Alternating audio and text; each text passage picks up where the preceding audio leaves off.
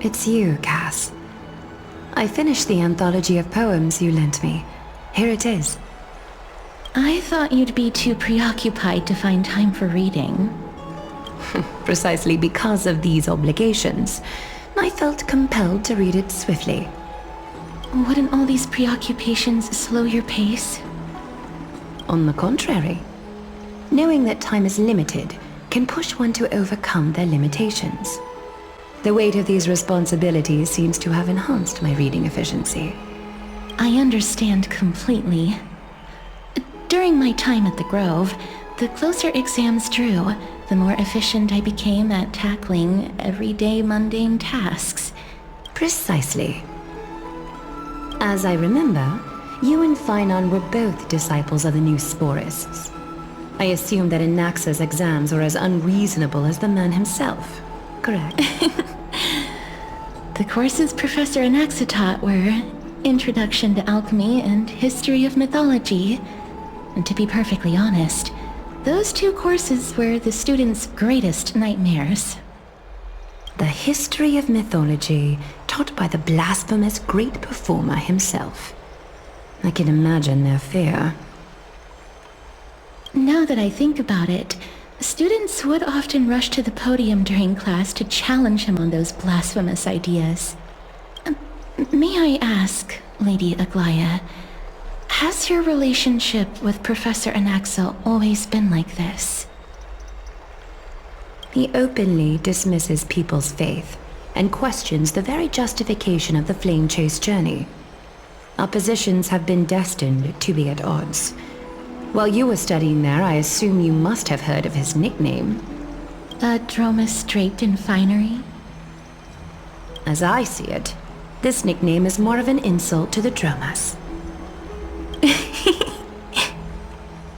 Despite his insufferable arrogance, I do hold a certain respect for his nature as a scholar. To remain true to his principles, he is unafraid to stand opposed to the world, and that requires considerable resolve. Anaxagoras' life is almost like a satire. As a Chrysos heir, he refuses to heed the prophecy, while he disrespects the gods. The gods have chosen him. He was indeed chosen by Circes. Is something weighing on you, Cass? The golden thread is quivering. I sense there's more to this exchange than idle chatter. With all due respect, I'd like to know what you plan to do with him. In light of his assistance in the battle against the Flame Reaver, I am willing to grant him some time to find a way to remove the cool flame. However, if Anaxa decides to make any move that places us in danger, I will not hesitate to take extreme measures. Just as I feared. The flame chase journey is the destined path for the Chrysos heirs. Yet he now seems more like an empty shell. Given his strong sense of self-respect, I trust that Anaxagoras will make the right decision. Still, I can't help but hope for another possibility. Perhaps Anaxa will also overcome his limitations, now that he knows time is limited. I understand your stance. Let's continue this discussion another time. But now, let's greet our guest. You're here. Does this mean you're ready to take on Oronix's trial?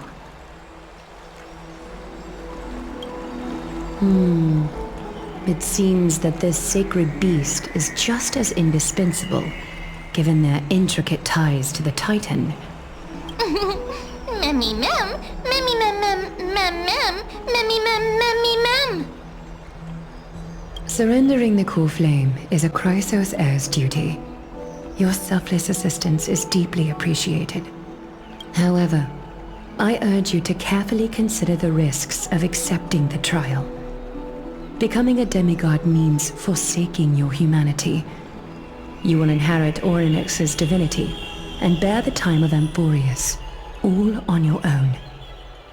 From that point onward, your fate will be forever intertwined with ours, never to be separated again. until the end of Genesis. It's exceedingly rare to find a capable Chrysos heir. If this path proves unattainable, I am willing to lower my expectations. There are still many priests of Yanissopolis and their descendants in the city. If I'm left with no other option, I'll try to find someone worthy among them.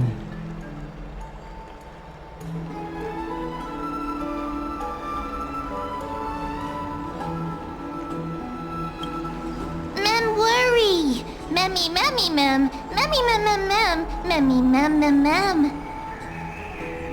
Mem, memmy, mem! Mem, memmy, mem, mem, mem! Hero! Memmy, mem, mem!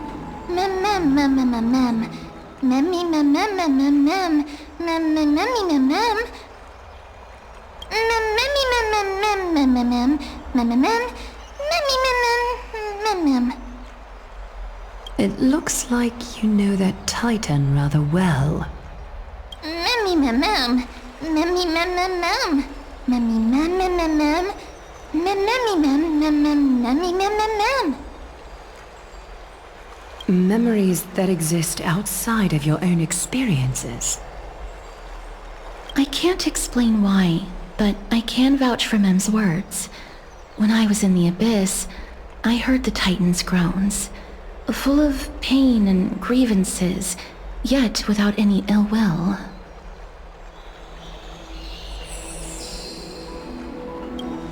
Please, memmy, mem, mem!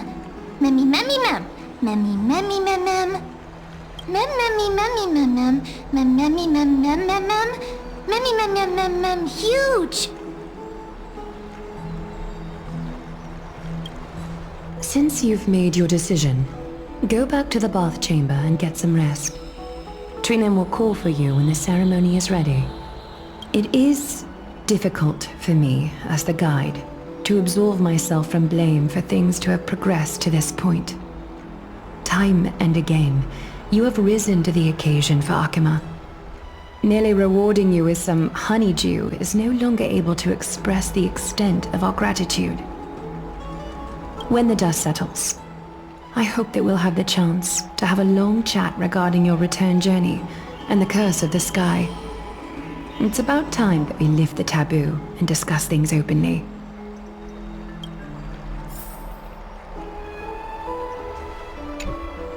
Mister, may everything go well for you and Mem. It's nothing. I only came to discuss some matters with Lady Aglaia. Previously, I lent her an anthology of poems that Lady Trianne had gifted to me. Tracing back, this anthology was something left for Lady Trianne by a bard before their passing. Although personal properties should be cleared out once their owner has passed on, Lady Trianne gave this book to me since she knew how much I liked to read. It just contains an allegory. In a faraway land, in a city known as Styxia, a dragon corrupted by the black tide descended one day, swooping upon the city like death itself.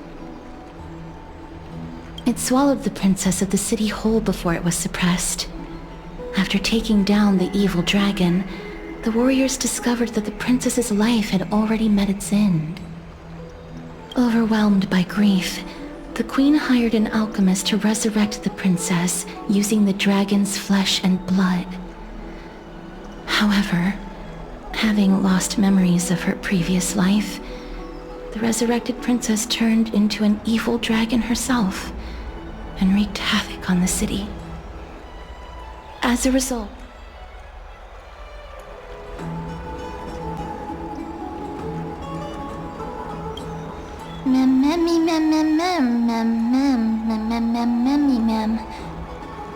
the author of this book is Archepia, a wandering bard who traveled to many cities. Among the things she left behind are poems, dictionaries, and many tragicomedy scripts. She even clearly underlined and took notes in books that covered myths with her elegant handwriting. While flipping through these books, I felt like I was afforded a glimpse into the life of Archepia. It felt just like I was traveling with someone that I'd never met before. It was as if she had yet to pass on and was still alive.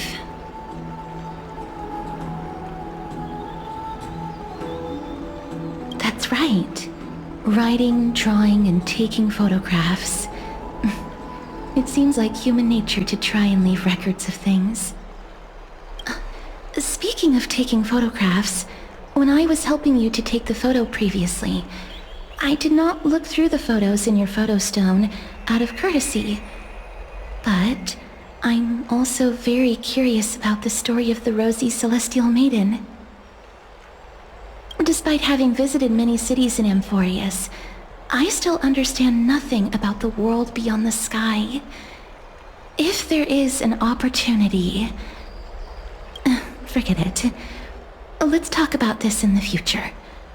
For now, I only hope that you'll be able to complete the trial safely and obtain Oronix's blessing.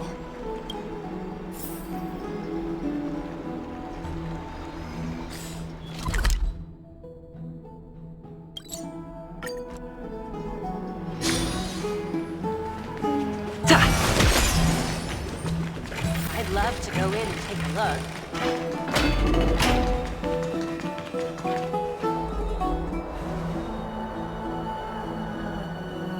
That's right. Oh, partner, you're back, just in time.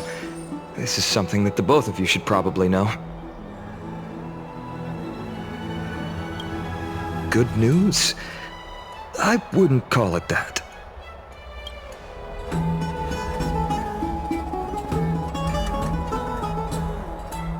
Some background information for you.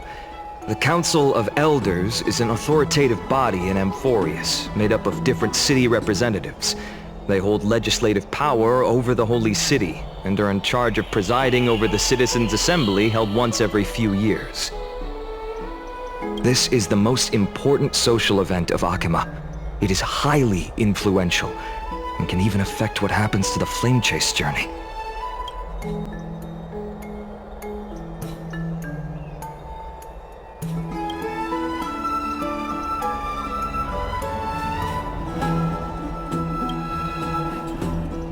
Despite her vision and wisdom that spans across thousands of years, even she cannot win over the hearts of everyone.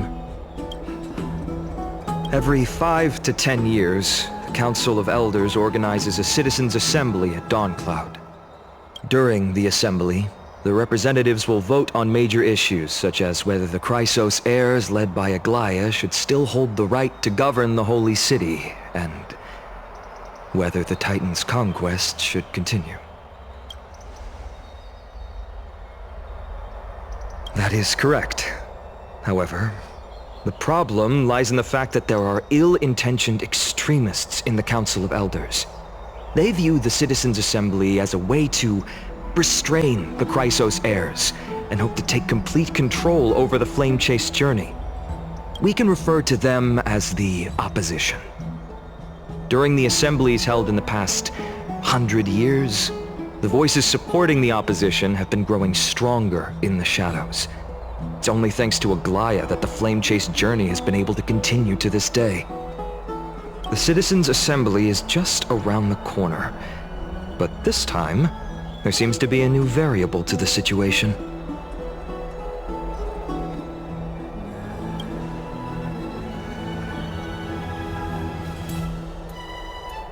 I'm afraid that the Council of Elders might want to take advantage of Professor Anaxa. Aglaia will surely take back Circe's core flame, but with Anaxa's current condition, it's so unique that nobody knows how taking the core flame away from him will affect him. He has always been someone that is only concerned about his own research. I'm certain that he must want to escape from the monitoring of the Golden Thread and protect himself. If the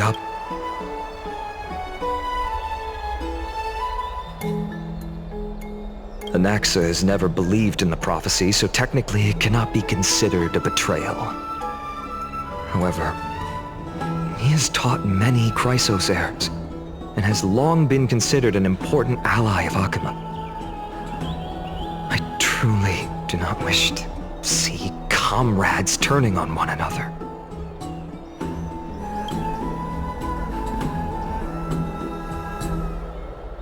As I believe in his character, I plan to plead with Aglaya and try to buy more time for him. Then, the greatest way in which you can help is for you to know what I am fighting for.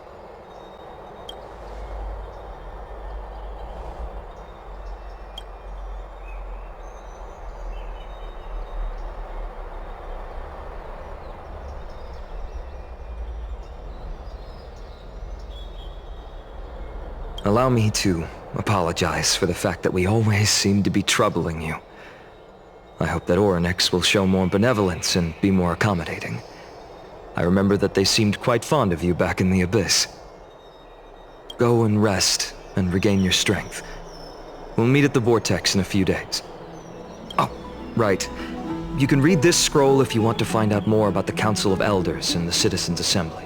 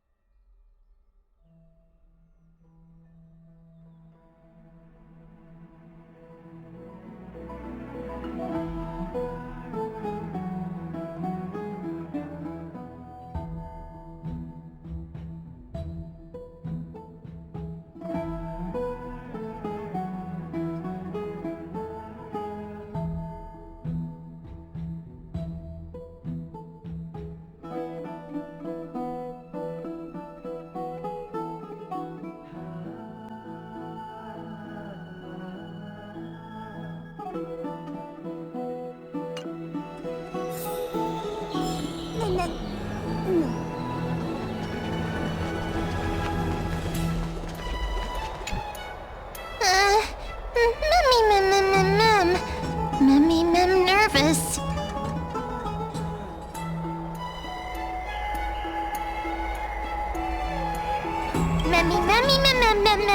Nervous, mem.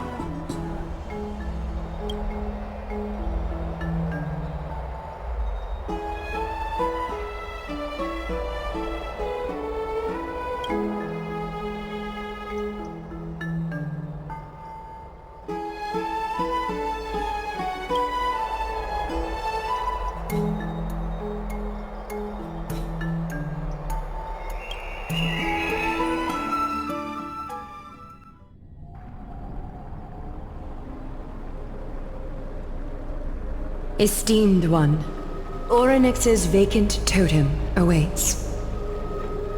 If you have already made your preparations to become a pillar of Amphorius, please, step forward.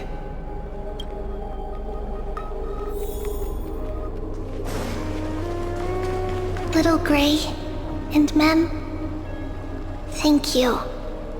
Your resolves cannot be questioned. We praise your pure selflessness and courage. May Kefali light your path forward. Get ready to assume Oronix's divinity, Trailblazer.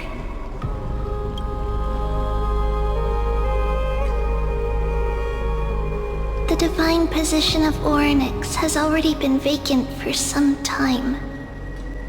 We can feel the space of the trial closing. As there isn't much of their soul left, we'll have to complete the ceremony before their soul completely dissipates.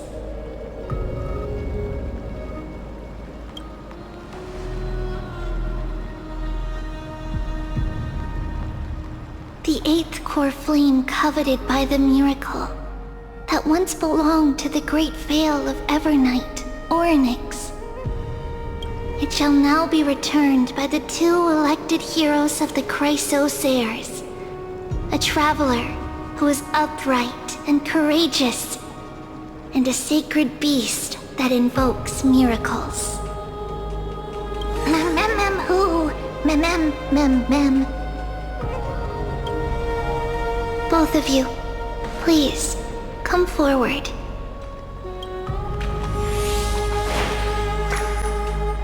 Recite along with us. O Majesty of the 12 Titans, pillars of the world, we seek your divinity to mend the rifts of the world. Fill our bodies with blood of gold, till we wither in willing service to the prophecy.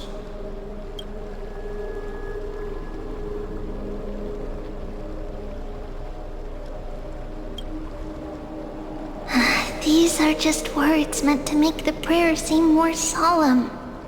Please, focus.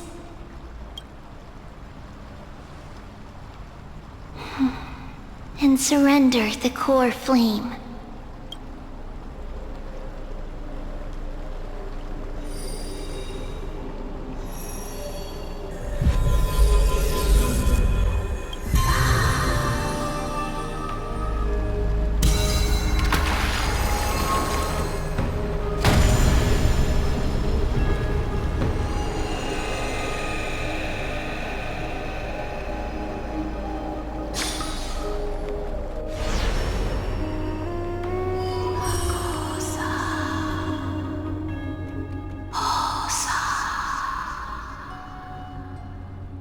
Oronix. Their soul has been waiting for a long time. Perhaps they're also quietly waiting for the arrival of their successor.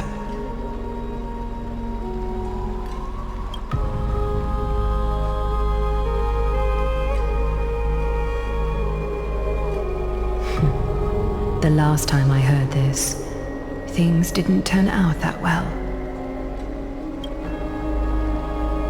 Don't worry, Aglaya. He's tougher than I am, right?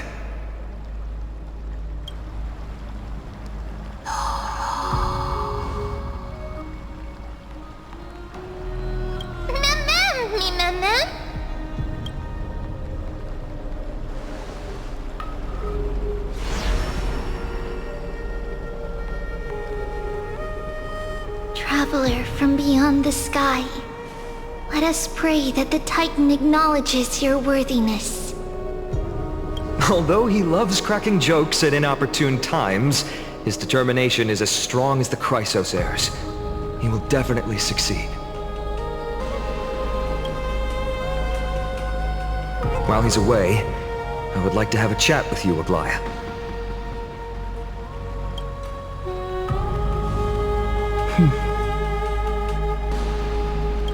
Speak. I'm listening.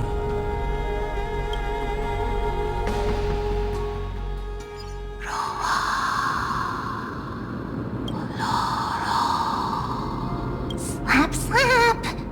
Wake up!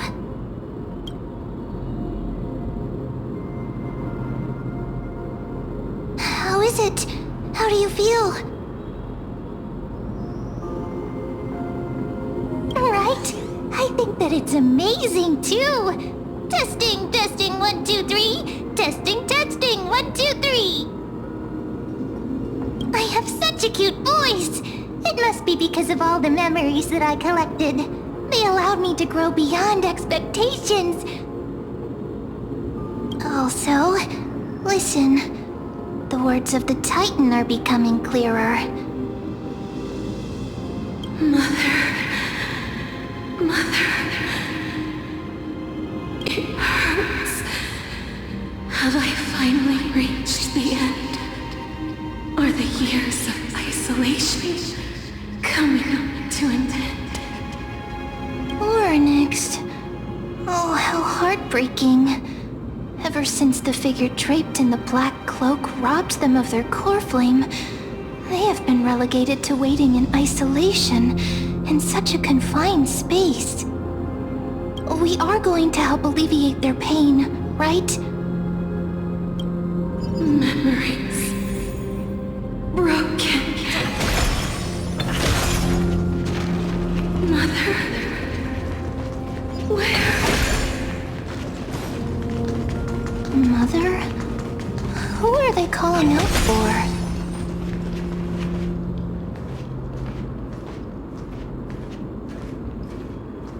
You. It's you. Skyfather has gazed upon you. Mother is calling for you.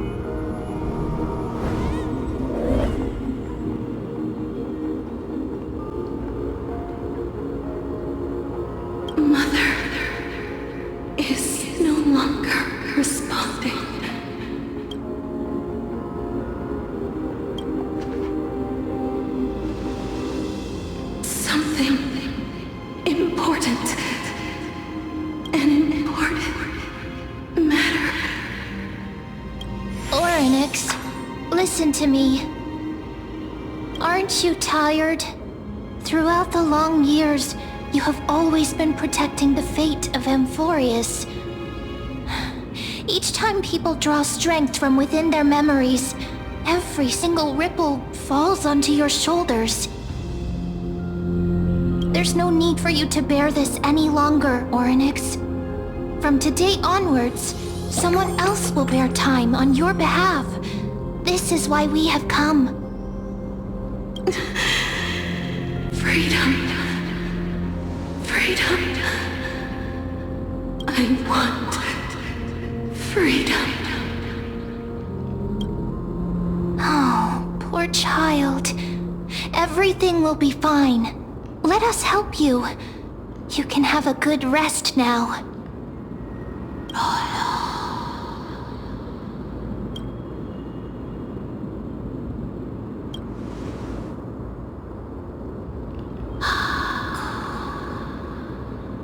You have potential, strength,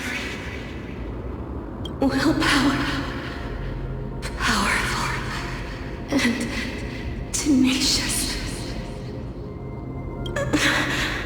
But you lack something.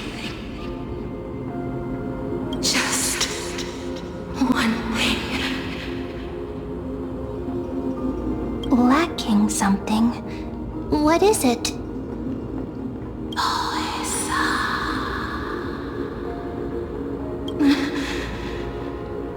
What you lack is a future.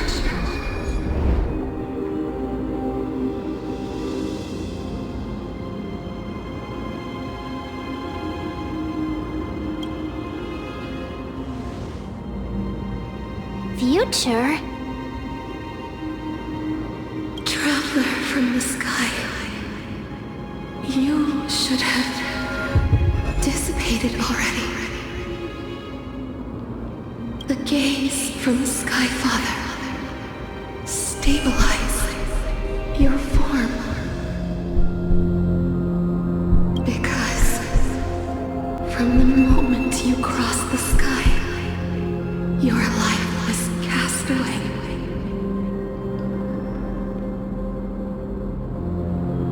Right now, you are simply a collection of walking memories.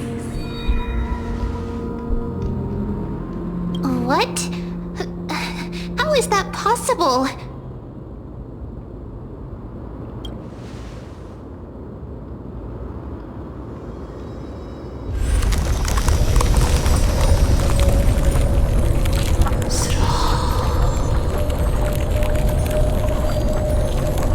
The space is collapsing.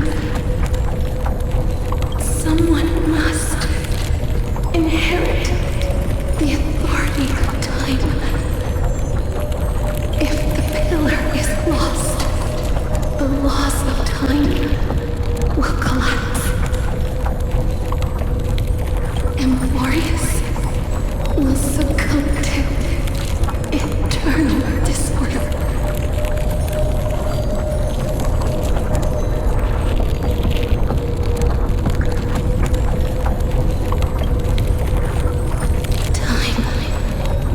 Never compromises. Never bears grudges. Never forgives. Never makes a choice. Child of humanity. Titans. Mother. Sky Father. Time restrains everything that exists in this world.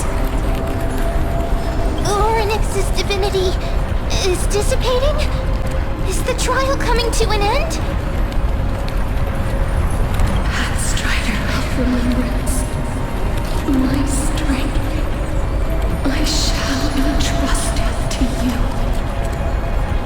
The fate of the world, if you wish to, save it. Go and find your future that has been stolen. Even if that means you'll have to cheat death. You'll have to challenge that hand of shadow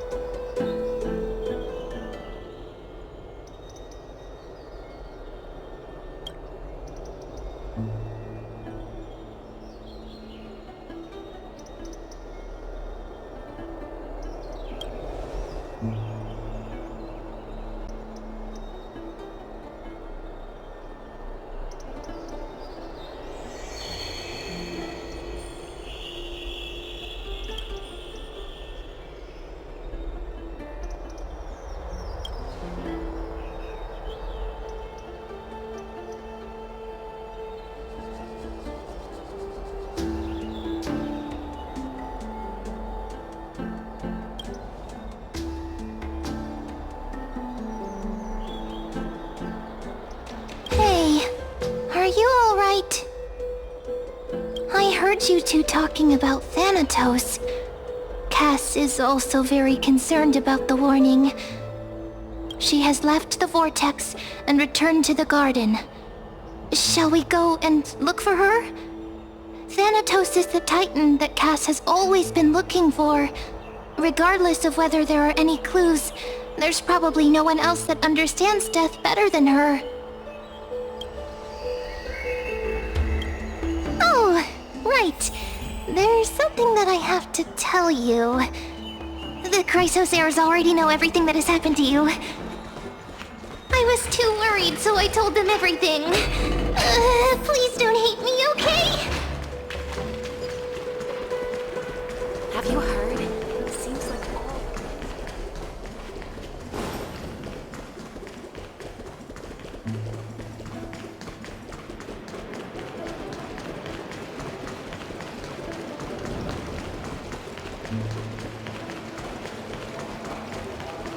What are you folks going to do next?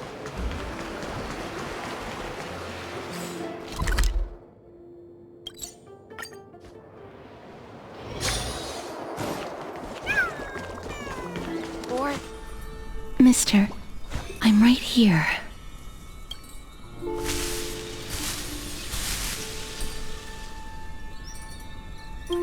Please stay there and slowly turn around.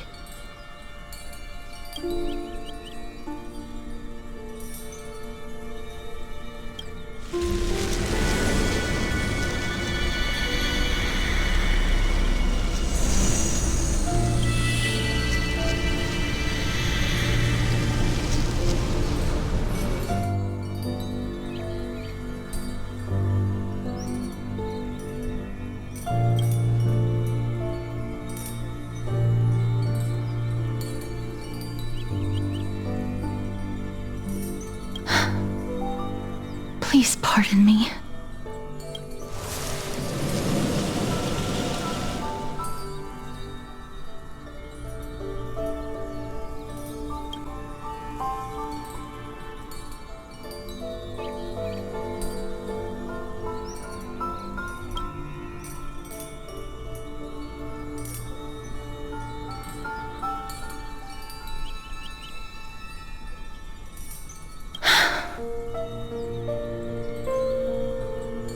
Just as I expected.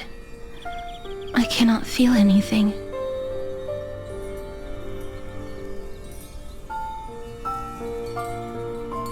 Back at the grove, I was puzzled as to why you were not affected by my curse.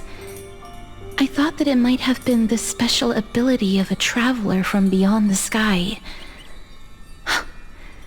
Never did I expect that this would be the true reason. I'm sorry.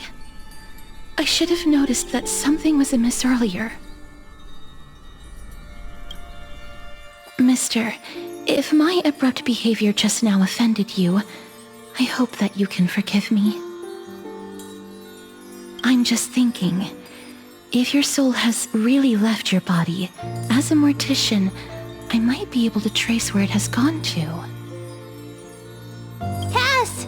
Did you find anything? My apologies. Not as of yet.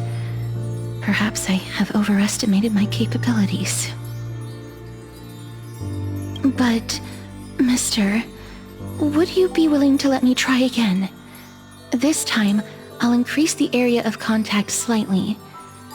Perhaps the result might be different this time.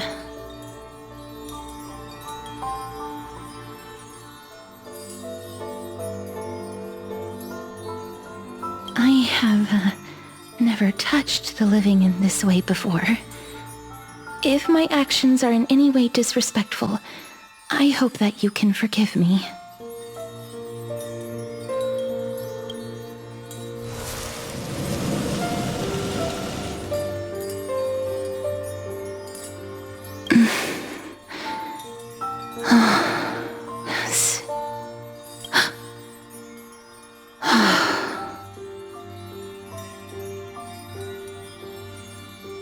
I seem to have caught a glimpse of something. Your soul is currently roaming someplace and cannot find a way to escape. But perhaps it might not be a bad thing. If your soul is still wandering around, it means that we still have time. We have a chance to find it before the fingers of Thanatos sweep everything away. Clues. Just a few more. I need more guidance. The connection has been severed. With my strength, I'm not able to trace it. It was me. I was a little too hasty. Don't worry, mister.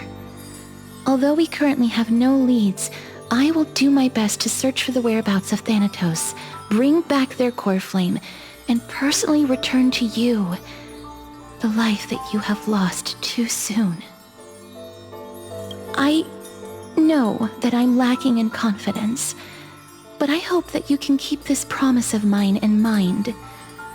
Before I manage to deliver on this promise, please do your best to hang on. Amphorius needs you.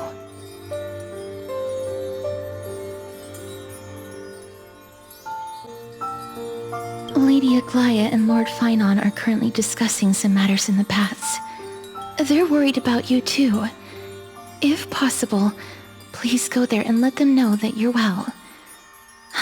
Although, I don't actually know whether your current situation can be described as well. Also, please accept this Styxian fable.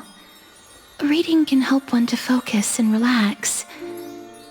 I hope that reading this can help tide you through this difficult period. These are disappearing.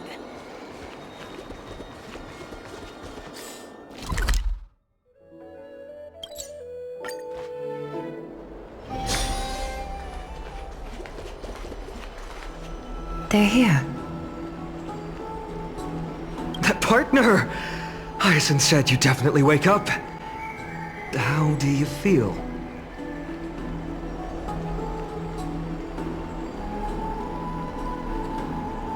That's the medical prowess of the Twilight Courtyard. Amazing, isn't it? You've completed the trial of time, and I have to admit that the process went better than I expected.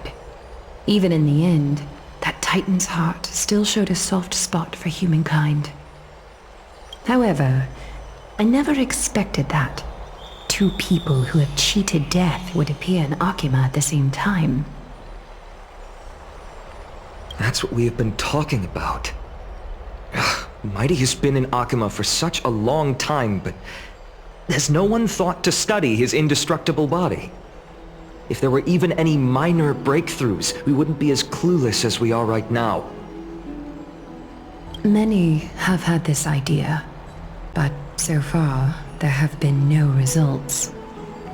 If it were successful, Thanatos wouldn't have disappeared without a trace. Nevertheless, now is not the time for us to give up. At the very least, we can still see a glimmer of hope. Cypher. If anyone in this world knows the whereabouts of death, it would be her. I'll try and get her to return to Akima, but do be prepared for a less than ideal outcome. Please understand that throughout the history of Amphorius, no one has ever managed to escape the clutches of death. At the end of time, Thanatos silently awaits all.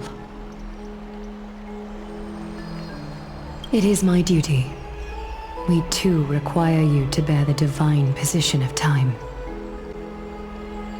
But before that, just... What's wrong, Aglaia? Omens always come in pairs. A tiny air current will eventually brew into a storm that tears the sky apart. It's Anaxagoras. He has initiated contact with the Council of Elders. In the end, it has still come down to this. I earnestly hope that your assessment of him is accurate, Finan. Otherwise, the efforts of my teacher and I of the past millennium might be reduced to dust because of that great performer.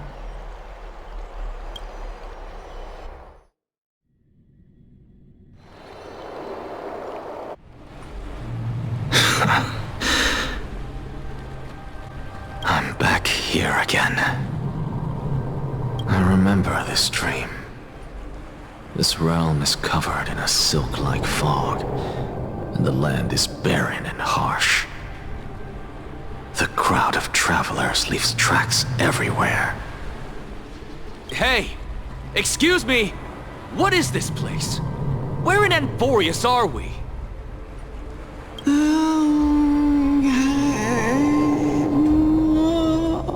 The mutters of the traveler are in a language I'm unable to comprehend. Or perhaps they're just distracted and ignored my question. Tell me, which Titan reigns over this land? And how do I find them?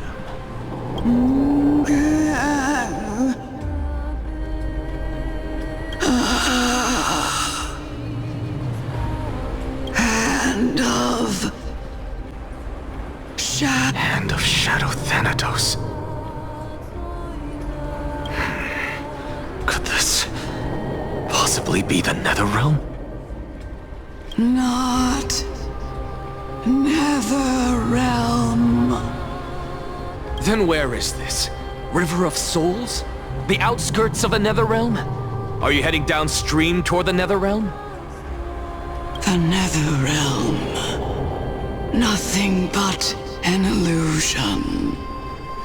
Titan rejects you, me. Listen. What? The traveler lifts their wrinkled fingers and remains silent. I look in the direction they are pointing and listen closely. There.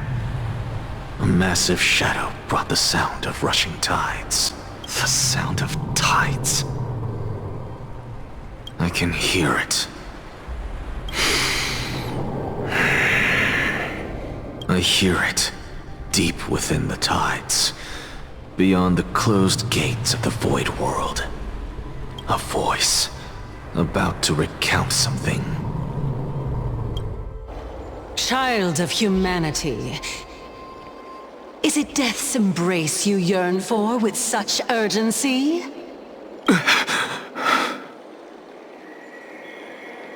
Oh, you have awoken. Welcome back to the mortal realm. Your consciousness is dissipating much faster than I expected. Ultimately, it seems like the Titan's core flame is incompatible with a mortal body. How much longer can my consciousness remain in the mortal realm? In my estimation, at best, you'll see 15 more entry hours. 15 days and nights. What is it? Are you finally starting to become attached to the mortal world now? On the contrary, 15 days feels a little too long for solving a singular problem. Stop giggling. It's time for us to go. The messenger from the Council of Elders is almost here. Let me ask you one more question. Are you really planning to betray Aglaya's will? What betrayal is there to speak of when I was never loyal to her to begin with? What about that white-haired student of yours? Acting so recklessly, do you not care about what might happen to him? There will be a price to pay for blind faith. This is also a lesson for Finan.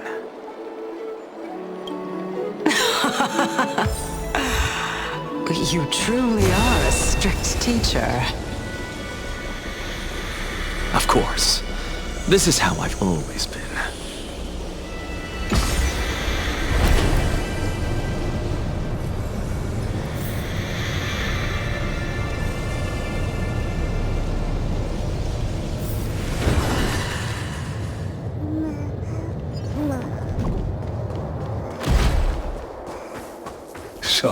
to keep you waiting, Lord. It's been a while, Lord Anaxagoras. I greet you on behalf of all the citizens of Akima, and express my deepest regret about what happened at the Grove of Epiphany. It's you. I never expected that you would personally come and meet me. By carefully into Lantern above, I have come as a testament to the justice of the Council of Elders. There are Antikytherans here? They have been a rare sight ever since the Chrysos War. I extend to you my utmost respect, revered Titan.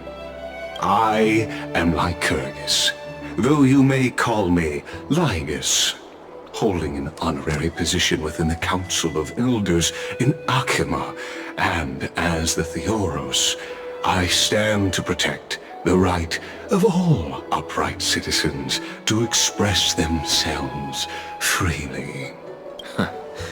You can see them too? You know about us. We Antikytherans perceive the world through the amplitude and frequency of souls. Just as I am conscious that Lady Aglaya is secretly listening in on our private meeting from afar, if necessary, Lord Anaxagoras, I can sever the golden thread to protect your fundamental rights. The demigod should know better, for such is her station. Spare those poor threats, and just let her listen to my words. They shall serve only to unveil her own folly. May I interpret this as you having a countermeasure?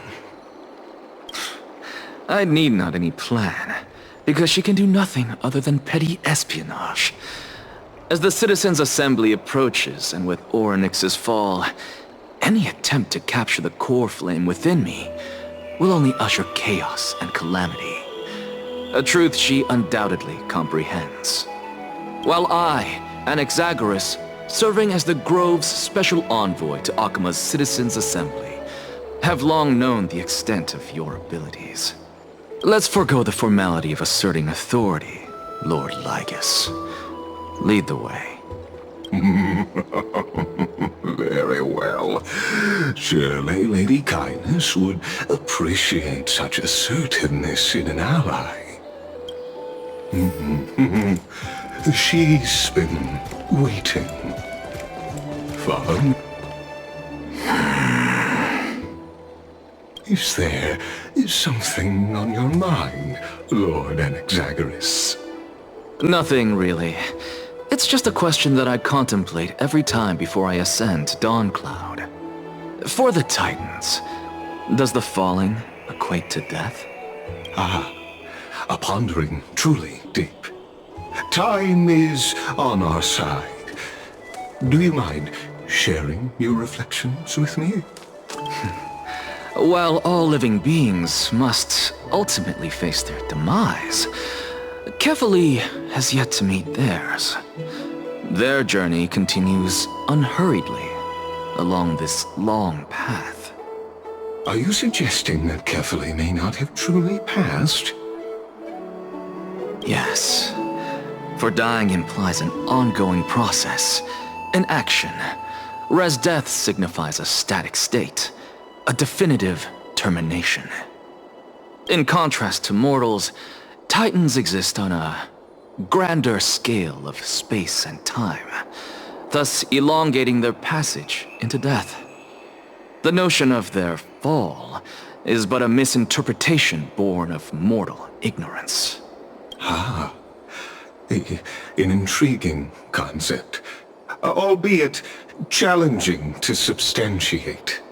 After all, Kefali has maintained a profound silence ever since the era Arasa, while scholars and priests alike have conveyed the message of the gods' imminent fall. Perhaps the gods in their arrogance deemed it beneath them to reveal their perspectives to mortals. Could you elaborate on your statement? Circes, the kin of the Sky Father as recounted in myths, now resides within my brain. Were I to inquire, Kefali would have no cause to refuse. Oh. That very well could be true. But what if the world-bearing Titan still chooses to remain silent? In that case, the myths crafted by the people of Amphorius are nothing more than pitiful jests. It's worth a try. I believe, and I'd love to witness the fruits of your theory and the change it may bring to this imperiled world. Because I completely concur with you on this aspect. If the Titan has indeed met their end, any response from them would be impossible.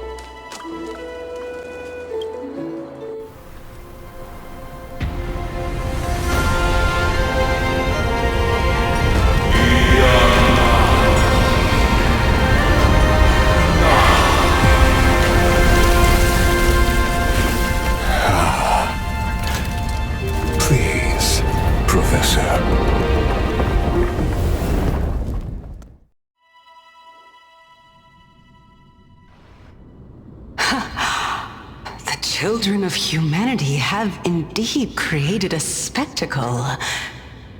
Welcome to Dawn Cloud. The atmosphere here carries a greater sense of solemnity than the mundane clamor of the Marmorial Palace, with entry permitted only to the invited. Only esteemed beings grace this place, and among them I've received priests, scholars, warriors, and now we even have the honor to be in the presence of a Titan.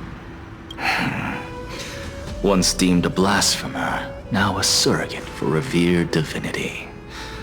The honor should rightfully be mine, shouldn't it? I'll notify Caenis and the others of your arrival. Kindly wait for a moment.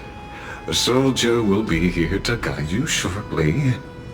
In the meanwhile, you are welcome to explore the vicinity, but kindly remain within the guard's view. Delaying the crucial meeting is something none of us wish to see, I presume. I'm well aware of Caenis' methods. There's no need to emphasize that. As you wish. Your cooperation is much appreciated. Alas, I had hoped for a brilliant plan from you, but it turns out you just left one cage to enter another. Save your concerns. I know very well what I'm doing. I shall depart to explore the surroundings then. Now that I look around, I wonder if there are any murals bearing my portrait around here.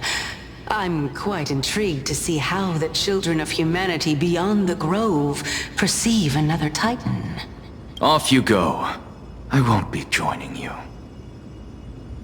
This Titan appears to be quite at ease. I should investigate the Council of Elders' recent activities first. Be aware, I can hear you perfectly well from here.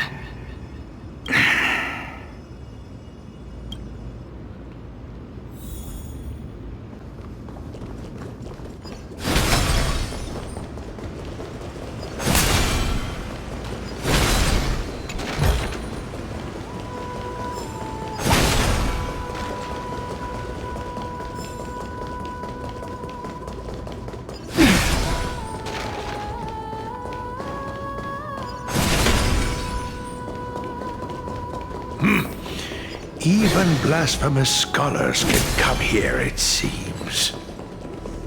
Looks like my presence here is quite unwelcome.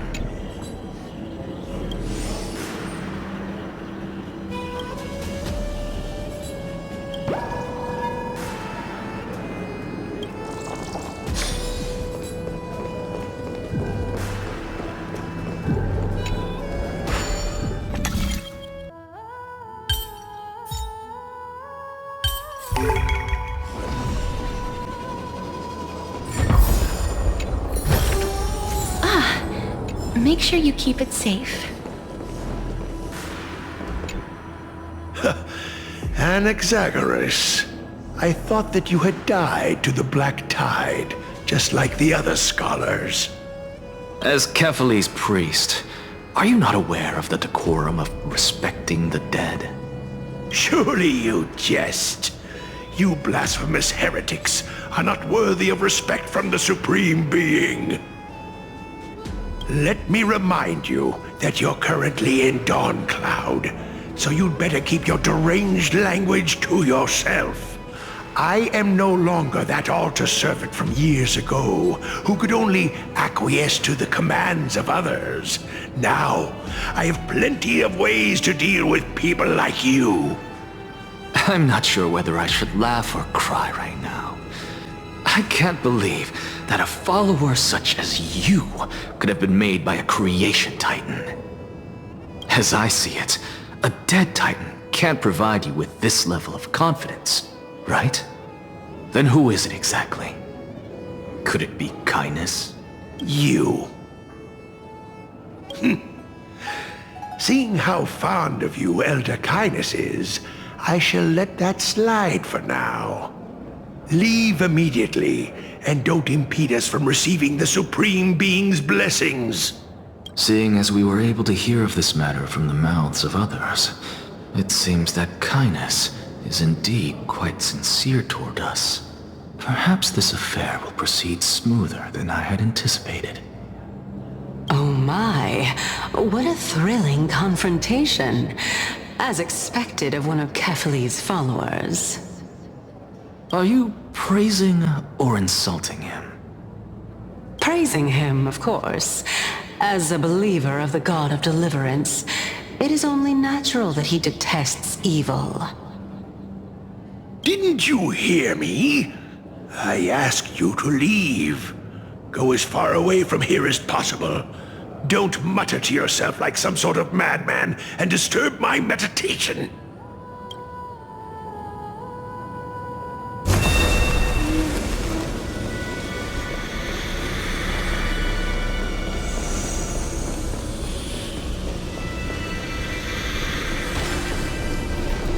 Professor Anaxa!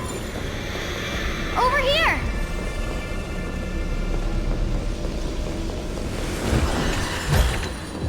I want to make something with it. But what to make?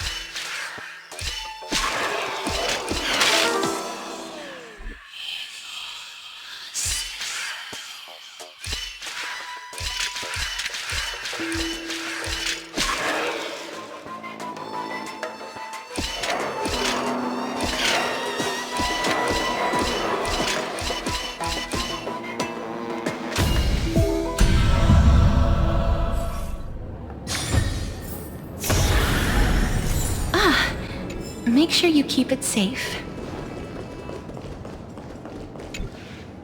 Professor Anaxa? Word has it that the scholars of the Grove valiantly perished resisting the Black Tide.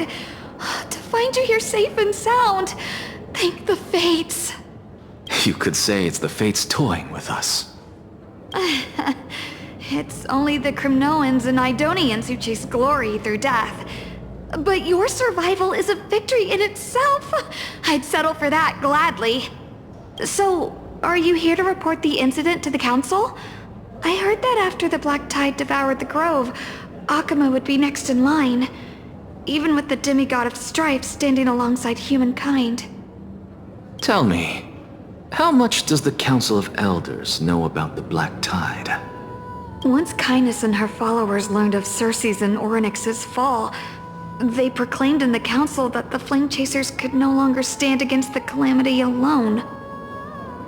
Yet, when the Crown Prince ascended to godhood and repelled the Black Tide, she immediately altered her tune, declaring that all was resolved beyond Akuma, with the only remaining menace now being Aglaya and her adherents. They might well make their move at the upcoming Citizens' Assembly. No surprises there, those shifty opportunists. Thank you for your honesty, virtuous student. Being an opportunist could very well be a facet of wisdom. Shouldn't you be searching for murals of yourself? I've had enough of your prattling. I was really curious to see how you would find the middle ground between both factions, so I came to listen in. But it seems as though this Caenis is much more ruthless than Aglaya. If so, why do you want to work with her? Could it be that perhaps you've decided to readily surrender this hollow shell of yours, just because you feel like death is fast approaching? I'm afraid you'll be sorely disappointed if that's what you truly think. I've had enough of this. Could the 15th entry hour arrive any faster?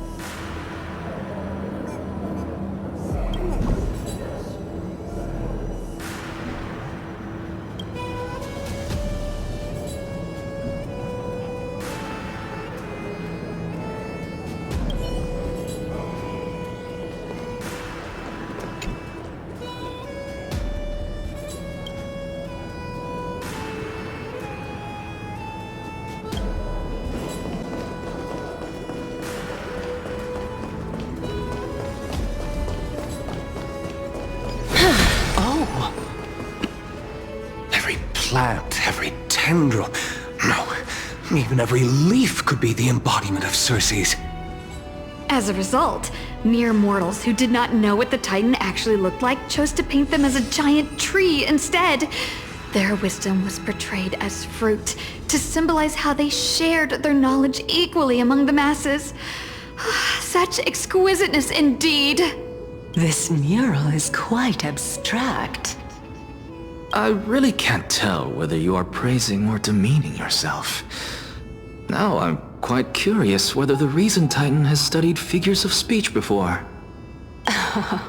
Of course I find such stylistic devices interesting. For all we know, this could be the answer to the question, what exactly are we? I, for one, am not willing to admit that I could look this ugly. Was this the reason why you failed in your attempt to refine my soul when you were ambushed at the Grove? Since you are aware of this, why did you save me back then? From my perspective, this point alone was enough to separate you from the average person. How do two lunatics coexist in the same brain?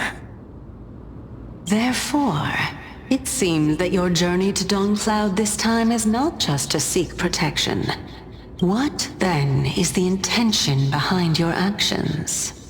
The entire plan is stored in my memory, so why don't you look there? Then don't mind if I do. 1 year old? 2 years old? Oh my! Even a member of the preeminent Seven Sages must hug his droma stall to sleep? How interesting. That's enough. How unusual. Your soul is actually trembling. This must mean that behind this toy hides a secret that nobody knows, right? Since our days are both numbered, I don't mind telling you more about it. This is a present that my sister gave to me. It's a doll that was made to look like our family pet. So there are other members in your family, eh? Are they also living in Alchema? Don't you just love to pick through my brain? Go on, continue flipping through my memories. It won't take long. You'll discover the answer when you reach the memories of when I was 5. Oh, the black tide is everywhere. I can't bear to look. When I was young, I couldn't accept this outcome either. Georios, Aquila, Kefali, and you, of course. Although I prayed to every titan that I could think of for help, my efforts were ultimately futile. This...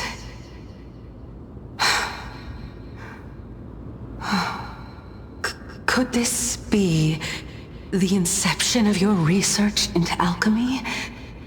Indeed it was. Everything started from that verdant courtyard of yours. When I was pursuing my education there, I naturally also came to learn of Thelesis' theory as well.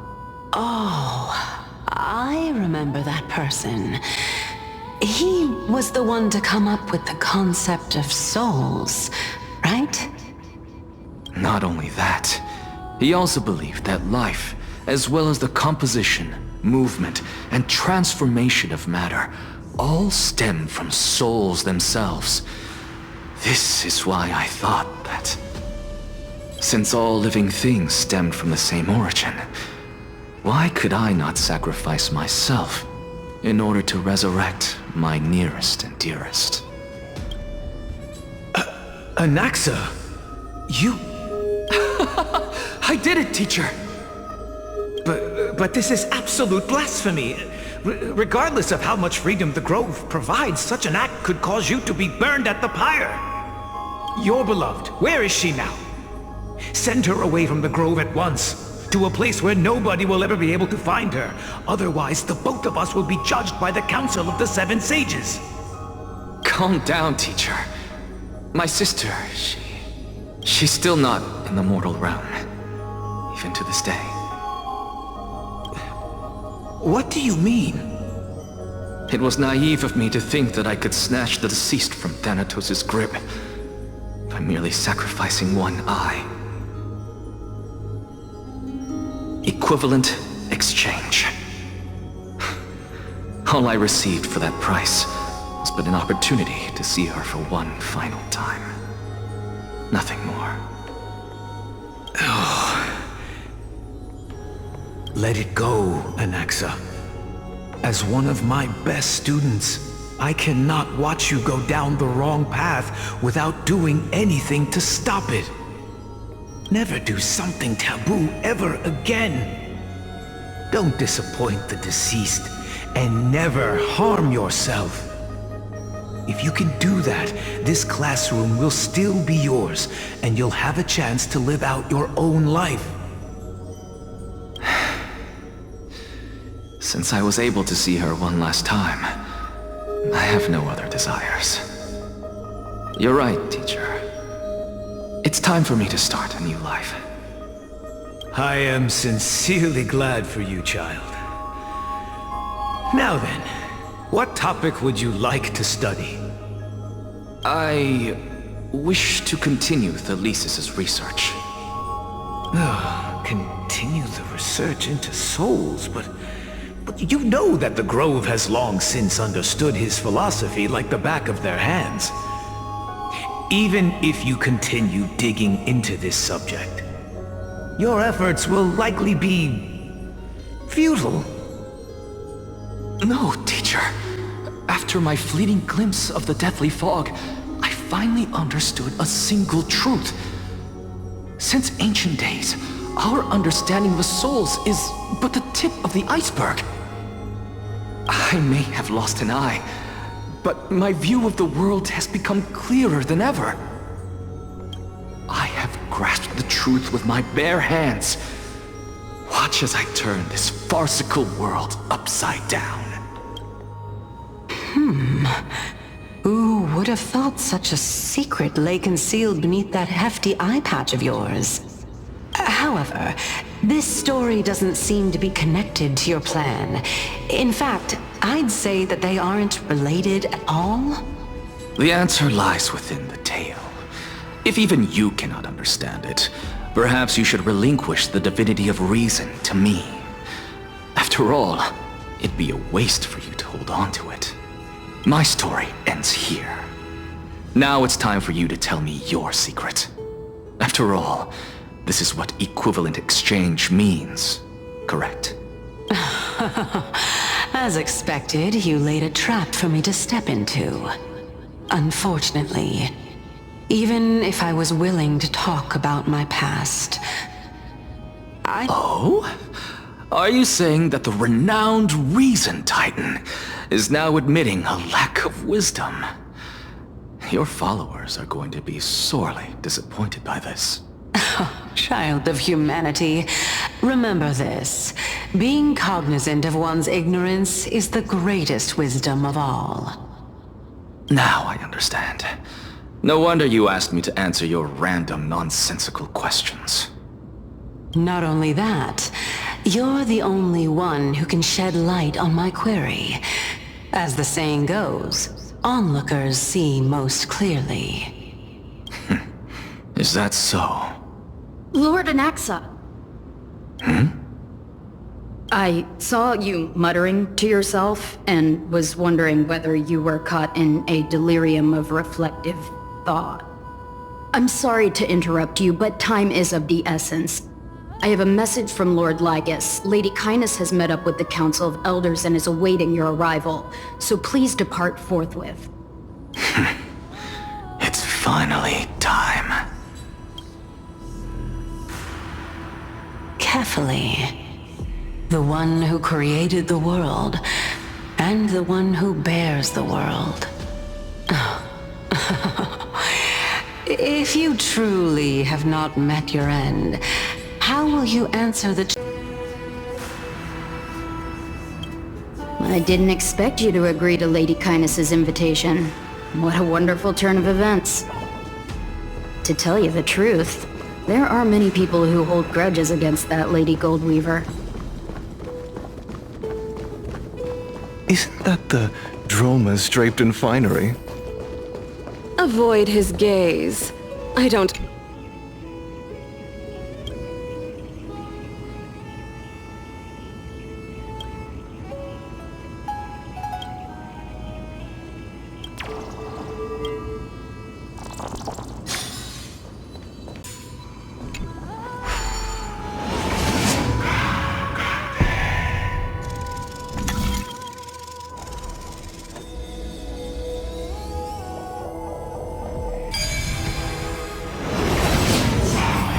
A student of Empedocles?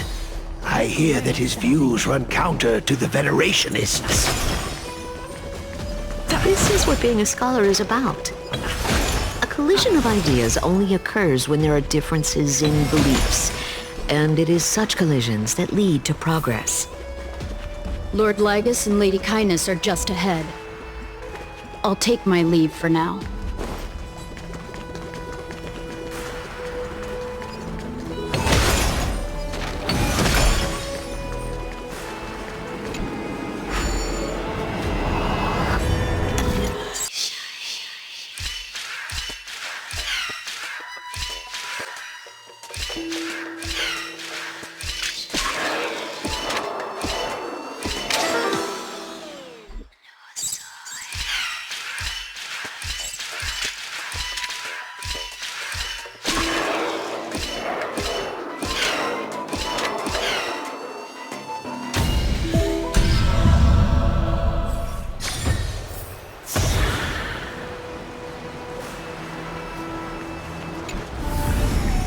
Looks good.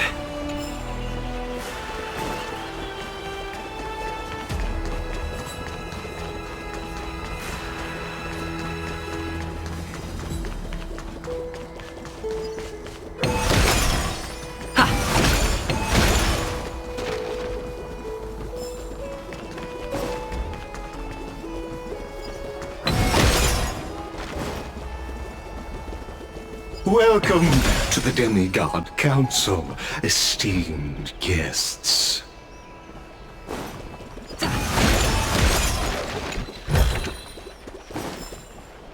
Lord Anaxagoras, I've heard so much about you. Head of the Nusporists of the Grove of Epiphany, notorious blasphemer, a Chrysos heir who bears Circe's core flame, a survivor of the Grove calamity.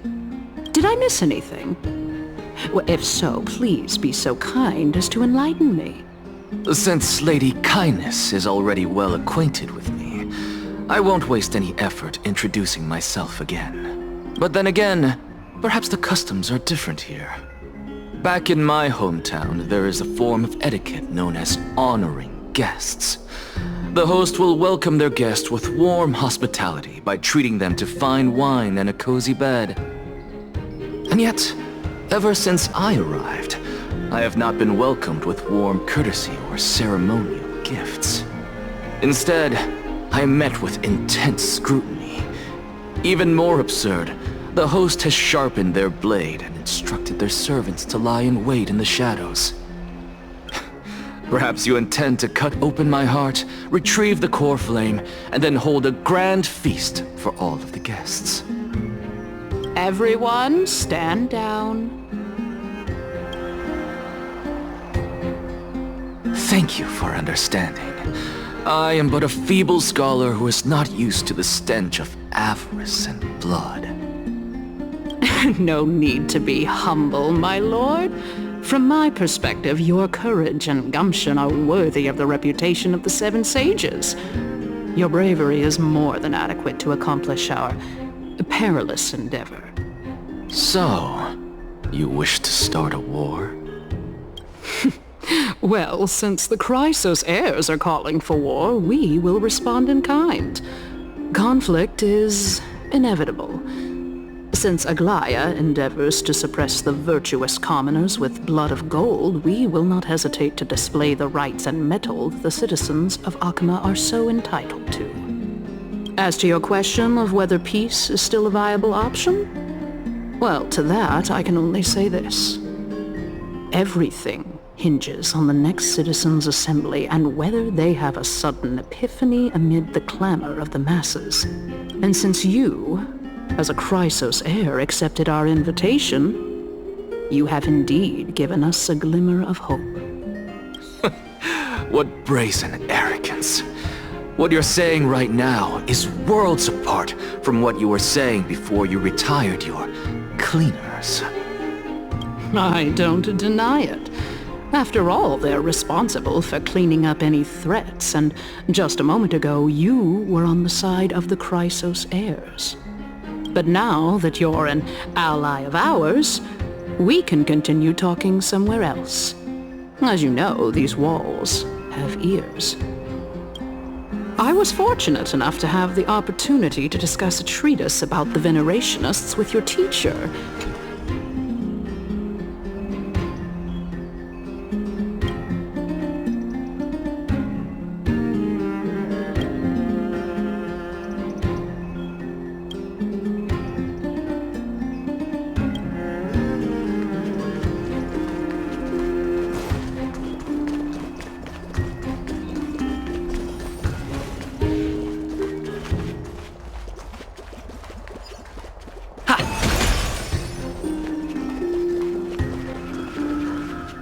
Welcome back to the hub of the Demigod Council, Lord Anaxagoras.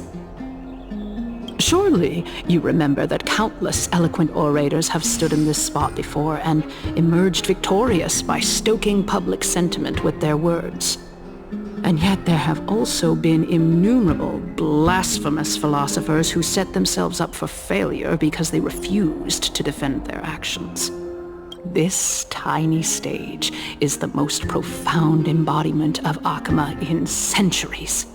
In 15 days, this site shall also become the most important, as well as the final turning point in Akama's history.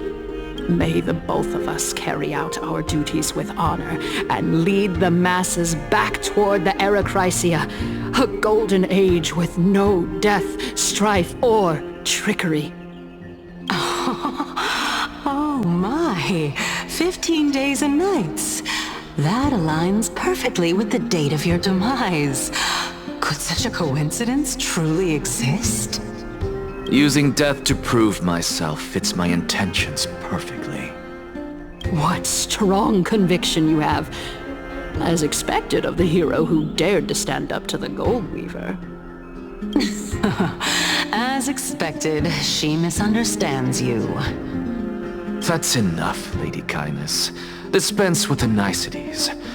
I only accepted your invitation so that I can serve the commoners alongside the members of the Council of Elders. Don't test my patience with such superfluous formalities. Well, you say that now, but surely you also require my aid as well, so that you can stay alive even when being pursued by the Golden Thread? You worry too much. She won't show her hand too freely, as she still needs to garner support from the masses at the Citizens' Assembly. Even someone like me can tell that only a sliver of her humanity remains. Surely you're not asserting that she will definitely act in a rational manner. As you're no doubt aware, Aglaya covets the core flame that I possess, which makes it the bargaining chip that allows me and the rest of you to negotiate with her. However, in return, I'll need the Council of Elders to support me as much as possible. You're well aware how valuable Circe's core flame will be in the Era Chrysia that you are desperately pursuing. Talk is cheap, so you'd better act prudently as well. I understand. After all, this battle of wits is just a means for each party to acquire what they need. As long as your request is reasonable, the Council of Elders never shortchanges its allies. Since we're both intent on mutual cooperation, let's not mince words and just speak plainly to each other. Let us decide how much we can secure for ourselves and how much we're willing to sacrifice, like true philosophers, with our words and wisdom. Continuing from the earlier topic, let us discuss our common enemy, Aglaya. She is the second most experienced Chrysos heir across the whole of Akama, who has gradually lost her humanity to the ravages of time and the ablation of the core flame. A formidable opponent indeed. Admittedly, there is ample reason for her to take your life. Yet your previous reasoning is quite sound. As a seasoned political animal, it's unclear whether she will actually cross that irreversible boundary.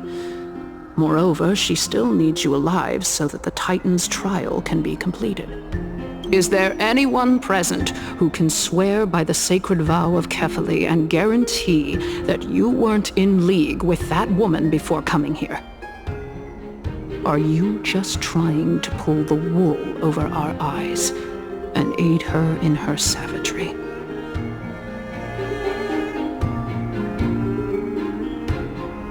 If Aglaia required a suitably intelligent Chrysos heir, then I'm the best fit for her needs. However, it's quite evident that she has no need for a Chrysos heir who could break free of her control at any time. Since I believe in neither Titans nor the prophecy, there's no way that I would willingly walk on the path that she extols. Given how rigorously she enforces her principles, how would she ever accept a heretic such as me? I understand what you mean. At the very least, the both of us agree that this tyrant who wallows in extravagance and greed is the greatest threat to achieving peace in Akama. The Council of Elders is willing to defend your right to live, just as we defend every oppressed citizen. However, I regret to say that sentiments in favor of the Chrysos heirs and Aglaia are only growing in magnitude. The peace that we are aspiring toward, as well as everything that we hold dear, will be destroyed completely. The city will be burned to ashes, and the citizens' blood will be shed. Tell me, what are you willing to do for our esteemed citizens so that they can vanquish the enemies of our fine city?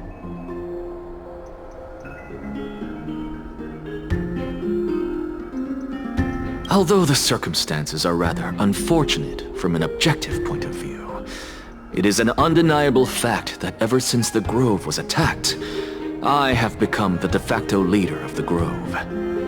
The Council of Elders needs more backing if it wishes to topple Aglaia, and it's evident that the Academy wields considerable influence. At the very least, I have served as the Grove's special envoy to Akama for a significant amount of time. Of course, this also means that I will hold a crucial vote at the Citizens' Assembly. In the name of Kefali, Akama thanks you for your sincere and valuable thoughts. At this stage, it's clear that you and I understand the benefits to be won from this discussion. Let me put it plainly. The Council of Elders has always been renowned for its fairness, and that fairness is built on a foundation of sincerity. The Council of Elders has vowed to all citizens of Akaba that it will always remain loyal to them. As for you, my lord, how will you guarantee that you will be able to live up to such earnestness and will not betray Akama's indomitable citizens when the opportunity presents itself?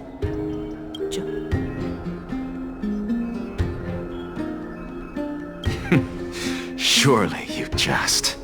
My loyalty does not need to be proven. The fact that the Council of Elders is asking for proof of my loyalty is itself akin to a form of betrayal. I am incredibly honored to have witnessed the both of you bury the hatchet in a civilized manner. However, I am afraid that I must interrupt for a brief moment. As the Theoros, I have observed the following. Lady Aglaia, the Gold Weaver, is currently on her way to Dawncloud. Oh. Well, I do believe that we might have a slight overabundance of guests today. Feeling dissatisfied, Lady Caenis? Despite the Council of Elders' lofty residence on Dawncloud, it must still tolerate the whims of the Chrysos heirs. So you were holding back just now. Seems like you are better at playing this game than I. In any case, I'm glad that she's arriving here. So tell me, Anaxagoras, now that you're an ally of mine, if Aglaia were to demand that I hand you over, what should I do? You can do as she says. Tell her that the Council of Elders merely wished to chat with me and had no intention of offending her. However, By doing so, the authority of the Council of Elders will be as thin as papyrus that has been soaked in blood. Not only can it be destroyed at the slightest touch, but the Council will also lose possession of a valuable core flame. No, more like 2 core flames. After all, at the next Citizens' Assembly, that young lady who is synonymous with death will also be standing on our side. Oh? How can you be sure of that? Is that of importance to you? All you need to know is that I have a plan. In my opinion, you should be more worried about the impending threat.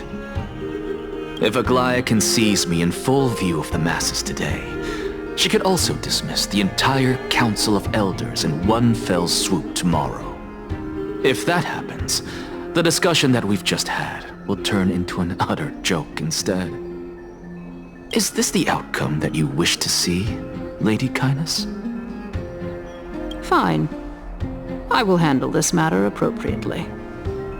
But you do best to remember this. Fool the people and karma will be on your tail.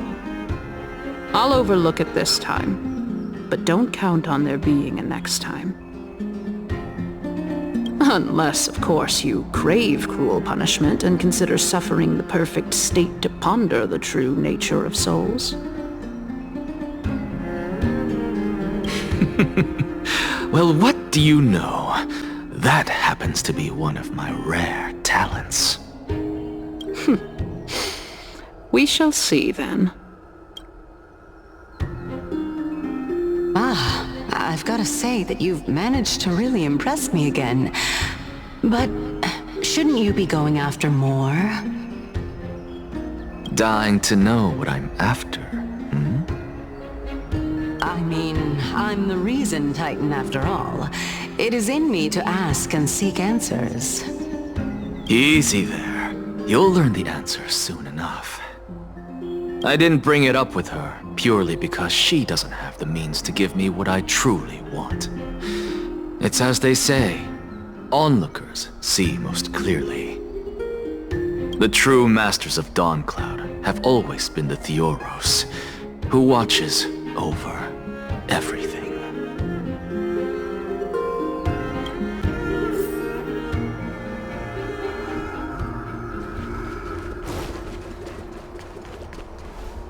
An expected visitor.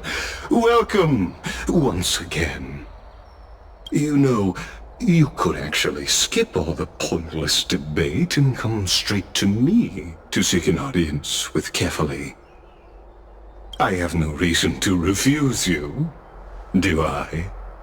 You may not, but Caenis has.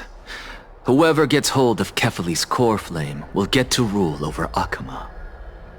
She's wary of me, so naturally I had to gain her trust. I would say that debate was not at all pointless. Very true.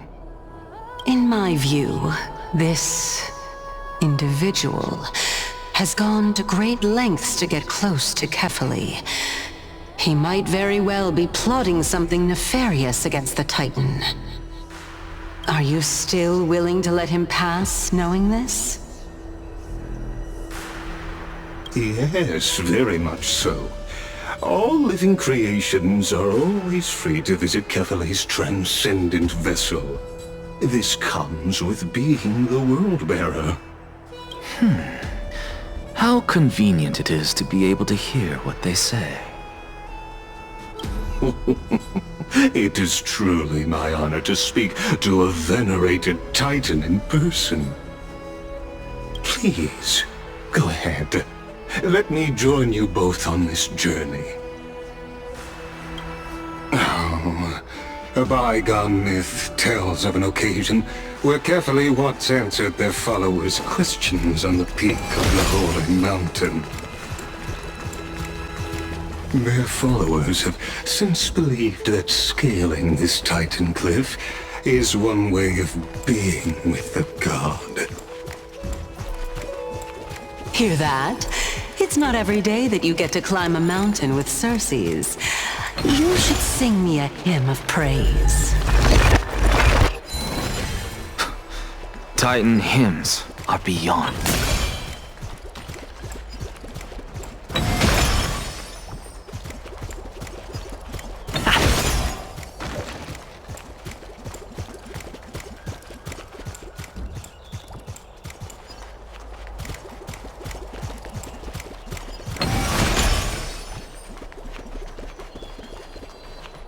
Go on ahead. Take this Yanis shortcut, and the long pilgrimage stairway will be waiting for you at its end. I have to admit, I never expected you to not ask me anything. Because I know very well what it is you are after. As the saying goes, a gentleman helps others achieve their goals.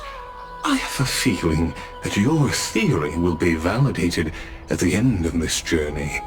I believe Kefali will not deprive you of your right to ask your question, especially now that you're on the brink of death. You must be closer to Kefali than anyone else. Wouldn't you agree? I hope things go as you say, then. Putting a child of justice into a farcical world is bound to turn it upside down. It is my hope that you bring a much-needed change to this world which is on the brink of destruction.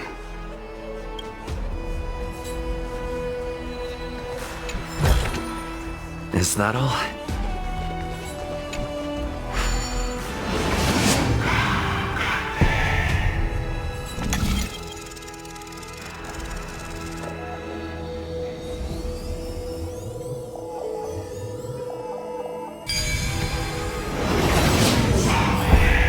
Honestly, this is my first time going up to Dawn Cloud's peak. What a splendid view. Isn't it about time you recognize the magnificence of us Titans?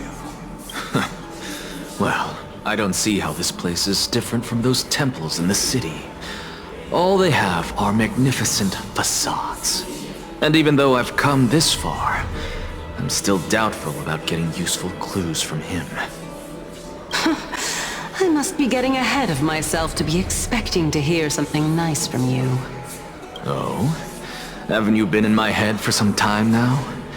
It's high time you get used to how I feel about things. Alright, we're just a short hike away from Kefali. No time to waste here. So the intellectual debate from earlier was too draining for you, huh? If Amphorius gets a new lease on life, you should focus on strengthening your body and stop shirking social interactions. Save your concern. The Titan is in sight. Can you make it? Why? Are you going to carry me up if I were to fall now? I know how far I can go, so just hold your tongue and come along. Fine then. I guess I won't say any more. I'll just wait till your soul dissipates completely to gain control over your body. Wait. Who is that? Circes? Hey, look at that. Huh? What should I be looking at? Am I hallucinating? Or do we even get to see souls when we're close to dying?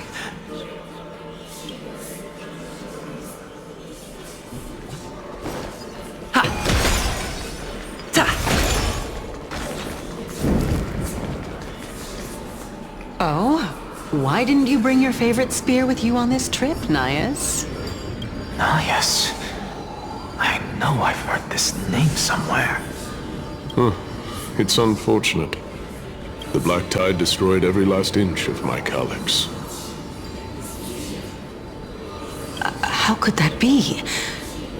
Even a creation of Georios.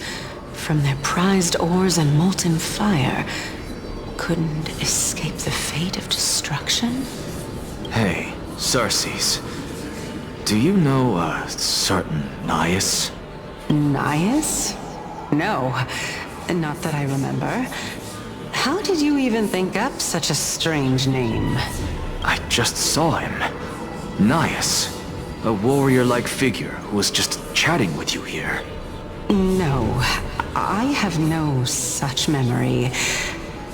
Could you be hallucinating?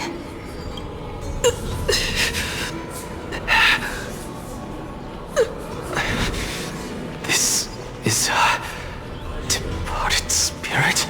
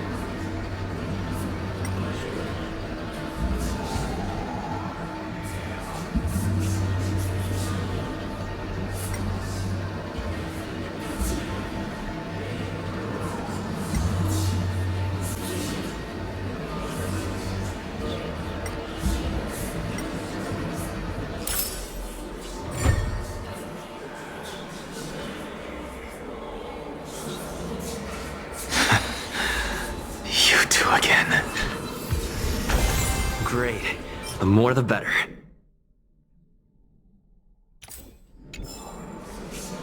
Enough about me. Did Kaos ever reply to you? Well, regrettably. Seems like the price of becoming a demigod is a lot heftier than we thought. Kaos. Demigod. I've never heard of this person. Which Titan's authority did he inherit? Look on the bright side, Nias. Since we've come all this way, I doubt he'd snub his old friends, would he? Let's just hope we mean as much as the world to him. Hey!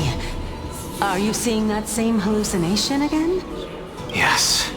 It's still you and Nias, but you're now talking about a certain Kaos. I'm guessing he's one of your companions? Kaos? This name sounds just as strange to me. Never mind. I think I know what this is about. If things are as I thought, then they aren't hallucinations, but the souls of people. What? But if those are the souls of the dead, then what am I? Beats me. For all I know, you're just an illusion I conjured up in my dying moments. Let's just keep going. As long as I take in more sights and hear more stories. Know your limits. Wander too far among the dead, and even I might not be able to save you. I'm fine. If this is indeed as I thought, then this will be very amusing.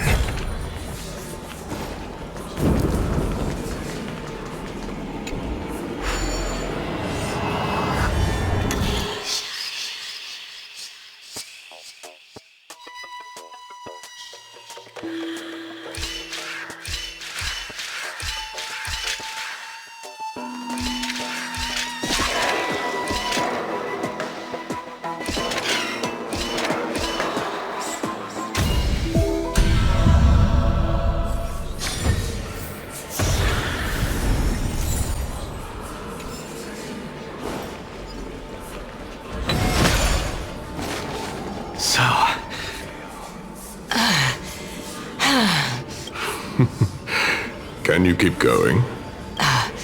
Of course. I'm just... If I knew we had to climb a mountain, I wouldn't have come along with you. I guess this also counts as one aspect of the world-bearing burden. If Amphorius does have a next life, you may want to get your body in shape. Keep your sarcasm to yourself. I'm not getting anything of value from them. I would sooner throw myself off this cliff and hit rock bottom than exercise even a little. I am Calypso of the eminent Seven Sages, after all. Training would make me no different from those Helcalithist barbarians. Calypso. She's one of the Seven Sages. A member of the Grove? No, she can't be. I would know her name if she really were one of the Seven Sages. Hey, Circes. Does the name Calypso ring a bell? Circes? Daggone. Doesn't matter. I can do this myself. Looks like I'm nearly there now. The land of the dead. Oh, beautiful old world. Where are you now? Oh, legendary era Chrysia, return to the mortal realm. Splendid gods once walked the paths we walk. Alas, all that's left of that warmth is a hazy mirage. Why are you chanting that too?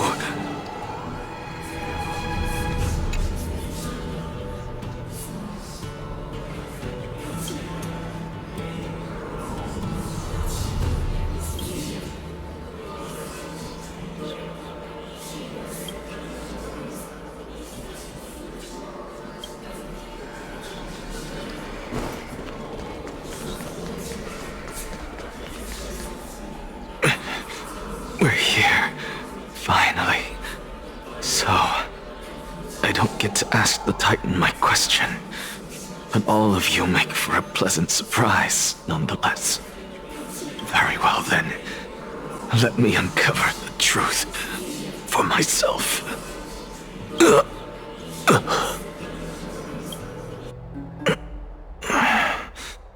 Did I still fail to make it in time? So, I'm back here again.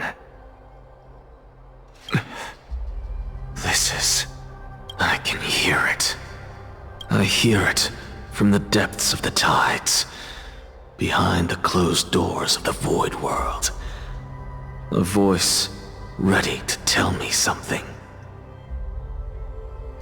This time, the voice is a lot clearer than before.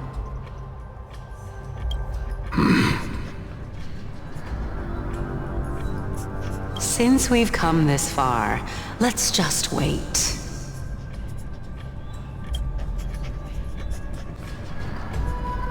Lord Nias and Miss Calypso, are you both here to visit Chaos too? Yes, and we've been waiting for quite some time now. Regrettably, he hasn't answered us. The worst-case scenario is that he's already been overwhelmed and crushed by the world-bearing burden. You're overthinking, Lord Nias. I can still sense Chaos' soul in the area. And besides, we both know Chaos' nature.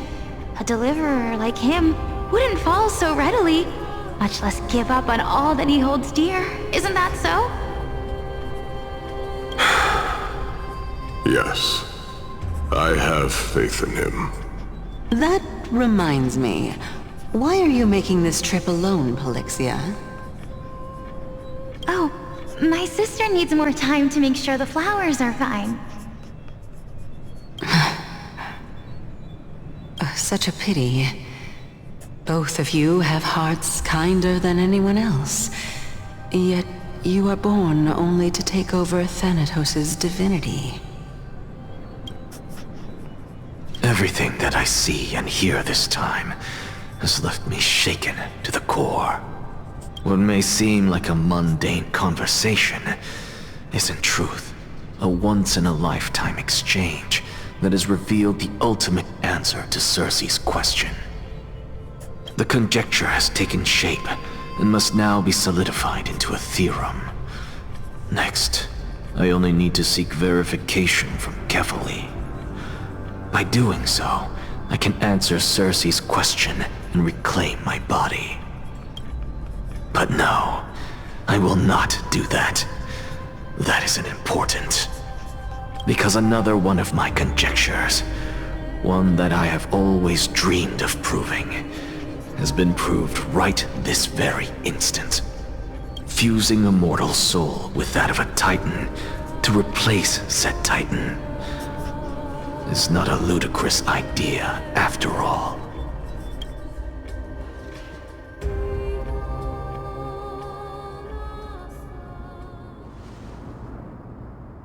What are you thinking about?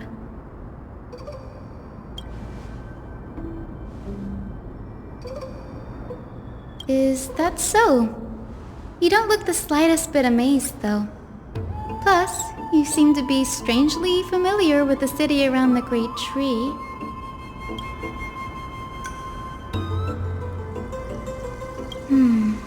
Events of the past, huh? I was also a child when I looked up at Circe's. Their leaves and branches reflected the sparkling stars, and their trunk was like a pillar that supported the sky and ground. I stood at this very spot back then, imagining the day when I could climb to the top of this tree, because I would be the closest I can be to the sky at that spot.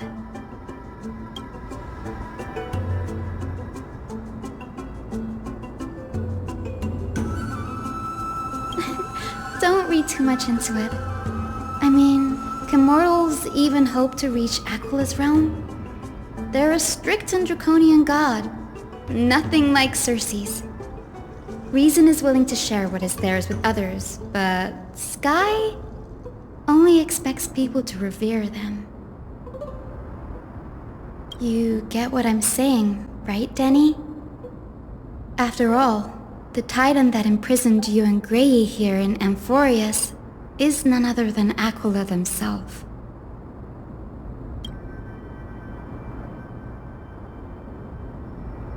But there will always be people who dream of soaring towards the sky. The Grove has a wealth of research on Aquila, and that is exactly what we are here for. It's just... I never thought Grey would meet with something like that before we set off.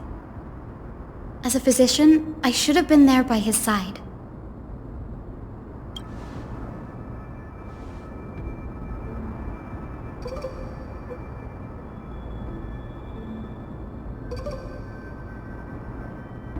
Yeah, there's no rest for the weary, huh? In any case, what we're looking for could be anywhere in this enormous grove. Let's split up to cover more ground. Danny, with your skills, I'm sure those monsters born of the Black Tide will pose no threat to you anyway.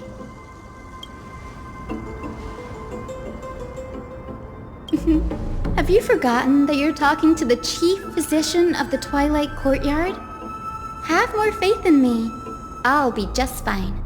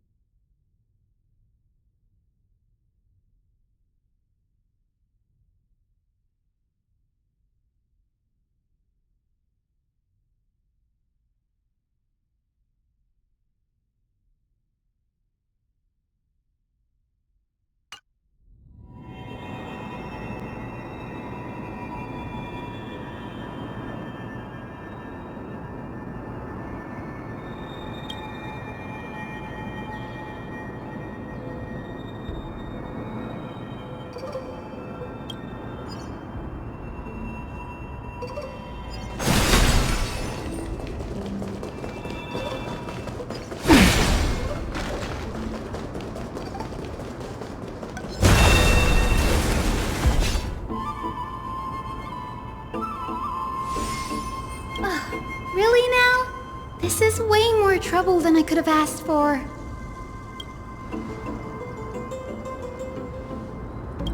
Or you could sit back and watch.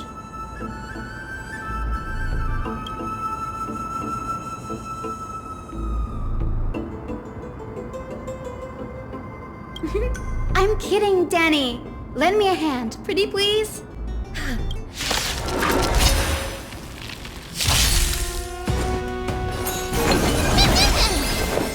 Eternal. I'll see you all. Root here. Eternal step. Dead return! As you wish. Bloom. So this is the warmth of life.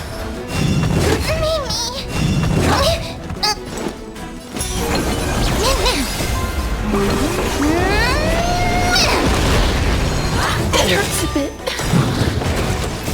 Embrace a new life.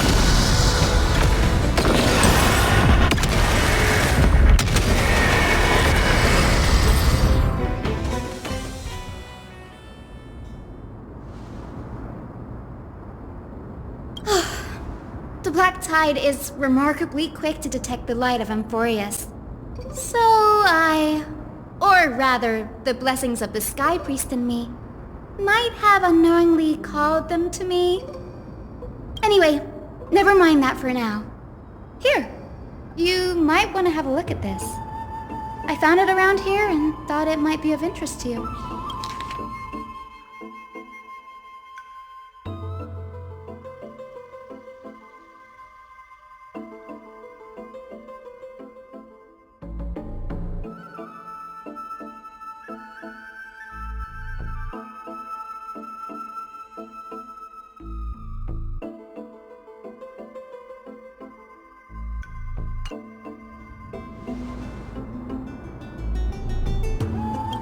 This is new.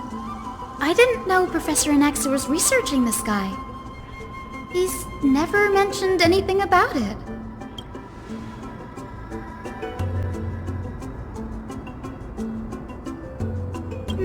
Might is an understatement. Anaxa has never been one to venerate the gods, nor has he ever found it within himself to put any faith in the prophecy. People have come to think of him as a heretic, even in a place as liberal as the Grove. Yet, it is also this very blasphemer that Circe's favors. Fate sure works in mysterious ways.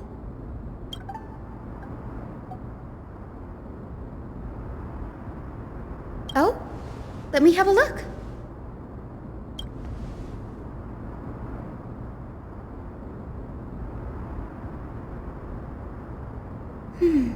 By the looks of them, these scrolls are records of two conversations that took place in the same setting, one after the other.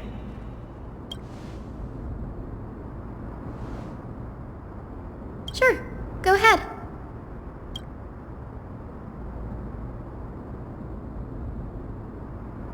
Nearly everyone in Amphorius has heard the story of the skyships by now. Aquila's stature is loftier than the heavens, and their divine retribution is merciless.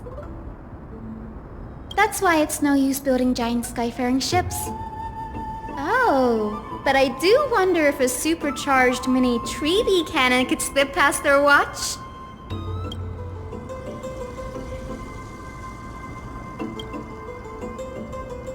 The Grove of Epiphany is home to 7 schools of thought.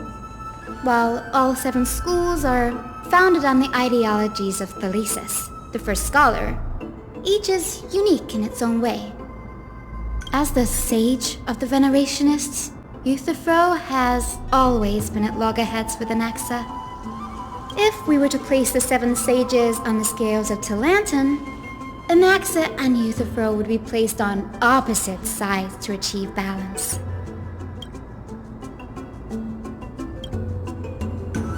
Newsporus primarily study the application of alchemy in soul repair. Everyone considers Anaxa a blasphemer, but that has never stopped him from sharing his ideas, no matter how taboo. If you must say that he's hiding something, then it's likely what lies beneath his eye patch. Anaxa often says that every failure brings us one step closer to the truth. Perhaps, to him, the crash of the skyship carries a different interpretation. The firmament is not impenetrable. On the contrary, it was precisely because the skyship represented the first step toward breaking free from the shackles of the earth that it provoked the wrath of the Sky Titan and brought divine punishment upon itself. It's a shame that the majority of the Grove's research on Aquila was headed by the Venerationists, with sacrificial rituals making up a predominant part of their findings. Discourse about more esoteric subject matters in relation to Aquila dwindled even further after the skyship incident. So much so that even the scroll...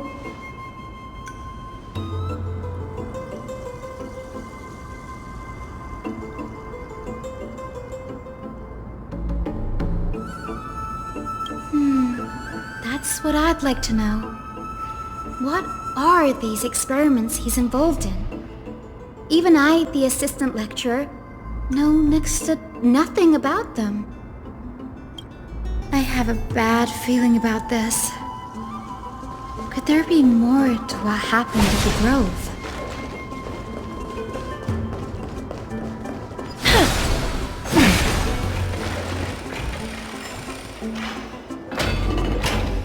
Let's wait and see.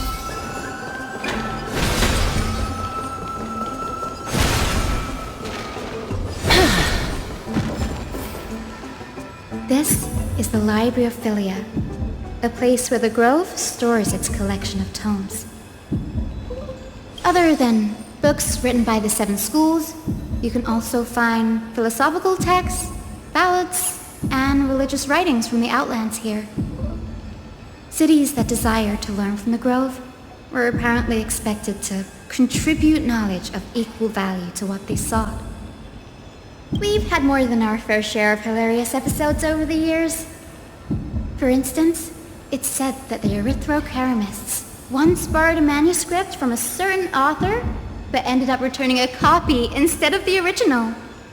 What's more, the original manuscript was supposedly then hidden here. Nice? No need to hold yourself back, Danny. You can just tell it like it is. Their behavior was no different from bandits.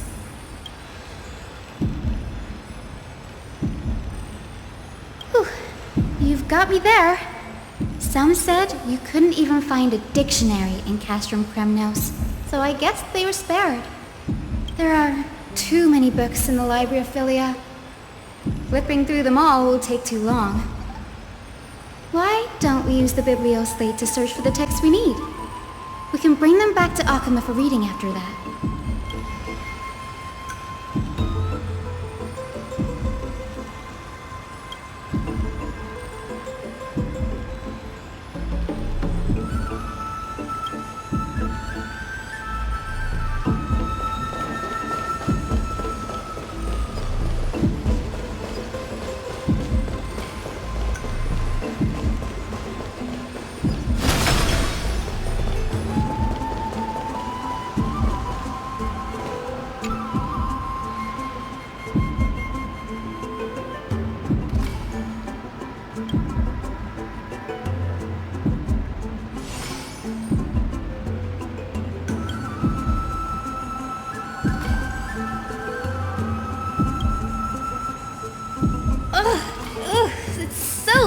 In here. Whoa. Are these all complaints about him? I can already see what they must have written. Anaxa has no respect for the gods. His very existence undermines order in our society. They're probably all things like that. Why else would they call him the Great Performer? When Anaxa established his school of thought, the first thing he apparently did was read his own work to everyone. Are the Titans truly an accurate reflection of what humans think gods should be? Worlds created by gods are indubitably perfect, but what of Amphorius? Only foolishness and insensitivity everywhere you turn.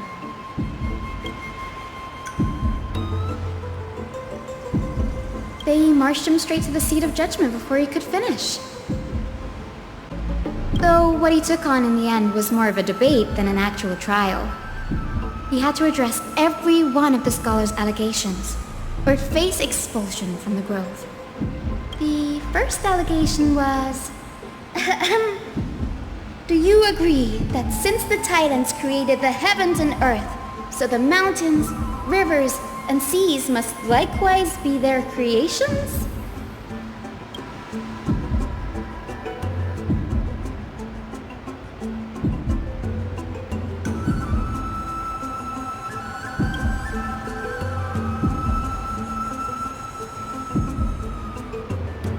Anaxa said the same thing then.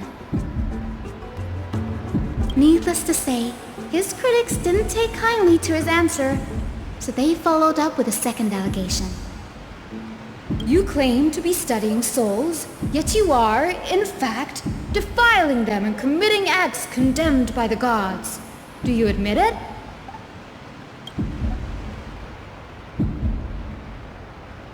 Anaxa always wears an eye patch, never removing it, even when alone.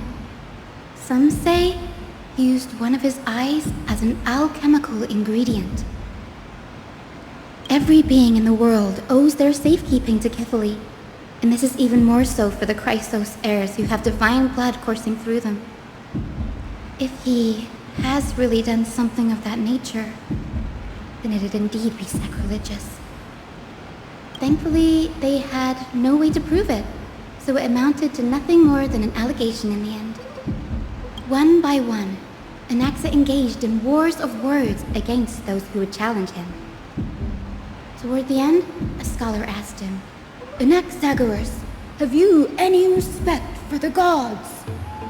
It was only after a brief silence that he answered, I have never denied that Titans are meant to be noble constructs.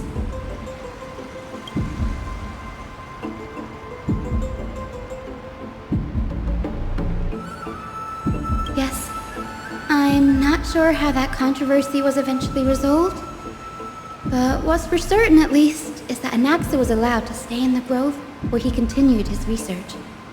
By the way, this stack of complaint letters has reminded me of a place in the grove.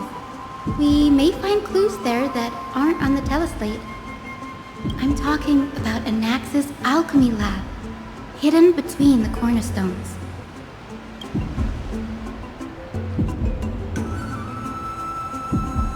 It's a well-kept secret. Among the 7 sages, excluding the nominal chief sage, each has a private sanctuary where they can conduct research undisturbed in their free time. Even the administrators of the Library of Philia are restricted from accessing those places and documenting the sage's research. But with the grove in this state, I'm sure Anaxa won't be mad even if we sneak into the lab for a short while, right?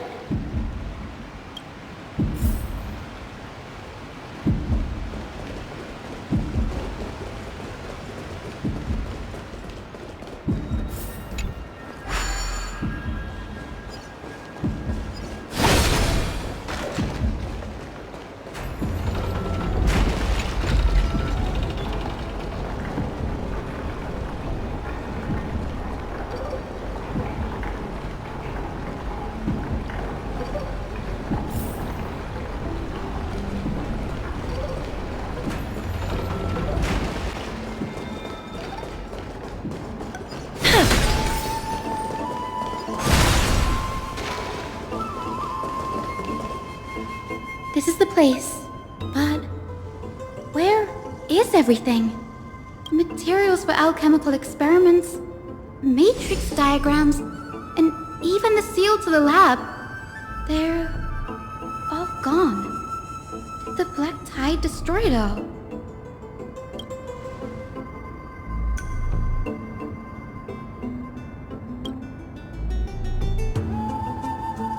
No, not even close. Not only are alchemy experiments high-risk activities, but Professor Anaxa also has a penchant for using bizarre materials. Students often saw him walk in looking bright as rain, but come out covered in soot with his hair singed. That bookshelf over there seems to be the only thing still intact.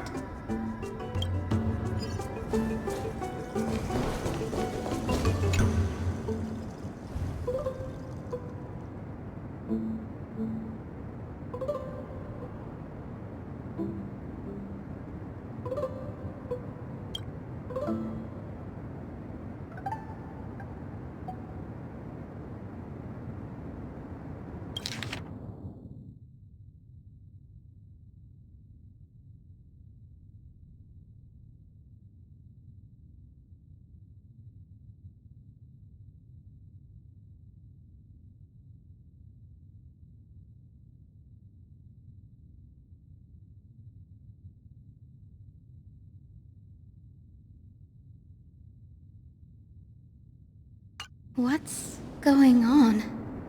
Anaxa is conducting research on our friends in Alchema and... me?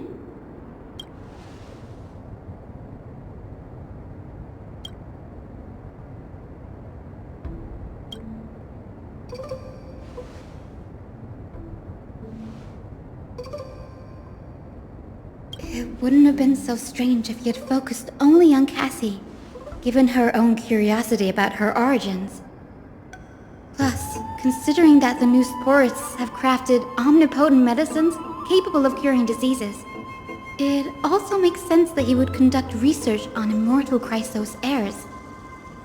But now, it seems Anaxa's objective was never to create medicine, but to identify the origin of the golden blood and figure out its inner workings.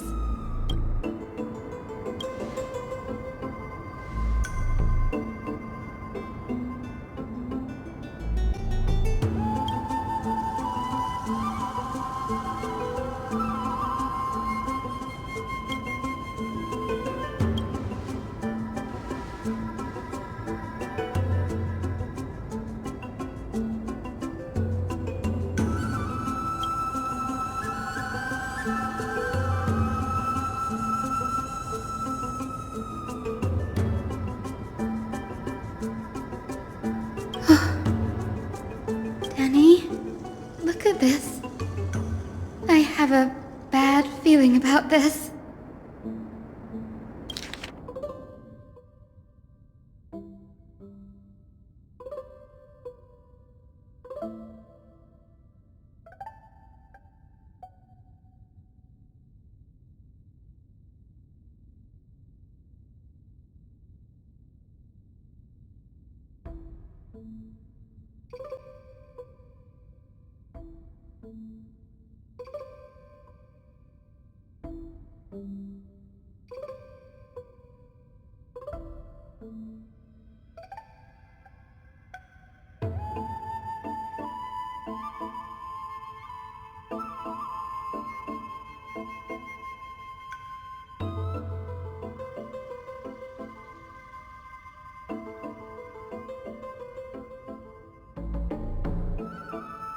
My biggest fear.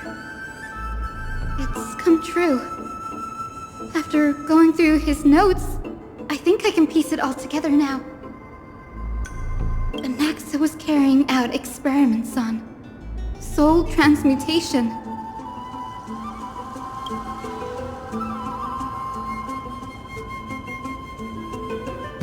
Yes, this is what he was secretly conducting research on. Something he had to keep hidden from others. Compared to his public speeches, this is the real blasphemy. Oh, I just thought of something.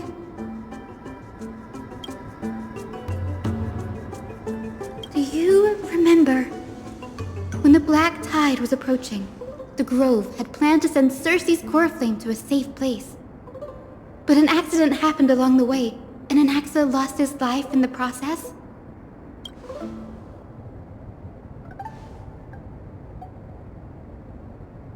That's right. But what if Professor Anaxa's fusion with the core flame of reason wasn't an accident?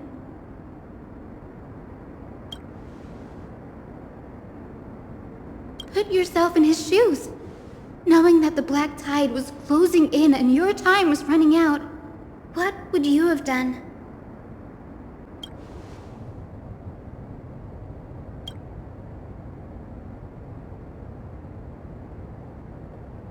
Exactly. When the black tide came, the true reason Anaxa headed to the luminary throne was to transmute and fuse himself with the Titan's core flame.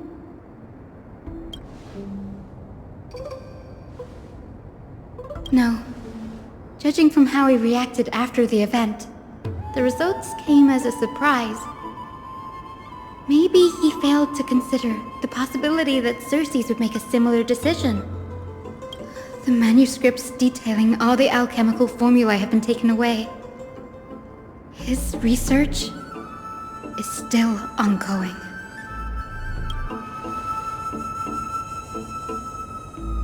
Like, what?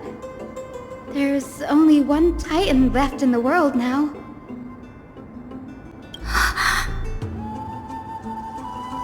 No. No way.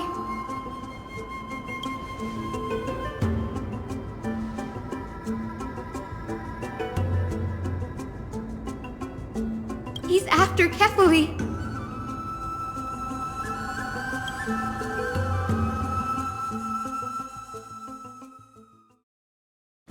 Sir, this sky above us, it's not real, is it? Of course not. This is just an image from a projection device used for educational purposes. A simple trick. The day-night cycle has been lost to this world. So that students like you may still learn about the night sky, astronomers have harnessed the Titan's miraculous power to manipulate the light, projecting the nights of the past here for you. Much like how the sky above the Holy City is also illuminated by Kefali's dawn device. So, the skies of Akama are fake too. You mustn't conclude that, Anaxa.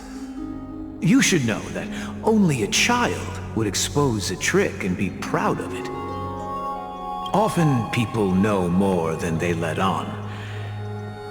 They simply choose to feign ignorance because they have no other choice. Then they're just deluding themselves. People believe in Kefali's tale of Genesis, accepting wholesale whatever the priests preach. But we're different.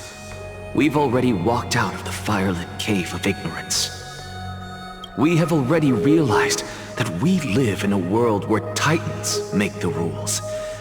Even when we look at the sky, we're only seeing what they allow us to see. Rather than gazing at this mockery of a night sky fabricated by them for the rest of my life, why shouldn't I be the one to take control of the projection device instead?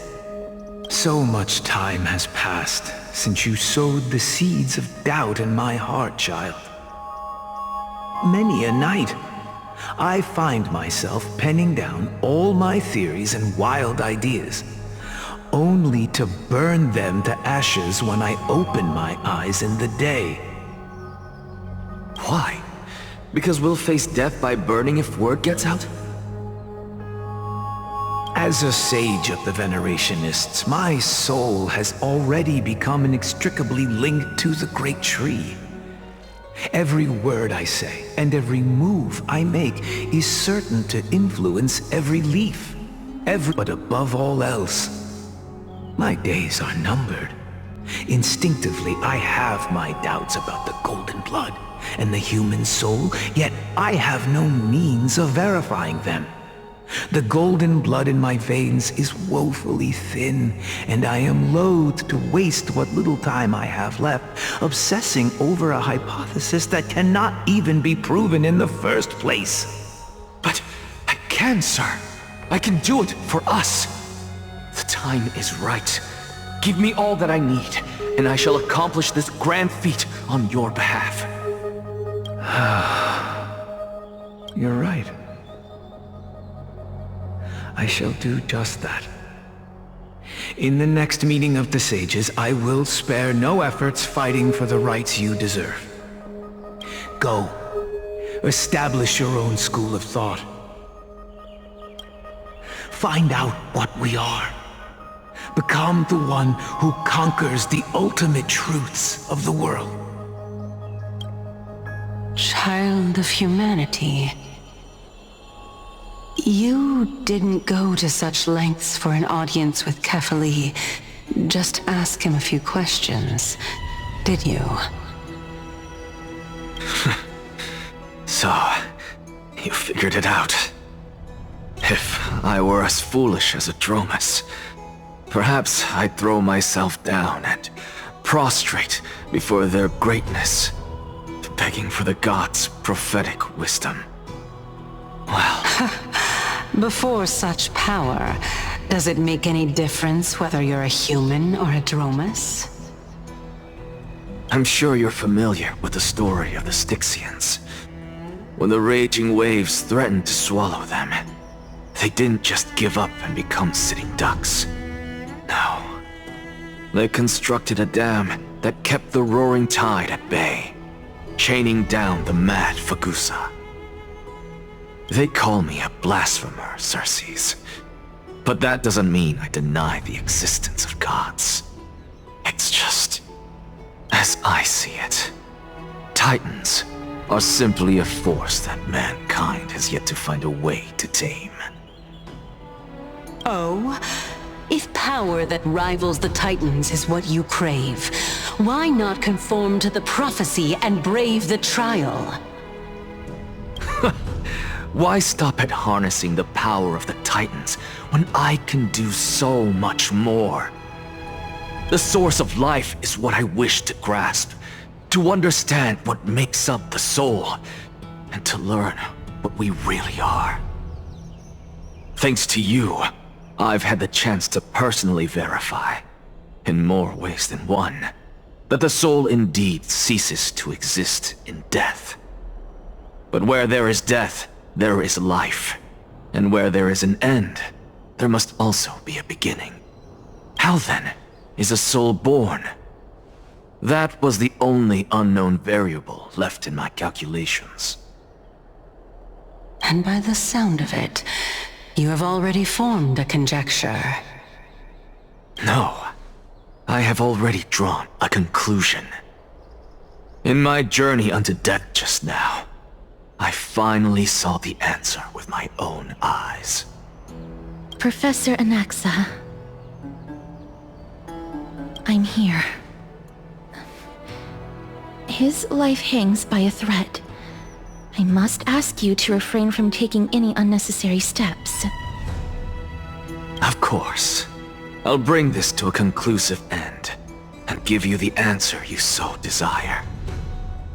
However, in accordance with the principle of equivalent exchange, I must also demand from you what I need. As you wish. Don't you care to know what the price might be? It's a matter of uncovering the truth about the Death Titan and his survival. This may be the only time I can ever save someone's life. There is no need for me to think twice.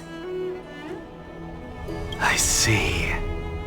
In that case, let the show begin. Indulge me. Am I correct to say that you intend to prove Thanatos' whereabouts and prove the nature of our existence now? Before I begin, I must confess I had been stuck in a cognitive trap all this time. As unrelated as these two propositions may seem at first glance, they are in fact logical equivalents. They are merely two different ways of telling us about what the soul is at its core. The reason I say this is as I've mentioned earlier. The answer was hidden in my journey unto death. Anaxa, you were in the Netherrealm? Yes, I am but a living dead man now, but that's not important. What truly matters is, I overheard a conversation between heroes. That's not all. Remember how I said you were a part of that conversation too, Circes? And I've told you that I have no recollection of such an event. That was likely just an illusion conjured up by the mind of a dying man. Of course you would remember. Because that wasn't you. That was Calypso, one of the 7 sages of the Grove. Calypso? Huh? Oh, that's the name I made up on a whim when speaking to this girl. How do you know of it? And surely you jest. Don't you think I, of all people, would know if that were the name of one of the 7 sages under the shade of my tree? Don't you claim to know the Grove's past like the back of your hand? It seems you've lost even the memories seared into your soul. Use your head, Circes. Since all of this took place in the realm of the dead, it stands to reason their likenesses are of souls from the past. The living cannot step foot into that world, so who could they be? Think about Calypso. Why does she share your likeness, yet you have no idea who she is? The answer is evident, is it not? Those fallen heroes are the mortal incarnations of the Titans before their ascensions to godhood. The gods aren't master creators born out of thin air, and they are no different from humans, because they all evolved from one.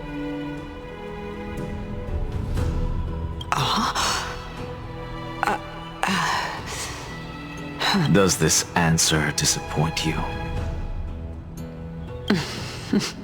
Yes, because you've answered nothing. If I truly was once human, as you claim, then where do the children of humanity come from? Even on the off chance that you speak the truth, this brings us no closer to grasping Thanatos' whereabouts. How are we to find them? I knew you would say that. But it matters not. I know what I'm doing. Actually, why don't we have this supreme being standing before us tell us everything? You can revive a Titan? Humans cannot return from the dead. Neither can gods. But all we need to do is look at this from a different perspective, and the problem will resolve itself. The solution is simple. Just like what you did to me. If I'm reborn as Kefali, I can rebuild the world and all within it as they once did. Simple, is it not?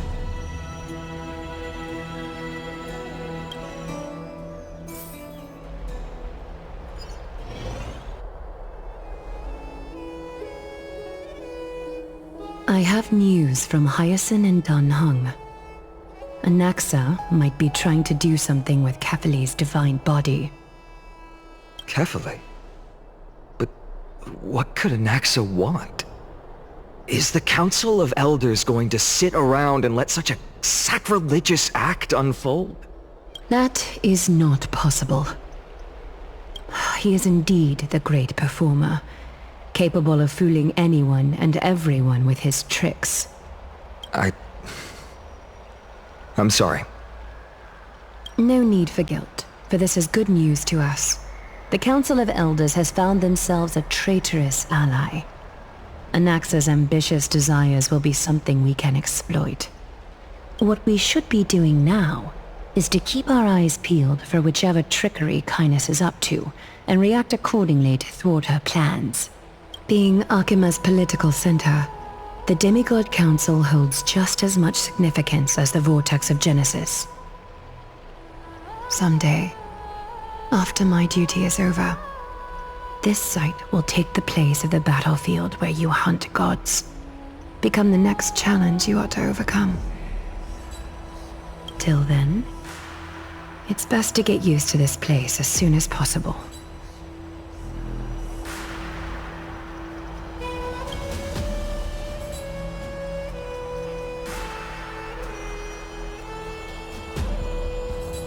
Preposterous! The Christos heirs only have their standing because of the Council of Elders! How dare they trample over it!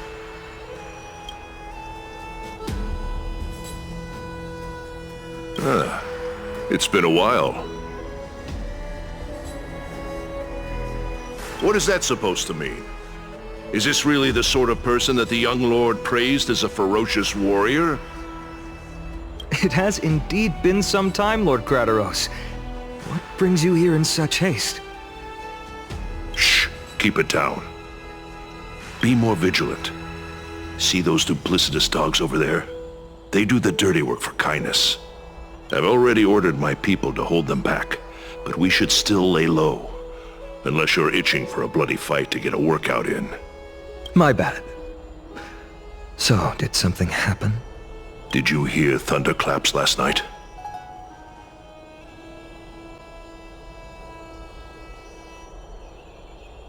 Thunderclaps are beacon signals of strife. They are a message from the young lord. He threw a spear bearing several words in Akama. Watch out.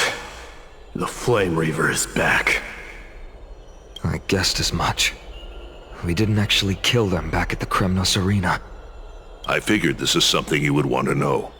We Kremnoans never back down from a fight. So if you plan to take that thing down in a battle, reach out to me anytime. You have my gratitude.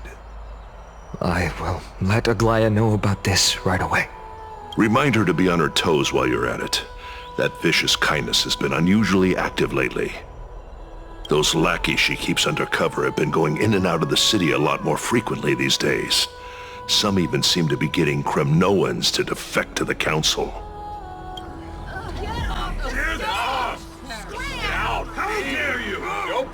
That's... Looks like you can see it for yourself. We should get back. Thank you for the intel, Lord Crateros.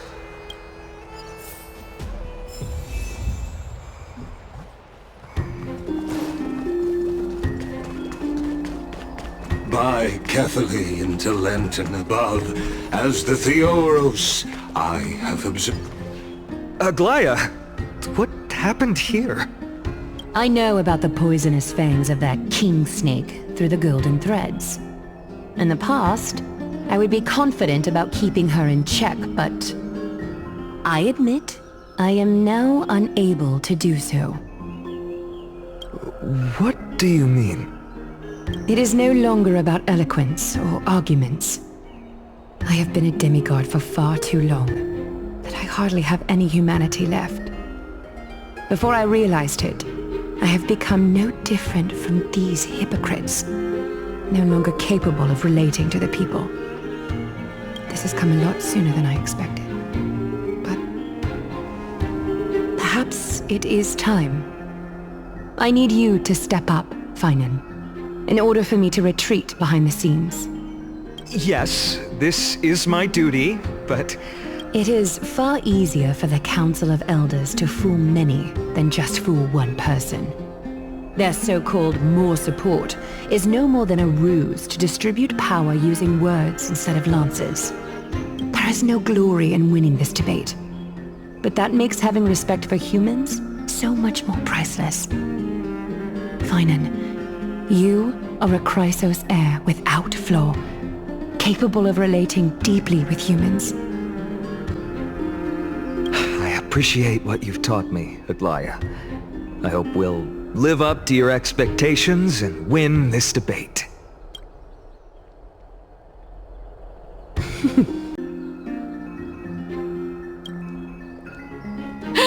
Oh, you've done well, Lord Calictus.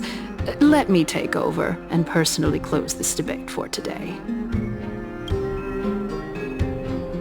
Dearest counselors, let it be known that I sorely miss the blissful times portrayed in lyrical poems. Back then, Amphorius was home to nearly 1,000 cities, each with their own local faith, while gods walked the earth and shared close bonds with humans.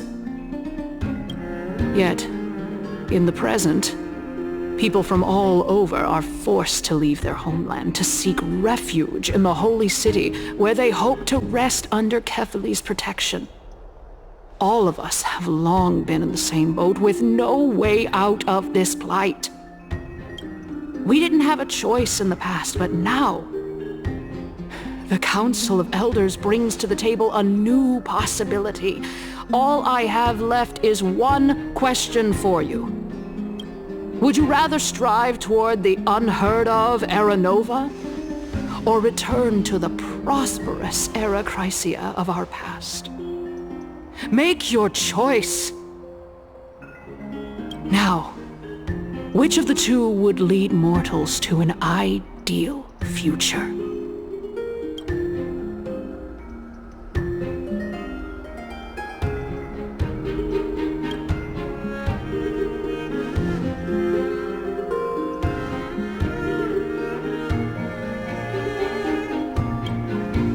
We all know that Era Chrysia is a thing of the past, Lady Caenis.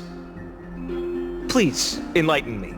How does the Council of Elders plan to turn back time? Let the 3 Titans of Calamity be born, and Era Chrysia is nevermore. But bring demise to those Titans, and Era Chrysia will descend upon us again.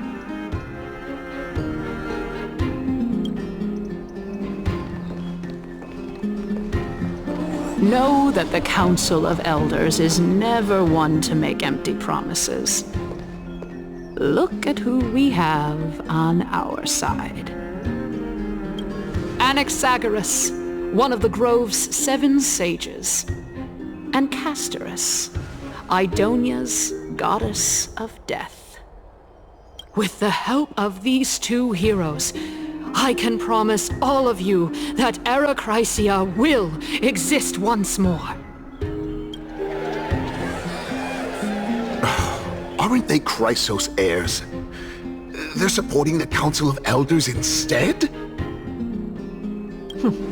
It's clear from the start that these heroes do not get along well in their group. All the more proof that Aglaia isn't fit to speak on behalf of every Chrysos heir. I am in favor of Era Chrysia. Era Chrysia! Era Chrysia!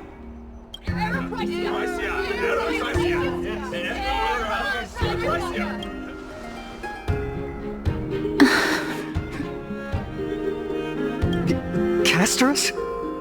Why are you standing over there? You finally arrived, Anaxa. So have you, Cass. Don't worry, Aglaia. Well, I know that you have many queries. Could you continue to converse like how the citizens normally do? Tell me, dear citizens, if we successfully retrieve and return Thanatos' core flame without anyone passing the Death Titan's trial, what would happen next? The answer is simple. We will have a chance to rid the world of death and bring Amphorius back to an era when all beings live forever. We'll usher in a new future that will be entirely different from the flame chase journey. He's one of the 7 sages! That's impossible. Your proposal is much too idealistic. As long as the Black Tide still exists, how can we go back to the old days? Remember what I previously said? Kephales's core flame is guarded by the secret power of the Council of Elders. Plus, Fagusa's water curtain will be able to block out any external perceptions. Tell me, dear citizens, have any of you ever seen even a glimpse of the threat that this person is talking about anywhere within the walls of this majestic holy city?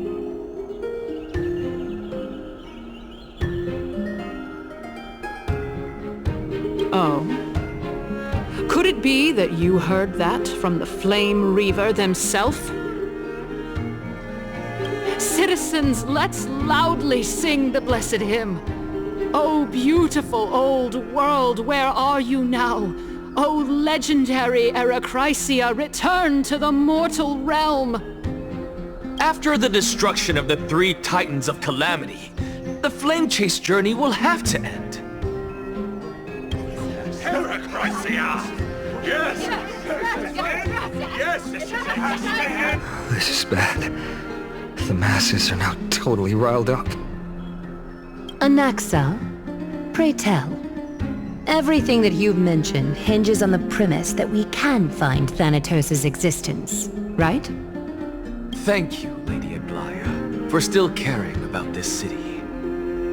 However, dear citizens, we are truly fortunate and blessed. For Castorus, Idonia's goddess of death, will surely find Thanatos under my guidance. What? With that, I solemnly promise that the core flame Lady Castorus brings back will be personally managed by the Council of Elders. Thereafter, if we are able to garner the support of all of you at the Citizens' Assembly, we shall spare no effort in ensuring that the Erechrysia will return to our world once again.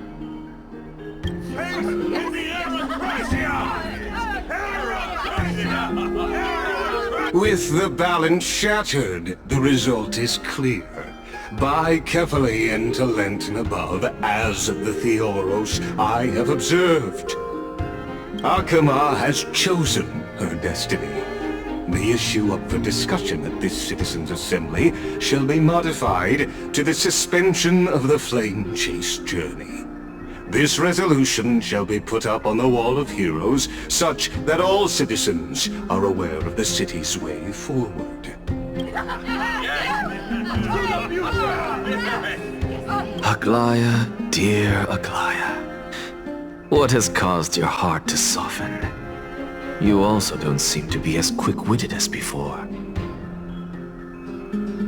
Wag your tongue as much as you like. Since the Flame Chase journey has been preordained by the prophecy, our failure has never been on the cards. Well then, I guess we'll find out if that's true at the Citizens' Assembly.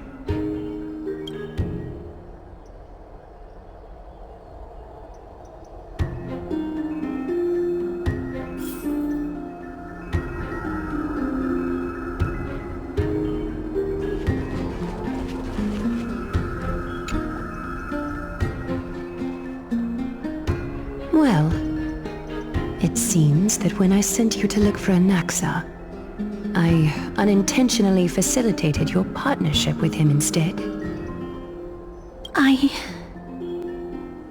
My apologies, everyone. I know that you have many questions to ask me. In that case, please tell us as much as you can. In actuality, he showed me a past that was both long and heavy. The reason I say this is as I've mentioned earlier. The answer was hidden in my journey unto death. Anaxa, you were in the Netherrealm? Yes, I am but a living dead man now, but that's not important. What truly matters is, I overheard a conversation between heroes.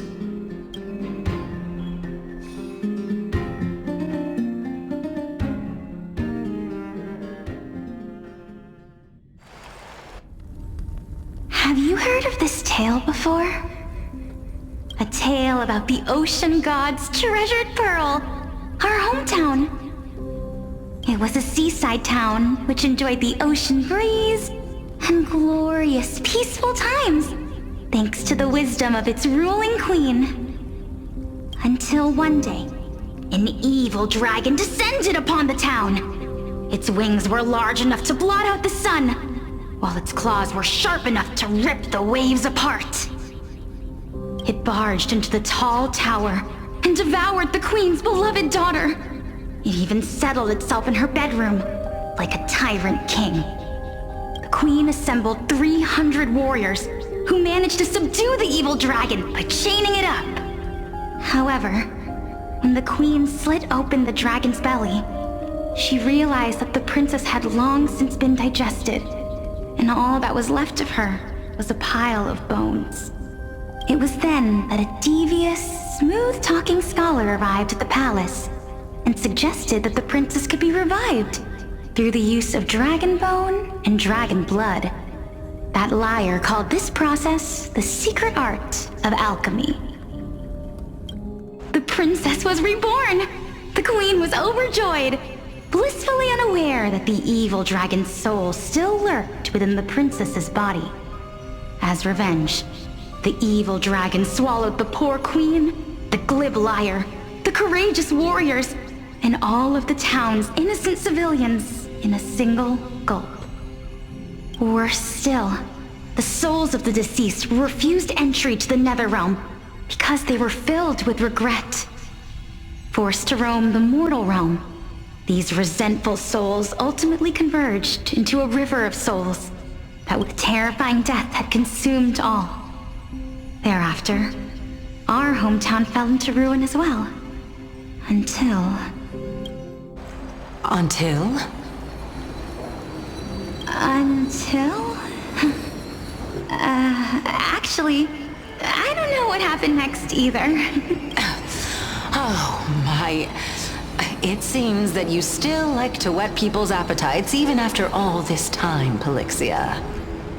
So, according to your story, this is how I used to look? It's practically a mirror image. And yet, what exactly is this? A miracle that I created with alchemy. As for what it is and how I was able to accomplish it, I'll keep the answers to myself for now. Oh my goodness, is this cliffhanger really necessary? Quiet, Titan. Continue to enjoy this splendid play, and the truth will naturally reveal itself. Dragon, huh? I've heard this legend before. In that case, what do you think of it?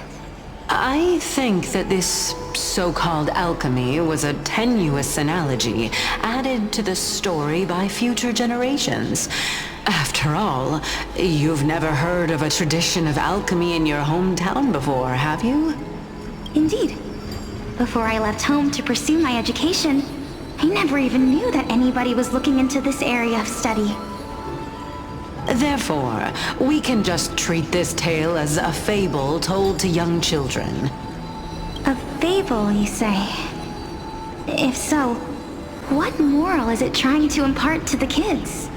I guess it might be the concept of equivalent exchange? Oh? I thought the moral might be closer to something like honor the dead. Huh. What? At a loss for words? No, I merely realized that we're both thinking of the same principle.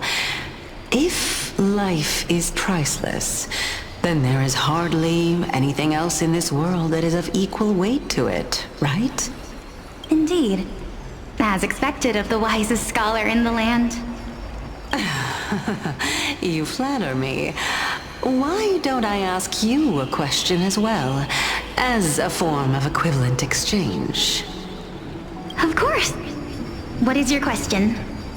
If I imparted my knowledge of the art of alchemy to you, would you use it to resurrect someone you loved? What? What kind of strange question is this? I got it. You're just trying to get me to tell you whether I like anyone, right? Let's just leave it at that. That was rude of me. Yes, I would. Oh? death is inevitable. In the days to come, I'm certain that someone whom I cherish deeply will leave me for good. If such a mighty power really existed, I think I would use it without hesitation. After all, you, me, and the rest will all have to face that fateful moment eventually.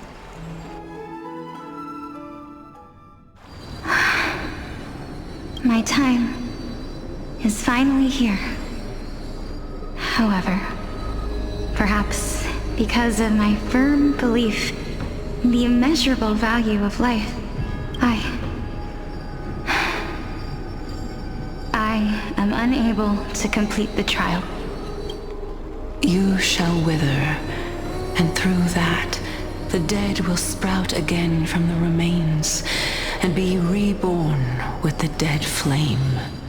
It is a pity that fate is such a cruel mistress. Is there no other way of interpreting those words? I'm afraid that the meaning is clear. Between my sister and me, one must pay the price. Our trial can only be completed when the one chosen sacrifices her life.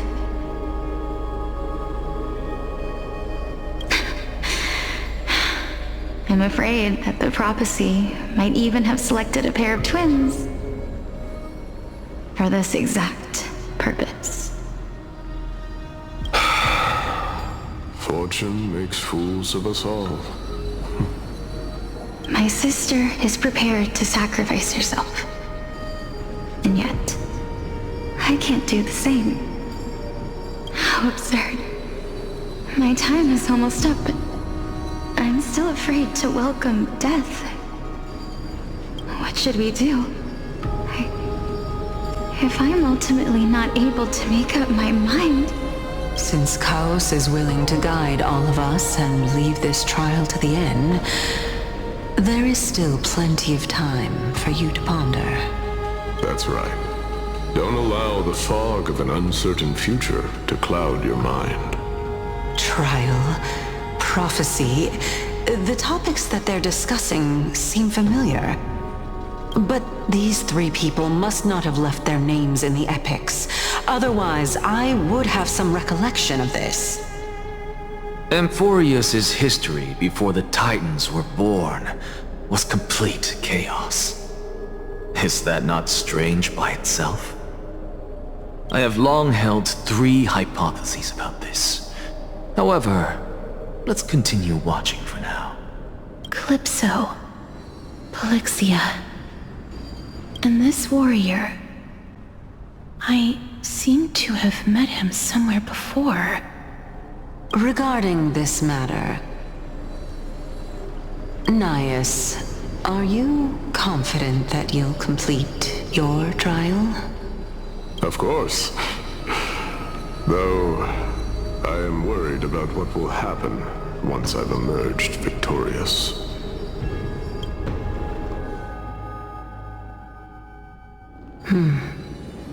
Looks like you have made up your mind. Yes, this is the safest course of action. Completely separating courage, honor, tenacity, sacrifice, and reason. You really know how to make things difficult. Please, young lady, witness my fall and demise. Lady Calypso, you shall host the soul-rending ceremony. I do not understand. Why would you dare to sacrifice yourself for a future that you won't get to witness? Because this is our destiny. The power that resides within me is so intense that I will one day be engulfed by it. Furthermore, A valorous death before glorious return has always been the path I chose to walk. A journey I began long ago. If your sister or Chaos were in my position, I believe they would make the same choice as well.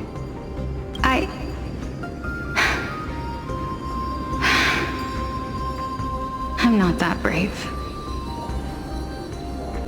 I don't know how I'm supposed to face such a serious affair. Despite being Death's chosen one, it seems you still don't know how to face it. Let's chat, young lady. Perhaps I shouldn't end my journey so hastily. Since there's still time, I'm not worried about letting fate wait a little longer.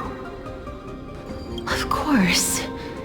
This warrior is Lord Anias. As the embodiment of Nikador's divinity, he entrusted his life to us and allowed humankind to end his madness. That means that what I'm currently seeing before my eyes is, in fact... Looks like one hypothesis of mine has already been proven true. These heroes are the true forms of the Titans, before they attained their divinity. If so, the chosen one of death that he speaks of is actually... Polixia? Is the previous form of Thanatos? But her appearance... If this is true, as long as we can find out where she went, we'll naturally be able to figure out the location of the Death Titan.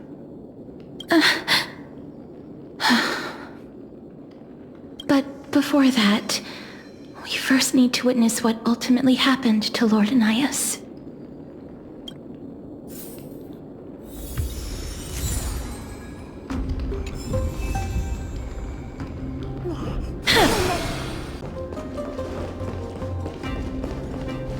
I believe that his tenacity is sealed within this statue. Before we fought Nikador, we also released it from the stone statue.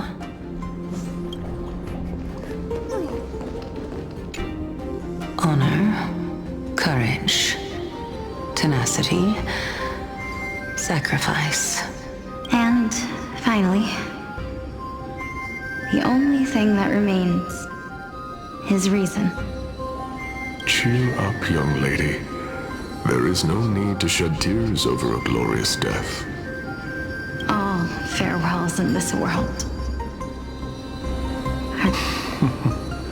No, young lady. As a warrior, I have witnessed too many bitter deaths. But now, all I feel is peace. I did not know until this moment that mortals could live their lives in such a way. Although only a sliver of your soul remains, you remain so optimistic. Or maybe the truth is that you aren't able... To be honest, I don't know either. But I am certain of one thing. This is not an acceptance of death nor apathy toward it. It's not even a feeling of despair. I am just enjoying what remains of my life to the fullest. Enjoying? Indeed. Along this journey that we've taken together, not only have I changed the world, I myself have also changed in the process. And now I have reached the journey's end. When I look back and see the grand epic that I've personally written, how could I not revel in that fact? But when you depart the mortal realm, well, separation and death are two sides of the same coin.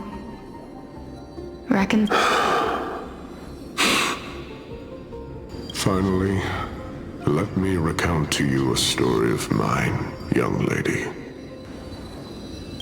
The first time I returned from the battlefield, I felt extremely hollow. The calamity had devoured everybody on the battlefield but me. When I returned to the city alone, the citizens held a banquet for me that was far from pleasant. I felt as though I was still on the battlefield, and the person who had returned was nothing but an empty shell. It was late into the night by the time the banquet ended. My head still reeling, I returned alone to the barracks. On the way back, I encountered someone. It was a crazed scholar looking at the night sky and muttering to himself by the side of the road. Although I tripped over him and fell, I wasn't angry in the slightest. And maybe because I saw myself in him, I inexplicably asked him a question. Do you think that it'd be better if we just died on the roadside like a couple of stray dogs? To my surprise, he shrugged his shoulders and sighed. How does someone who is currently experiencing death, dying and living, afford the same amount of bliss? Now please go away and don't block my starlight. Are you trying to say that there is no difference between living and dying? For they are both journeys that lead toward death? That's exactly what life is, and death is, but a scale to measure how valuable the journey was. Journeys and epics are only glorious and magnificent because all things eventually fade to dust. Therefore, young lady, don't detest your fate. Instead, willingly and respectfully embrace it. The embodiment of strife, telling me about the majesty of the world. Indeed. I believe that when the fated moment eventually arrives, you will be able to understand my words. It is time for me to knock on death's door. I will set up a long table at the end of the road and humbly await your arrival. When that moment finally comes, let us drink and be merry then.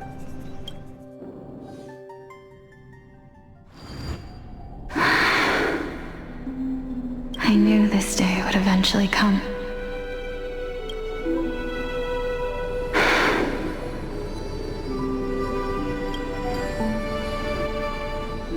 Are the both of you ready? Mm-hmm. Polixia. I'm here. What? This... This is quite interesting indeed. Is this... Polixia's sister? Is it... me? Now, it's time for us to fulfill our promises.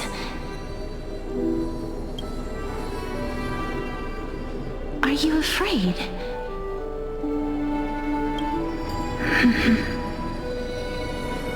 What are you afraid of? That I won't be able to do it. You shall wither, and through that, the dead will sprout again from the remains, and be reborn with the dead flame. As foretold in the prophecy, and according to our vows, once it all ends, we must face our fated moment head-on. Even if it was prophesized, do we have no say in the matter? It's so unfair. Why are we the only ones who are forced into mutual destruction? Let me do it, sister. Let me be death's sacrifice. I was never long for this world anyway. But you're different. I was the one who wasted your life after all.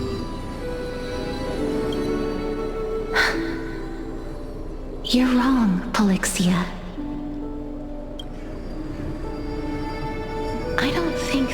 life was wasted. Just the opposite. When I finally arrived at this destination and looked back at the journey I took, I discovered that flowers had long since bloomed along the path I walked.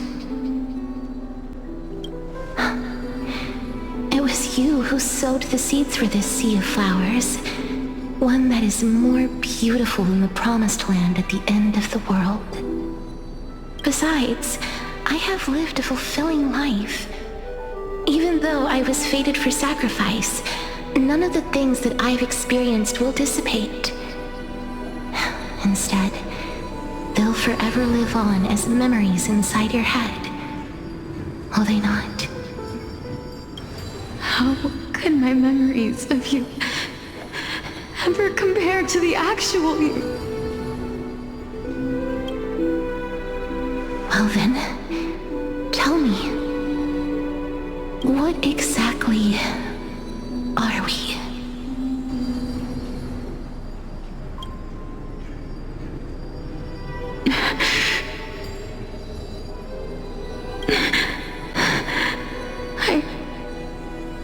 I don't know. I don't know either. But regardless of what the answer is, regardless of how we're shaped by others, or even by this world, ever since we were born, the fact that we existed was predestined, and nothing could erase it. This is why I will always, always be by your side. We're twins, after all.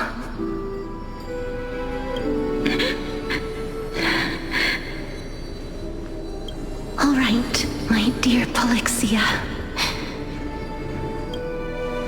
It's time to extract my heart and light the flame of death. After that, use it to plant the first bud in the prophesied new world.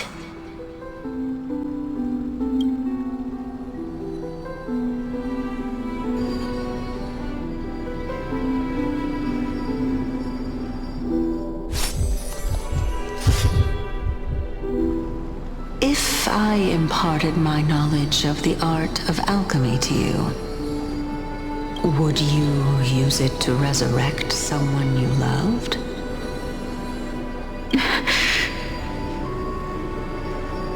Death is inevitable.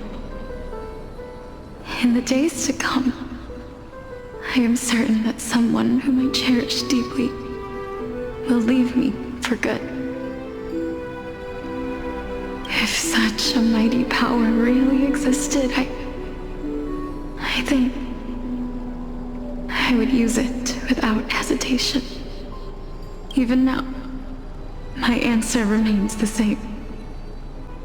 This is why, sister, I promise you, in the prophesied new world, I shall plant the first bud on your behalf.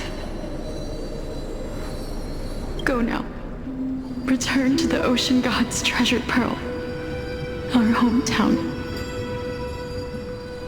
I shall open wide the entrance to the nether realm and grant you a second life. The living beings on this earth shall respond to my call and lead you to the sacred daylight. Remember, do not look back on the land of the dead, and do not stop moving. In the new world promised by the prophecy, more ask for the price of our equivalent exchange. Let me be the one to pay it.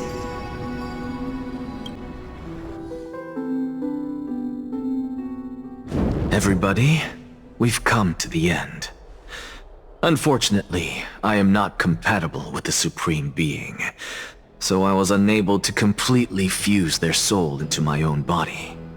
However, being able to glean all this from them is exciting enough. I'm certain of this now. Before the titans that we are well acquainted with were born, a group of heroes roamed the land. These heroes followed a prophecy and took possession of divine authorities one by one. until they eventually became the pantheon of the New World. Just like the flame chase journey of today, Amphorius's history is cyclical in nature. Huh. What a startling revelation. This means that the demigods, who bear the core flames, will also become the new titans at the world's end, thereby shaping a new world? I believe that this is the truth behind the Era Nova, as mentioned in the prophecy. This is utterly unbelievable. Besides, those twins in the past, even if they really are Thanatos, their whereabouts are still unknown even today. Are their whereabouts truly unknown?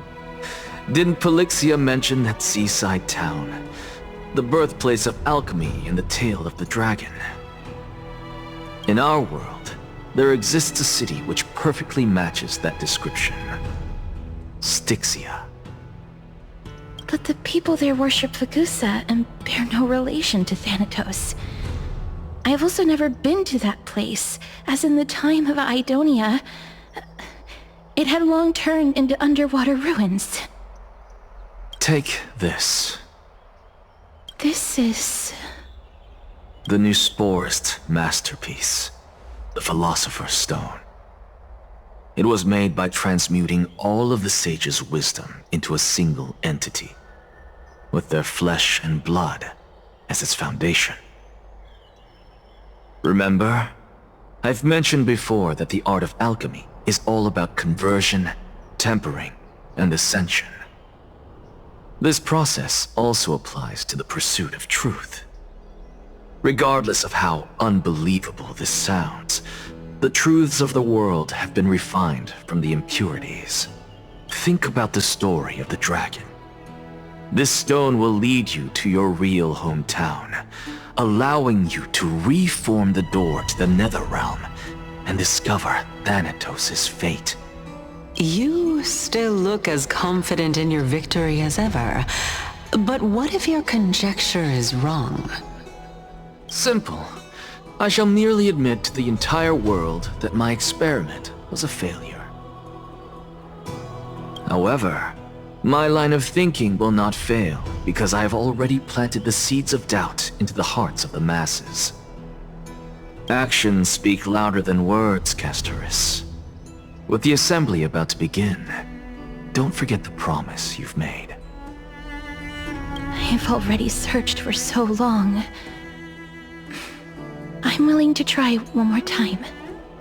While we converse, his life is also slowly slipping away. But before I leave, I have another question. What exactly did we witness just now? That was the world imprinted in Kefali's soul. If we are to prove its existence, you must take the final step. Go. Do not disappoint me. I understand. Hey, child of humanity. Don't get antsy. I still remember the question you posed to me. As a scholar, I do not wish to offer up ambiguous conclusions. Let's discuss this topic again when she manages to find the evidence. I merely wanted to ask, was that stone transmuted from your heart? If so, rebirth is no longer an option for you. Why not? When I was a child, I lost someone dear to me. When I was a teenager, I lost my faith. A while back, although you saved my life, I also lost my soul in the process. Now I'm merely forsaking my body. What's the big deal? Why are you always finding ways to die? Isn't it good to be alive? This is but a necessary sacrifice on my path to transform into the purest of them all. Can someone who's dead even claim to be the purest of them all? Furthermore, if your hypothesis is proven correct, does it not just confirm that the myths are true, and thereby invalidate all your theories? No, it's just the opposite. If my hypothesis is correct, it means that I can actually ascend to godhood and reshape this absurd world that you all have created.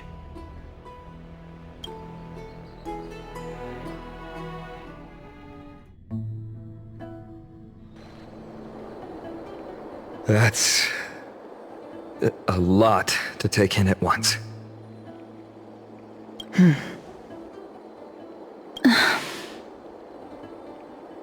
Lady Aglaia, please, let me explain. Go on. You know that the core flame of death has always been the greatest unknown regarding the Era Nova, which is why both you and Caenis desire to gain the power to control that core flame in the approaching Citizens' Assembly. Professor Anaxa has come to a consensus with Caenis. They want to suspend the trial once Thanatos' core flame is reclaimed, hoping thus to eradicate death from this world. If they're successful, then the flame chase journey will cease, and Akama can enjoy everlasting peace. But I know this runs counter to your wishes. So long as we do not usher in Era Nova, the Black Tide will never be eradicated. Even with Lord Mighty on the front line, and the Black Tide not posing an immediate risk, the danger nevertheless remains. Honestly, it's difficult for me to assess the pros and cons in this decision. But someone must bring the core flame before we can begin negotiations over it. The Titan could be very near. I cannot let this chance slip by. Besides, someone has to make this trip to bring back Mr. Soul. Well said. You already had every reason to seek an audience with Thanatos. It's that great performer who has weaponized your wishes and placed us in this difficult situation. A world without death. Do you desire that too?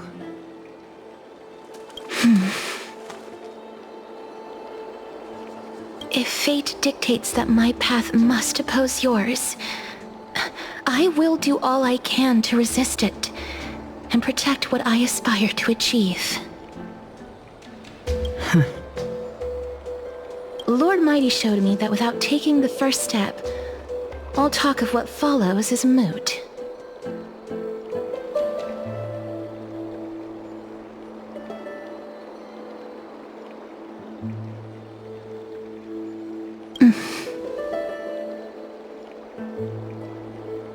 I have always hoped to hear you speak your mind, Cass, and I am glad to have heard your true thoughts. Styxia. I visited that place in the past. Though it is now an island surrounded by the river of Soul's torrents, it's not hard to see its former splendor. Go. I will not stand in your way. As for you, you are someone who has cheated death.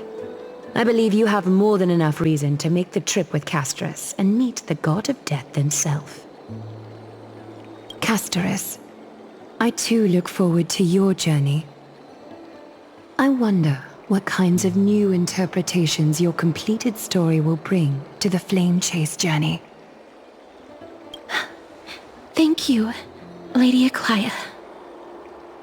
I hate to put a damper on this heartwarming moment, but if Styxia is now an island surrounded by the river of Soul's torrents, then how do we find a way in? Lady Trebe is probably... The answer is quite simple. In the myths, Zagreus once made the domain of the dead their treasure vault.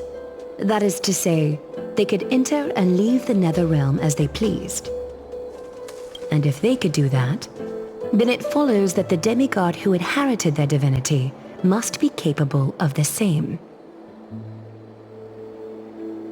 I'll see you at Marmorial Palace at Action Hour tomorrow. Cypher shall be your guide to finding that ancient city.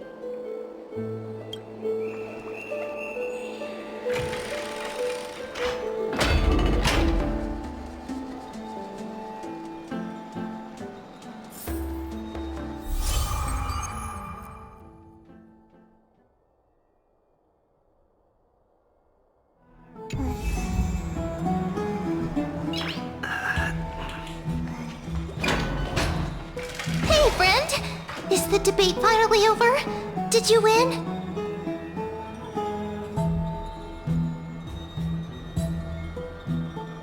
What a glorious defeat. You sure know how to look on the bright side. Well, moving on. I was hard at work even while you were at the debate. I borrowed a mountain of books from Cass to see if I could find a way to solve your problem. Let's see. I still have... only 32 books to go. Really? Oh, that's fantastic news. I knew it. Hard work always pays off. Especially if you're as diligent as Ma'am. I feel like a huge burden has finally been lifted off my shoulders.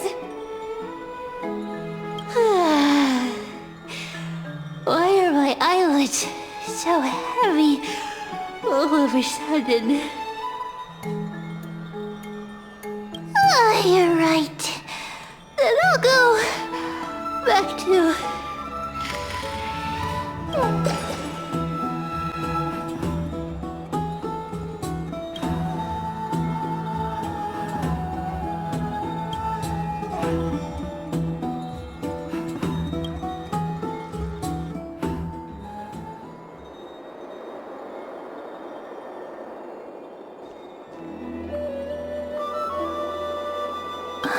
Cass? What a surprise. Lady Treby. Is something troubling you?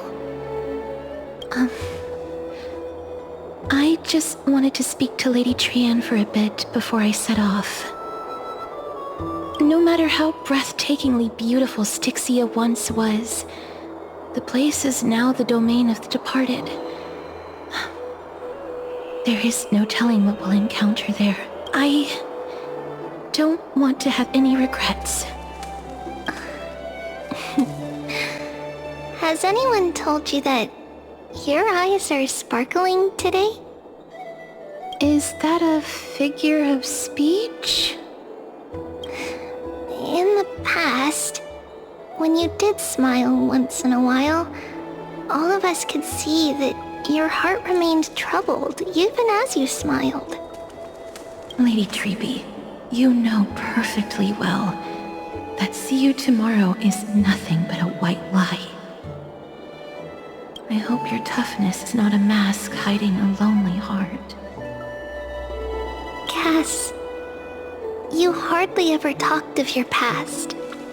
None of us knows what you went through, apart from Maggie. But we know it must have been filled with pain and hardships, as it is the fate every Chrysos heir is destined to live out. We are just happy for you that the core flame you're meant to inherit has finally surfaced. Isn't it a little too soon to say that? But you already know where tomorrow is, don't you? There is no need to rely on anyone else. Just give it your all and leave no regrets. We have always believed that your embrace is just as warm as everyone else's. Because we embrace others to comfort them. And Cass, you're the kindest Chrysos heir we know. Thank you, Lady Treby. This feeling...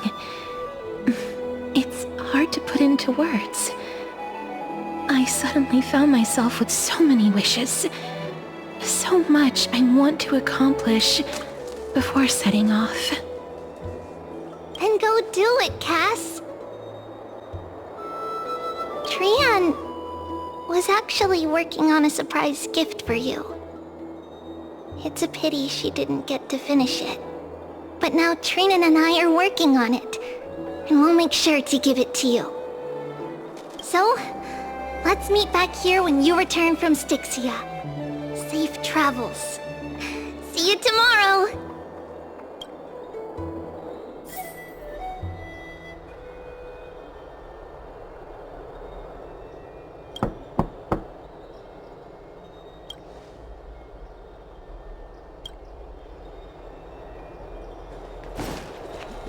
It's me.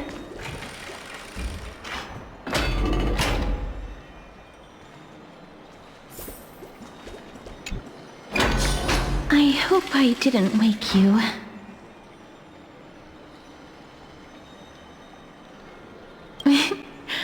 I'm glad to see you're as full of life as ever.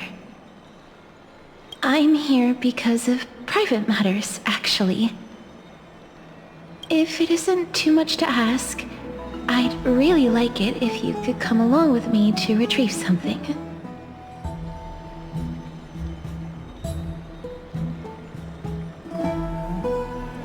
Not to worry, it's nothing heavy. It isn't a long way from here. Shall we?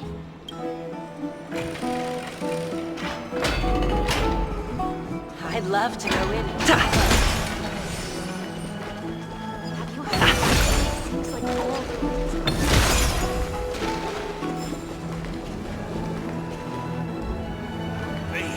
Dispel the black tide. The streets are packed. I want to vote! Tell me how I can vote!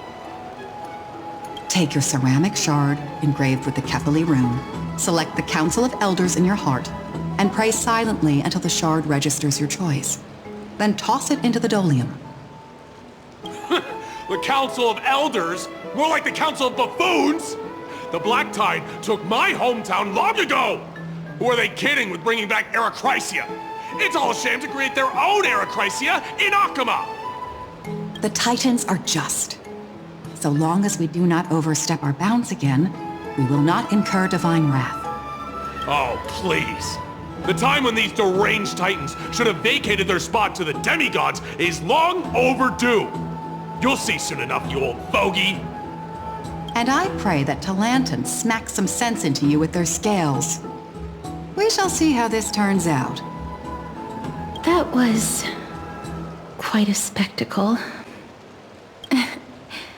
I suppose peaceful is technically correct if no actual violence happened. To this day, I still find it almost unreal that Akama is the only place illuminated by light amidst the crumbling ruins of Emporius. And its people are even holding votes to reconcile differing opinions. This peaceful sight is making me forget that this is the end times.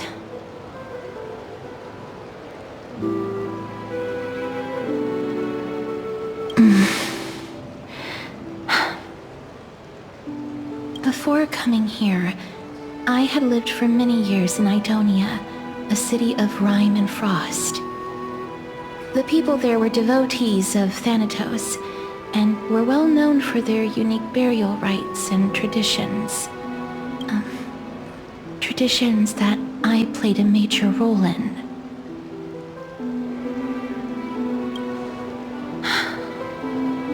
Yes. You now know me as the Mortician of Akama. But back in those days, I was Idonia's Maiden of War. I was trudging across the frosty plains on my own when the Idonians found me. They saw the curse in me as a blessing from Thanatos, and believed that my hands could correct the Erechrysia's mistake and lead them to meet the great god of death. provided me shelter, but in return, I was expected to grant merciful deaths to war captives, prisoners bound for execution, and heroes alike.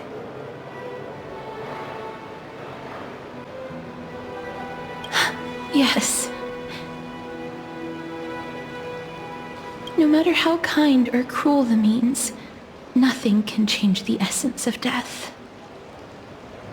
Taking away someone's life is never worthy of religious worship.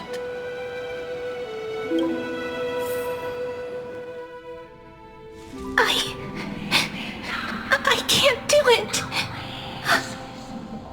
Their voices, they pierce my ears. The pleading, the thanks. I know that feeling, child. I was once as lost as you are now. But you must respect those walking towards death, just like how you should respect yourself as the Holy Maiden granting humans glory and liberation. What you're asking me to do is no better than the task of an executioner. And yet you want me to respect myself. No matter the titles, I am still taking away human lives. This won't be the first time that Edonia's fanatical nether warriors have faced death. On the contrary, recruits new to the battlefield often run away from their first fight. Death is the mightiest and gravest power in this world. The fact that you can wield it means you are deserving of respect. That's such a twisted reason. Then let me tell you a story. In Idonia, the great swords commonly used by executioners are called Draconian, in memory of Dracon, an elderly executioner. The sword has 3 air holes along its body. If the sword is swung down swiftly and accurately, the holes would make no sound, and the executed would also depart this world quickly and painlessly. But should the executioner have any hesitation, the holes would produce a piercing whistle. On that cue, the screams of the executed are sure to follow. Every executioner after Dracon is to hone their sword skills every day in preparation of future executions. Every swing of their blade must be more resolute than the last, for failing to do so will bring pain. Pain for the dying, as well as pain for themselves. No. I can never get used to this. You misunderstand, child. I am not telling you to get used to it. I'm asking you to consider the source of the dead's suffering and use that knowledge to fortify your future touches with more and more determination. Go, walk with the dead and love them as you love life. Then you'll know them. Please, don't kill me. I don't want to die. This is your duty. Remember, consider the source of the dead's suffering, then give them the respect they deserve. Thank you. I beg you, don't listen to her. If you cannot learn to accept death, then Idonia has no place for you. This is your last chance. Do it. No, please. I don't want to die. Please. No.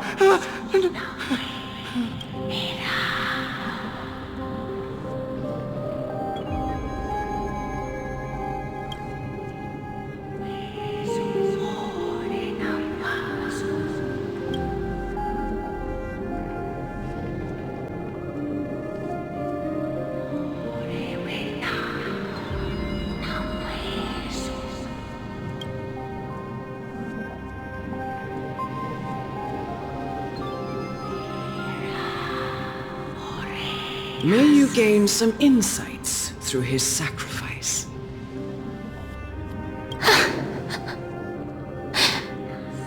Is this all? No. Come with me. This is just the beginning of your life as the Maiden of War. You executioner!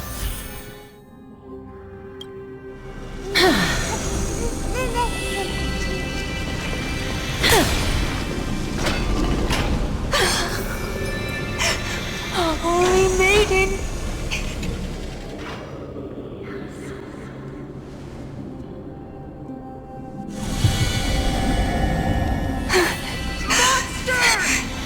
Thank you. Do it then, executioner. You heard him.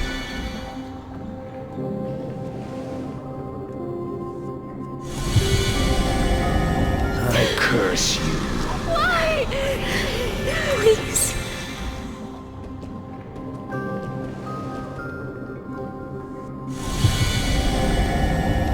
When will this ever end?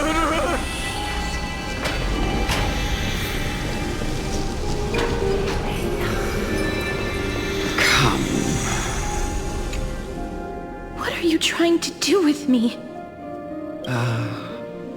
I have aged. The time has come for me to heed the summons of Thanatos and journey to their domain. The final resting place of every Idonian. You're not that old yet. You still have many, many years ahead of you. No. I'm already dead. For I have come to fear my declining health and impending death. Ah, Castoris. Will you give me one last chance to charge towards fear and prove that I am no coward? I can't take this anymore! Child, it was I who brought you here from the frosty plains and set your farcical fate in motion. It was also I, Chief Executioner of Idonia, who forced the heavy duty of executing others.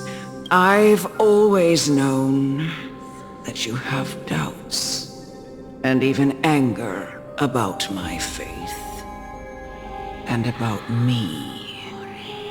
I never had a choice. Indeed. We essentially abducted you. Yet you can end any sinful life with just a touch of your fingers. Shouldn't it be easy for you to escape from here? I'll never do that. It doesn't matter how lightly the Idonians take death, or how readily they accept it. I simply can't do it. I knew I was right about you. What do you mean? I've taught you and cared for you as my own daughter all this time because of this blessing that's been with you since your birth. I know no one else in the world would understand the weight of life and death more than you do. In the eyes of an Idonian, death is the end of all life. A destination we will all eventually reach. Humans should not resist it, but learn how to face it. You can only live your life to the fullest after understanding this principle. And when you do, even if you eventually leave Idonia's protection, even if you must carry the curse forever, you can live with your head held high, like everyone else. No! How can I? Come now. It's time. I've already taught you all that I know. Show me that you are a fitting holy maiden. Or at least, that you possess the resolve. Come now. It's time. I've already taught you all that I know. Show me.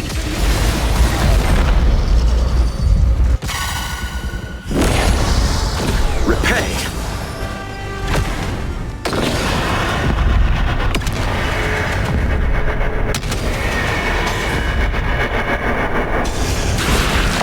Bloom.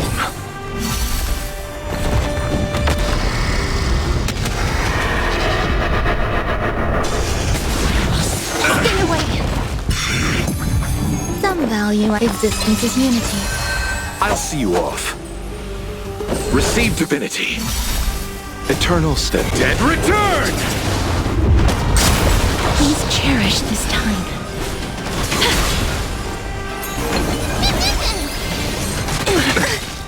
Every petal, all will be swept away by the wind.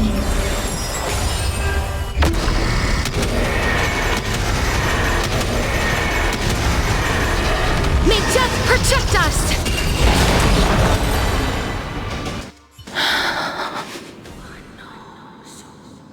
This was the last time I followed her command. I gently touched the elderly woman before me. The executioner, who had seen too much death, died the same way as everyone else. A gasp for air, a wistful look in her eyes, and a barely perceptible tremor in her fingertips. Elder Amunet, the person who tried to teach me about death, ultimately vanished like dew in the morning mist. She spent her life embodying the beliefs of the Idonians, and when death finally came, she embraced it exactly as their doctrine had taught. I have nothing but respect for her. I erected a cenotaph in her honor in the marshes outside Idonia's city walls with the others I had laid to rest. Then, I set out once more in search of Thanatos. It was a long, long journey. I heard so many discussions about death along the way. Life finds meaning in death.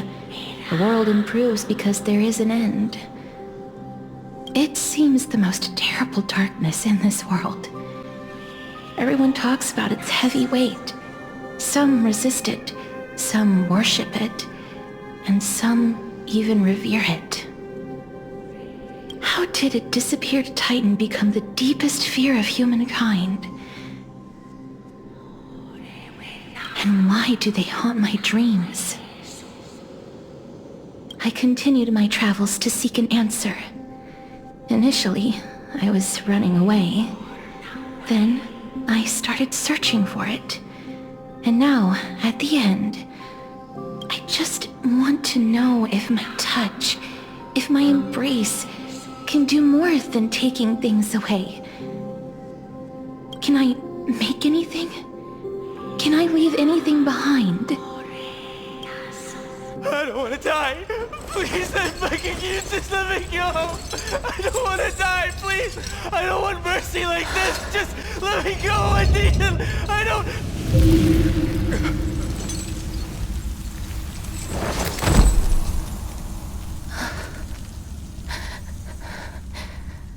I hate these icy hands.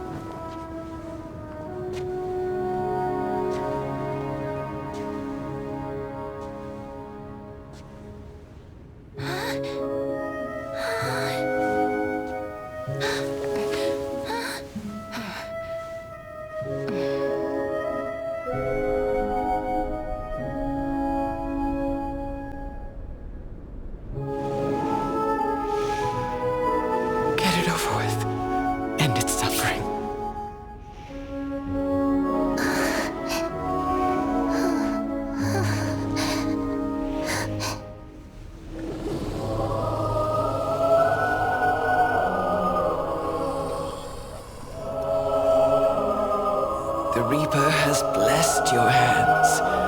Only you can grant them peace.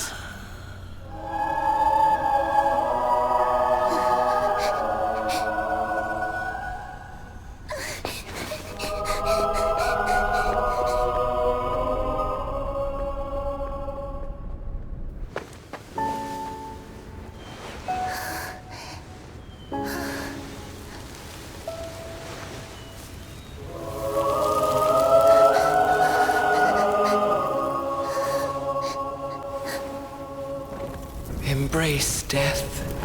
Walk alongside it.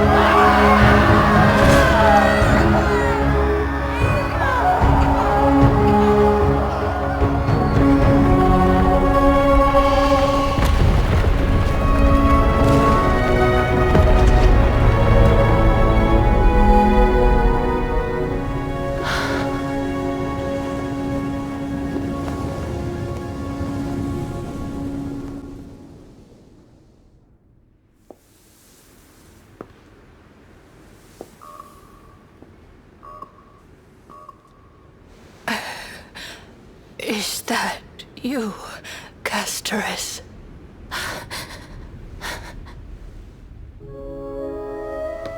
All of them have gone, heeding death's summon, crossing into their domain. I must go too. I don't fear it, just regrets. Watching people leave this world again and again, it must be lonely for you. You must want to desperately embrace them before they go.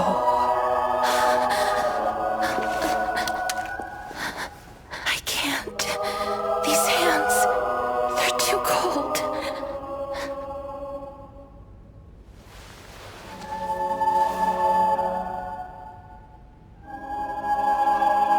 But Big Sister Castoris, your hands are so warm. Just like anyone else's. So go on. Don't hold back. Give me a warm hug.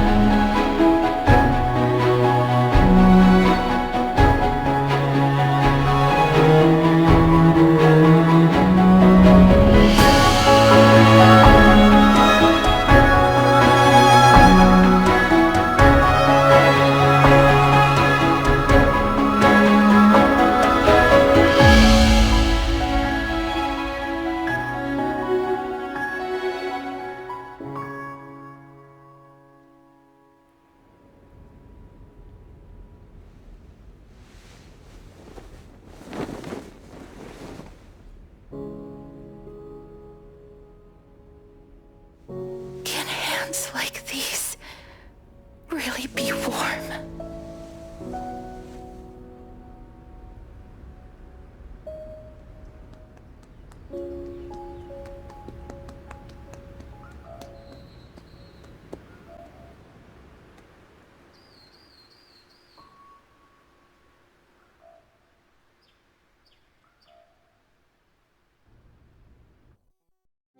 On the day that Oronix's trial ended, you must have had many questions. I felt just as confused. Why, as someone from beyond the sky, were you so cruelly dragged into Amphorius's fate? I wished I could take action, but no matter how hard I try, I cannot simply interact with the living as ordinary people do. Even when we brushed against each other unintentionally in the grove. And it was obvious that nothing had happened. When an almost unattainable hope finally welled up in my heart. When I thought that perhaps my touch would no longer bring sorrow, fate declared to me, it wasn't that the curse of death had finally been lifted, but that your soul no longer belonged to this world. And there was nothing left for my hands to take. Nothing. And did I really think this time would be any different? It's not that I don't understand this reality, just that I'm unwilling to accept it. Having walked such a long road, I am still unable to find the answer to life and death. I am resigned to eternal despair. Anything I wish to hold on to, death will inevitably wrest from my grasp. From that moment on, I lacked the courage to confirm it again. Until Oronix laid bare the cruel truth before us.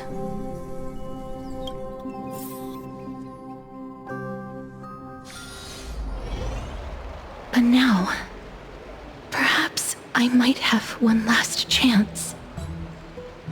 Long ago, Trinan read a prophecy to me. At the end of the Sea of Flowers, the souls of the living shall warm thy fingertips, and after an embrace, there shall be eternal separation. I found no surprise in it. for her words sounded not like a foretelling, but a perfect reflection of my past. Embraces in this world are born of reunions, yet my touch speaks only of farewells. In that moment, I had no doubt that this destiny would weave itself through the entirety of my life. And yet, things have taken a turn for the better. Now that I can finally have an audience with Thanatos, perhaps I can rewrite the meaning of that fated prophecy. I have no reason not to give it my all. For your sake, and for my own.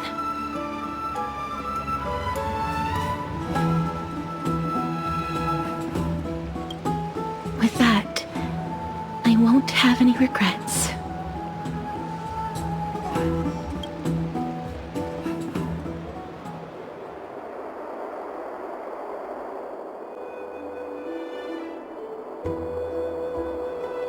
Let's put that aside for the moment. We've arrived. I want to retrieve a small gift I specially prepared for you. I made it myself, like the trinket I gave Lady Trianne.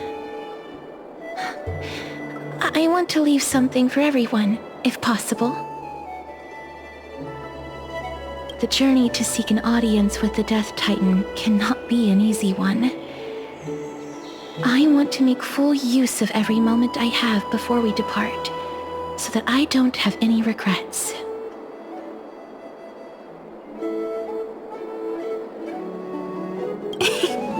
No, it isn't. You'll know when you see it. Look, it's right there. Huh? Where did it go? What's going on?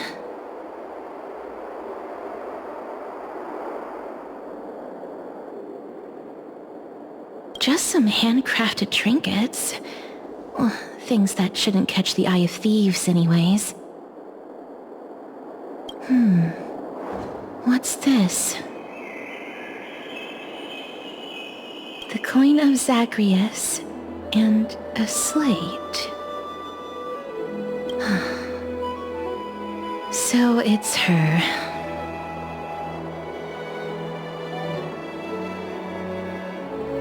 No doubt about it.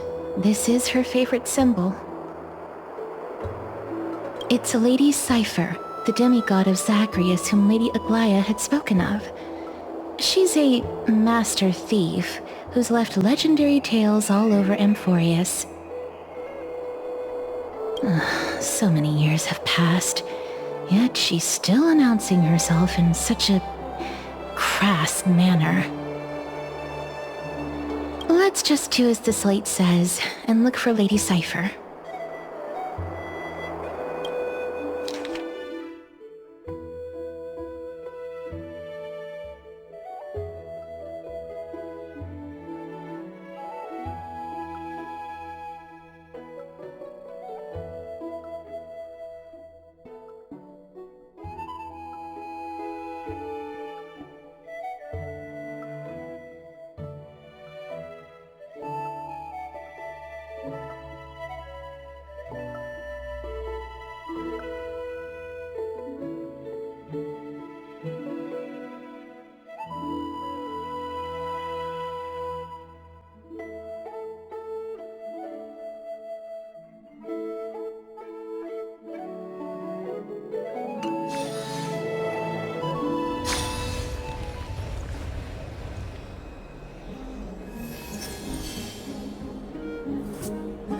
Look, it's right there.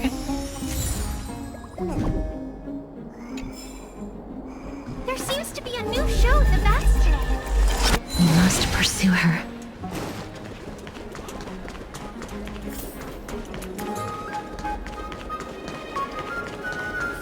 Huh? This is a trick she left for us.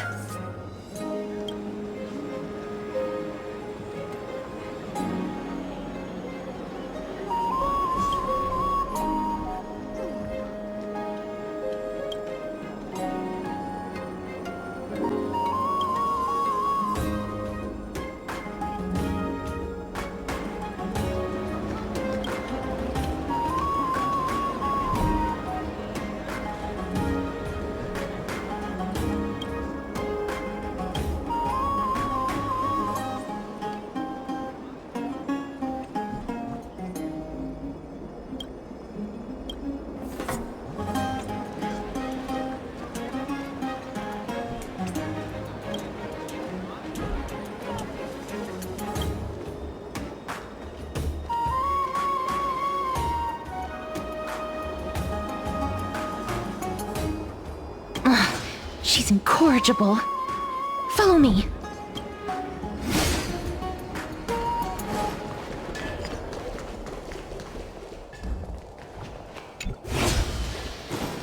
This is how it should be. We must pursue her.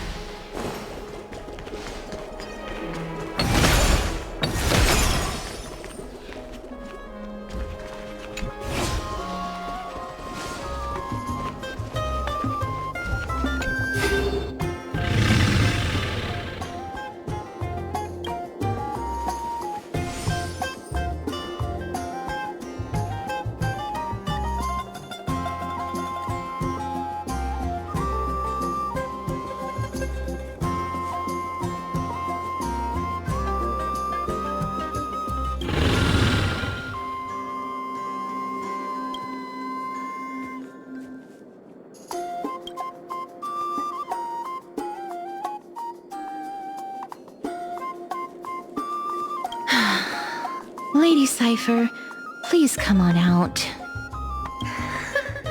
You're still careless as ever. Shouldn't you keep such a precious gift near your bosom? Since you know it's a gift for someone else, please give it back to me. Stop hiding among the people and letting the wind carry your voice. Now, since I know it's a gift, that just means I need to milk its worth.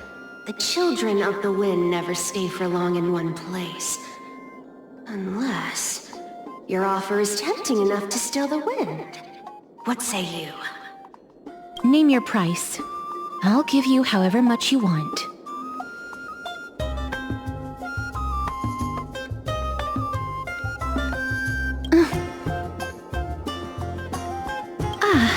I'm sorry. Bargaining is really not my forte.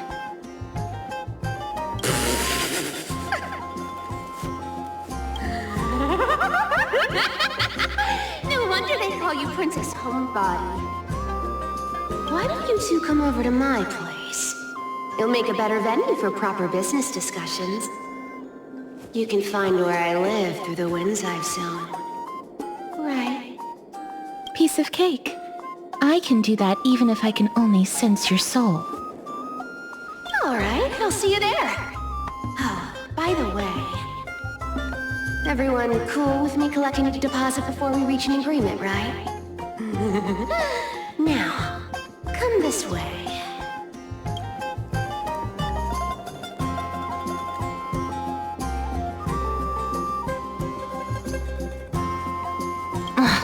She's incorrigible. Follow me.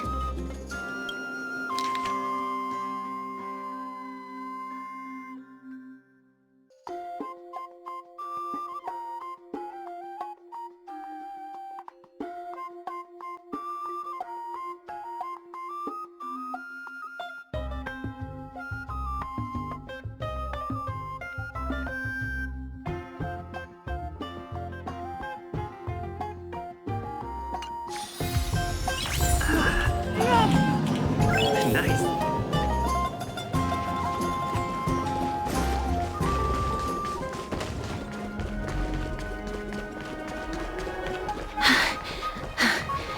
Here we are.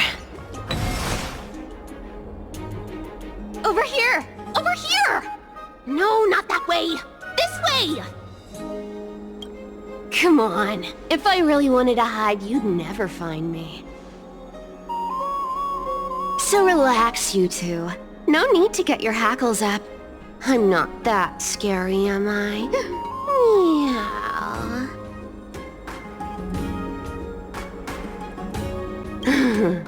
No way. Some people might have been into that a millennium ago, but it's long since gone out of style. Loosen up, buddy. Shall we get down to business? Give me the jewelry piece first, or everything's off the table. The materials are nothing to wow at, but the workmanship is superb as always. You're still skilled as ever, even after all this time. And you've put a lot of heart into this one. Mind your own business. Oh, come now. Don't be so upset. Relax. Relax. Look, isn't the view here just great? You can see what everyone is doing and where they're going, and they won't even know you're here. Now that we've broken the ice, let's get to the point. Everything I've said so far has been a joke. I'm inviting you two here for 3 things. 1. The seamstress found me and wants me to take you to Styxia to look for the Death Titan. 2. The Council of Elders also found me and wants me to make sure the core flame of Thanatos ends up in their hands.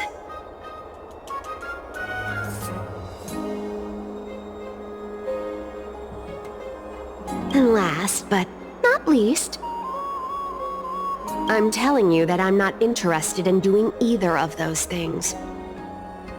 Don't go look for the Death Titan. The end.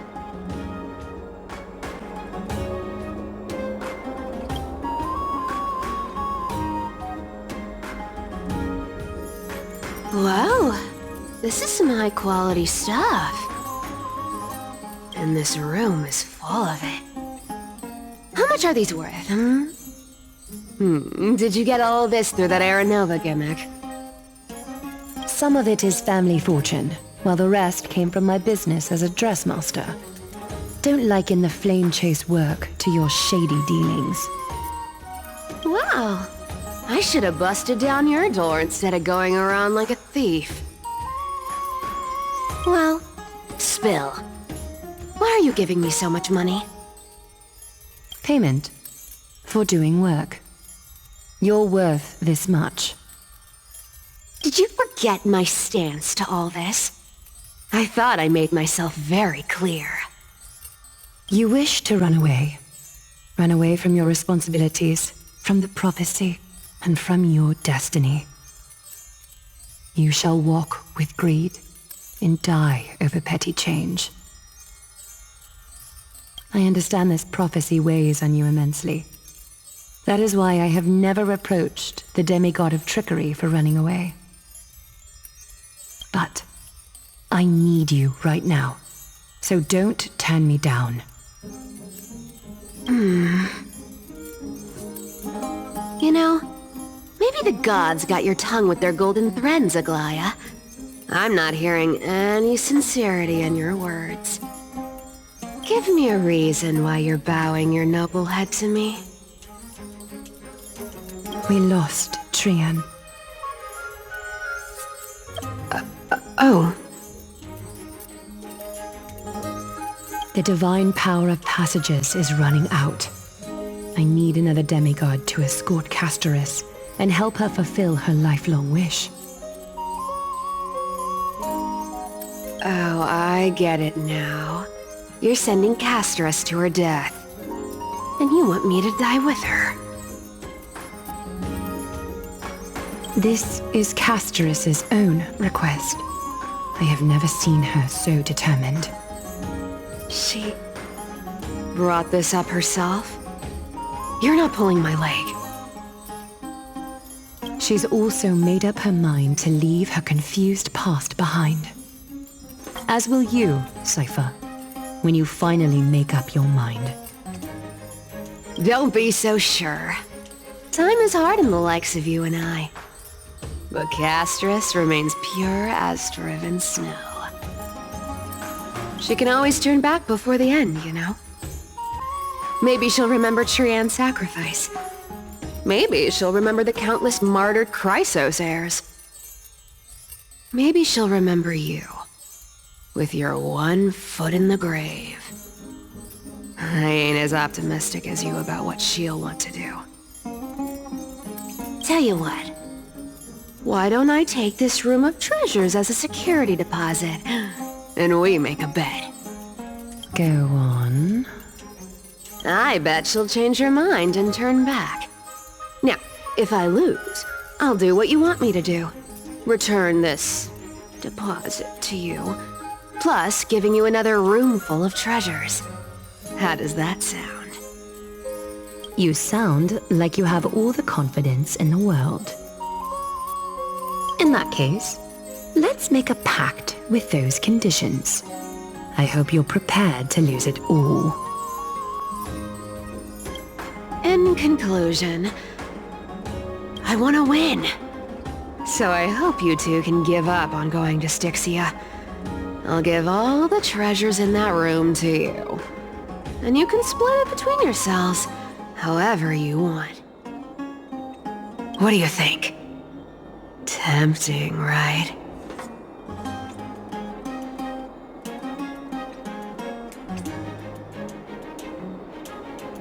I decline. If we don't find the Death Titan, his soul will... Oh? I can't go into the details, but we have to go to Styxia. I really don't get how. Princess, homebuddy, you keep talking about needing to find Thanatos, about getting rid of your curse, and you don't care about anything else. But did you ever live for your own pleasure? Even for just one day? What are you trying to say? I'm saying, contrary to your beliefs, Aglaia didn't take you in just so you can die for her heir Nova. The flame chase journey walks hand in hand with sacrifices. Isn't that why you're always running away from Lady Aglaia? Fine. Never mind. We all have our own problems. I ain't gonna say anything anymore. It's not like I was gonna honor that bet anyway. But listen to me. Styxia is no tourist destination. Sure, the treasures buried in there are 10, no, 50 times richer than Aglaia's vault. Yet, I've never been there. And I never plan to. Because even a demigod can't be sure they can walk out of that place alive. And now I'm supposed to escort you to Styxia. Sure. Pay up.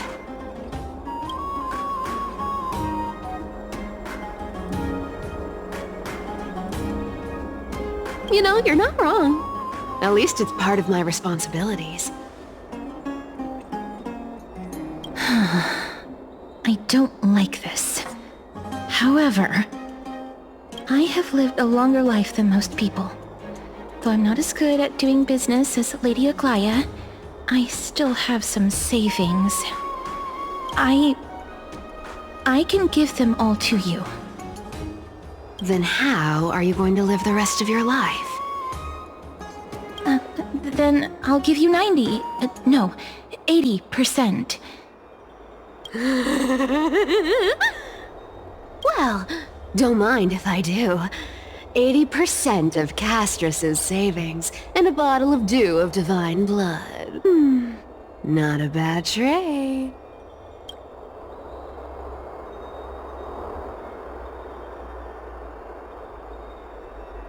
I'm so scared! Can you even catch my tail? Here! Catch! Be careful with that! A minor change in plans, though. Don't go to the bath tomorrow. Come look for me at Akima's city gates instead. So, why are you changing the meeting place? Oh, nothing really. Just a bit scared of the seamstress's frosty face. I wouldn't stay a second longer in Akama if it were up to me. Well, now that we've struck a deal, why don't I give you guys a lift back? It's gonna be a long ride. So have a good rest.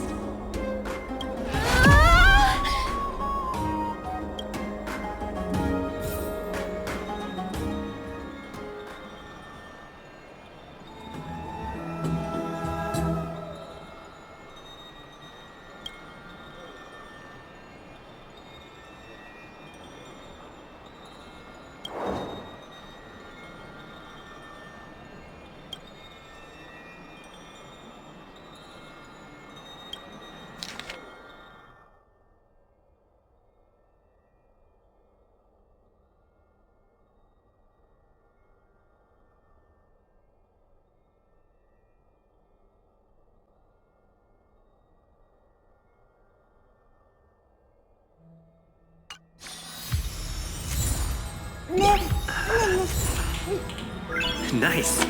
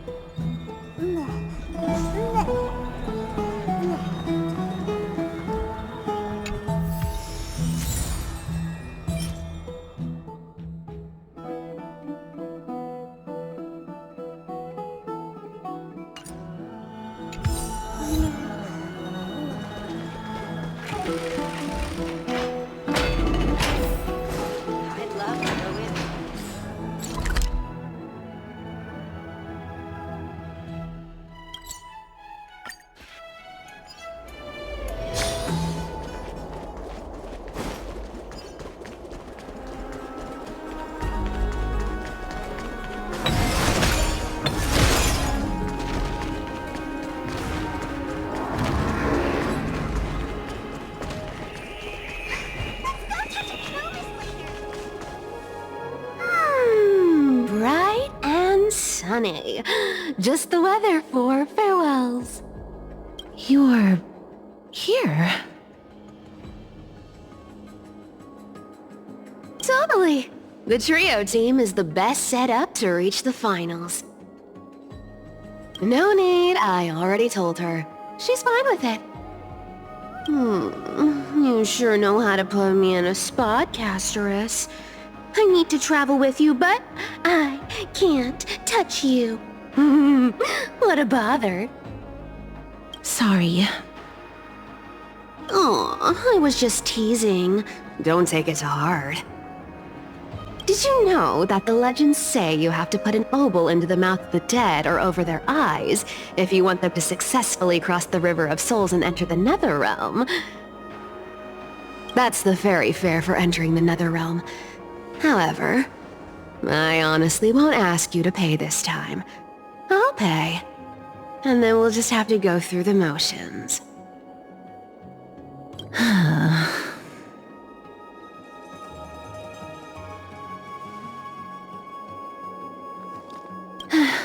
Don't worry. It's not a lot. All right, pass me the coin. It's time to get the gods' powers going. A fleet-footed trip to the Netherrealm. Here we come. Oh, one last thing before we go. I gotta give you this piece of advice. Especially to you, Princess Homebody. You can't catch the wind by waiting. You only live once. So make the most of every moment you have. Get ready. Be steady. Hi, your turn. Don't be nervous. After all, he'll be gone in the blink of an eye.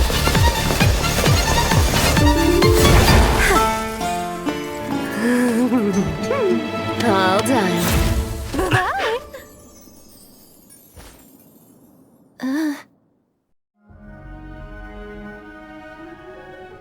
Are you feeling all right?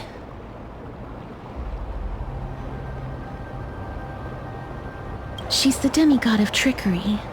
When she flips the coin of whimsy into the air, she gains incredible speed that lets her travel anywhere in an instant. Just like how she clearly had no intention of lingering here for even a second longer. We can only depend on ourselves for the rest of the way. Don't worry, Mem's here to help.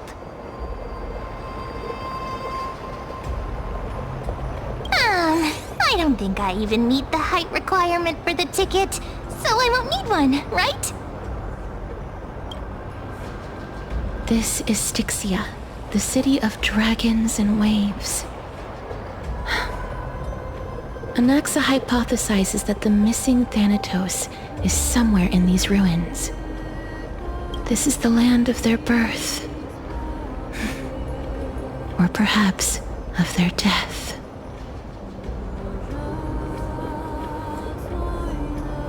Anaxa had used a secret alchemical art to temporarily fuse his soul with Circe's and Kephae. And when he was on the verge of death, he was pulled by Thanatos and caught a glimpse of the flowing river of souls. This alchemy, considered a sacrilegious act, might actually make the souls of mortals and titans attract each other. Even though Thanatos has been missing for 1,000 years, and even their followers haven't been able to find them. Oh, so are we going to use that Philosopher's Stone to conjure the Titan? I guess that's the only way. The only leads we have now are the name of this city and the fairy tale about the dragon. Thanatos is even more mysterious than I am. Indeed. Even one as erudite as Anaxa could only point us to this place, and no further. We will be entering the unknown as soon as we take our first steps. But that won't be the first time in my long journeys. I believe that, rather than standing still, taking action is by far the better option. Perhaps fate might take pity on us today and show some compassion.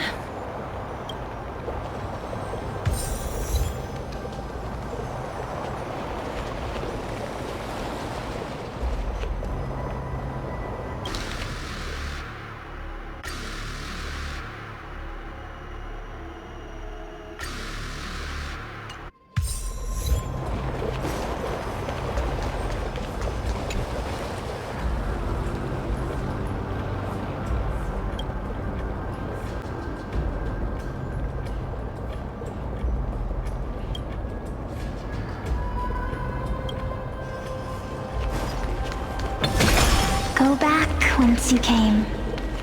Go back. Ahead lies the realm of the dead.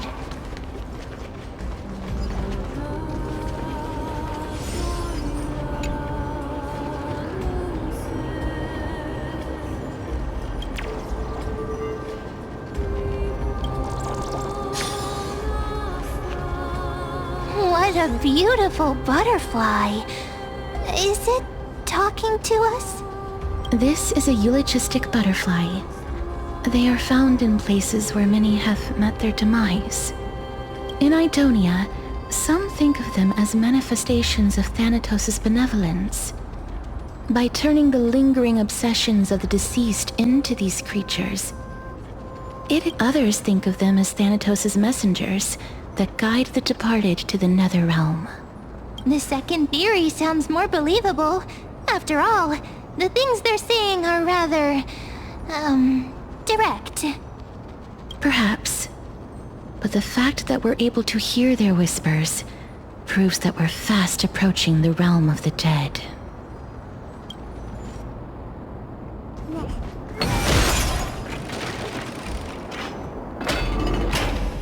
These shadowy figures... are they illusions reflected by the River of Souls? Do you want to buy any fish? Huh? He can see us? Wait. More living people. I'm not selling my fish to living people. You lot are too shameless. Buying fish without paying. If I ever see her again, I will... Could it be that... you're all dead souls that never achieved rest? The nether realm does not exist. Titan rejects you. Me. So, do you want to buy any fish? But there aren't any fish nearby.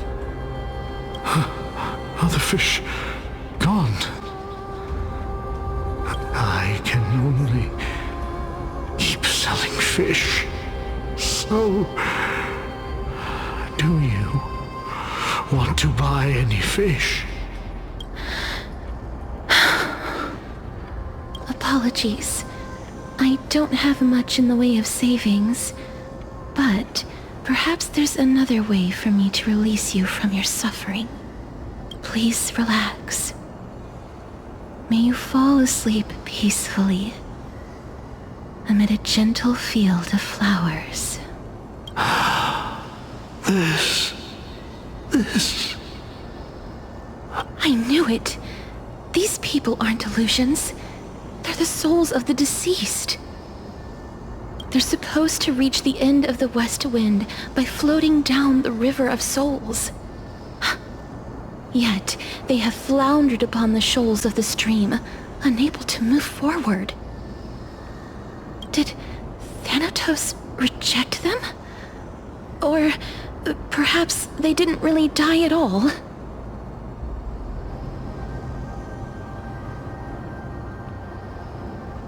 I have no idea. This circumstance is completely unprecedented. Hang on. Didn't he say more living people? So that means he's seen other members of the living apart from us? Could it be that these souls are stuck here due to someone's deceit? If something is done out of goodwill, are you really gonna call it deceit? Goodwill? I can't see anything good out of... Wait a minute. Lady Cypher? That's me. Could it be that you are the living being that those souls met? I couldn't take their behavior anymore. So I stole some things here and made up some lies there. Just trying to give them something to look forward to, you know? It's because of vile living creatures like you that we're being misunderstood by all of them. What else am I supposed to do? You can see the mess this place is in. These poor souls are denied by the nether realm. So now they're stuck in a few brief moments of their life. Unable to move forward or back. Did you see those two blacksmiths on the way? They've been here for as long as the sun's been around, wailing over and over about casting a shield. Styxia is so freaky. Then why have you come back, Lady Cypher? Hey, I'm not here to aid your adventure. I hate water more than anything else in this world. Especially that stinky river of souls. But, I just discovered some stuff before I left. And I reckon you should know about it. It's about that boy who defied death. I found traces of him here. Lord Mighty? Oh, right! That's his name. Well, now you know. As for whether that info is actually useful, that's for you lot to figure out. So long, Princess Homebody. So long, Grey Mystery. Huh? She disappeared just like that? Lady Cypher has always been a free spirit. In any case, she has brought us some valuable information. If Lord Mighty is also somewhere along the river shoals right now, then he will certainly become our signpost. After all, he's different from those wandering souls. He will find his way, even in the realm of the dead. Don't worry, it's time for me to shine.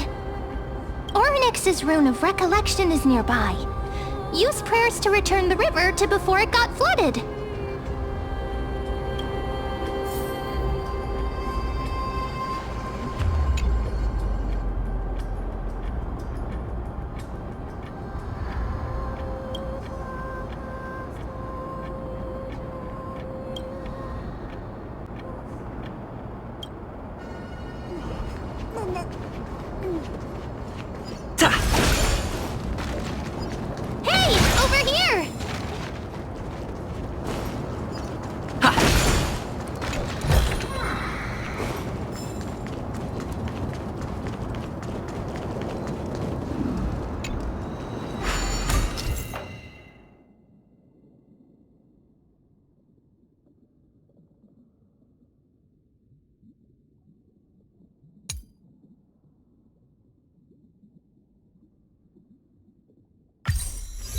Oronix's miracle has appeared. Amazing! It's like we're inside a giant bubble. Even the river got parted.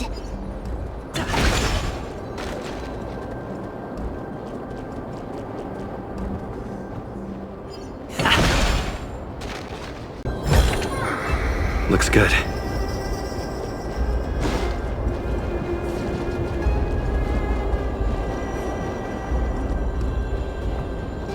There are wandering souls of the deceased here as well. We must first return to the present before we can communicate with them.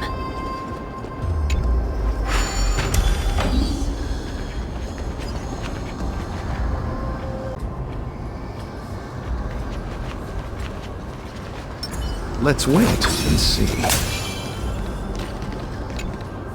Ah, by the looks of it, you must be the foreign warriors that the Queen had mentioned, right? Since the current campaign requires the utmost care, I wasn't able to make time to welcome all of you. Please, forgive me. Foreign warriors? A priestess, a warrior, and a divine beast. You look identical to the blessed saviors that the Queen described.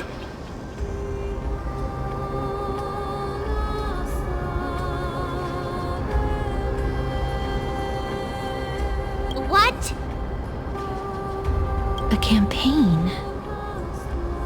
Who are you campaigning against? Nobody knows, as of now. Of the scouts that went ahead, only one has managed to return. He says that the land ahead is a forbidden land that should not be approached, as it is the doorway between the netherworld and the mortal realm. As for the rest of the scouts, they've completely lost their souls and are decaying by the day. While there is still dissension within the city, the scholars agree that this calamity was so unprecedented that it needed to be given a new designation. An unprecedented calamity. It seems that you have indeed heard about this. Well, death is just one of the possibilities. It's too early to come to a definitive conclusion. A world that has never seen death. Looks like these people lived in the era Chrysia before the Calamity Titans descended upon the land. May I ask, where is the scout who managed to come back? So he returned to Styxia. He only had enough left in him to last no more than half a day. However, it was his intel that convinced us to rally together.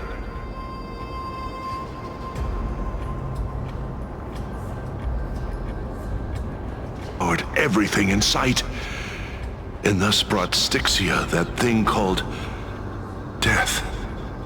Styxia? An evil dragon that brings death? It all sounds rather familiar. Wait, wasn't this part of that fable? Sir, could I ask how the Queen and Princess are doing? The Queen?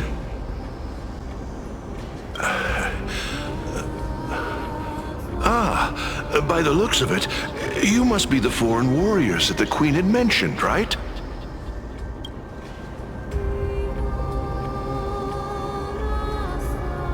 Oh, it's the same lines. Looks like he's still trapped in the moments before his death. Leave it to me. Sir, the war ended long ago. Styxia no longer exists. Styxia is no more? This cannot stand! Newcomers, hurry up and go take your positions! Oh, looks like it's difficult for this gentleman to accept reality.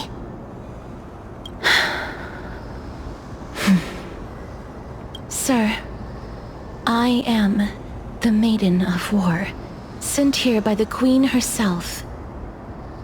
If you accept my blessing, then today's battle will be smooth sailing. Maiden of War? I've never heard of this. There's little time to waste. Please don't take too long. Don't worry. I'm typically unwilling to prolong such a moment.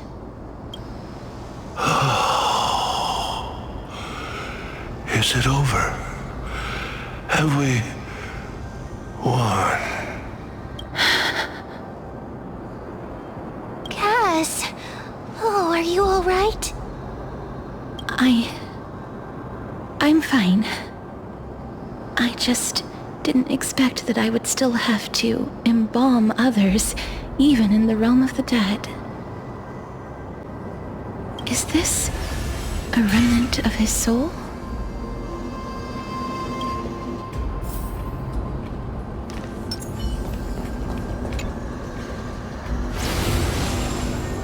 Well then, why should I place my trust in you?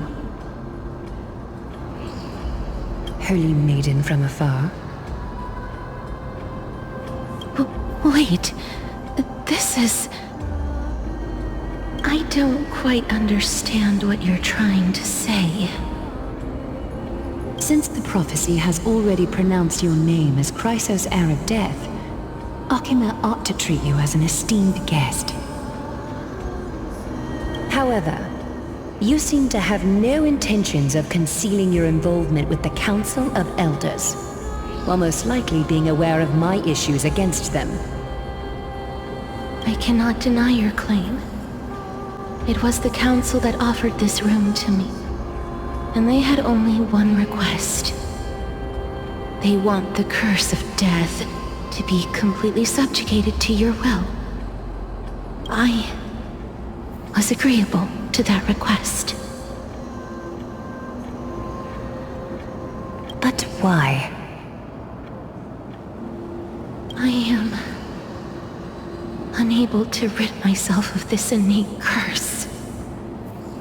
However, from this day onward, I shall use it according to your will.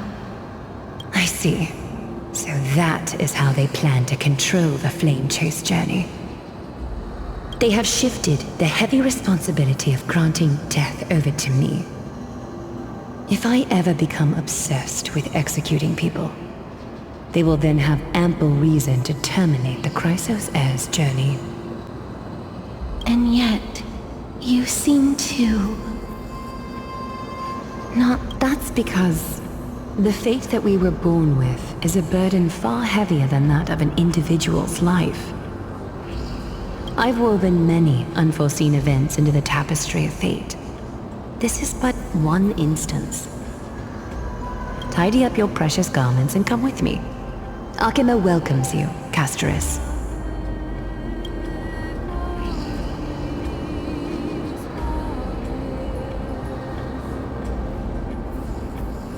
didn't think we'd find vestiges of memory here. Maybe they've got something to do with Oronix's rune? Perhaps, but I do not need a reminder from them. This memory is one that I will never forget.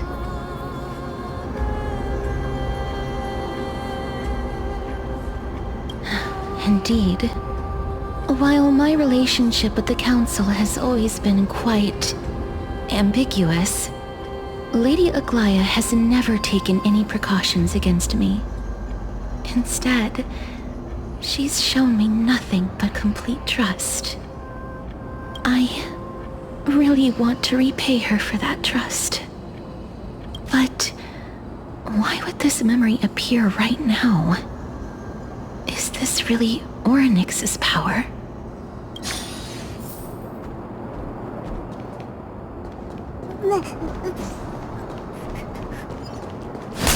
Could these dead monsters actually be... If Lady Cypher is to be believed, this could be the handiwork of Lord Mighty. Ah! Why are the Black Tide monsters here too?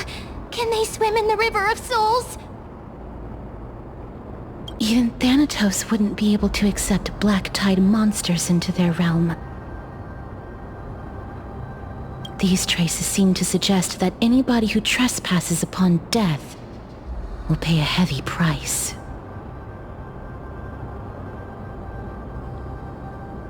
Since the realm of the dead must remain peaceful, it's imperative that we rid the place of such discordant noise. Please stay back. Let me deal with these enemies. Repay! Eternal. You chose the wrong end.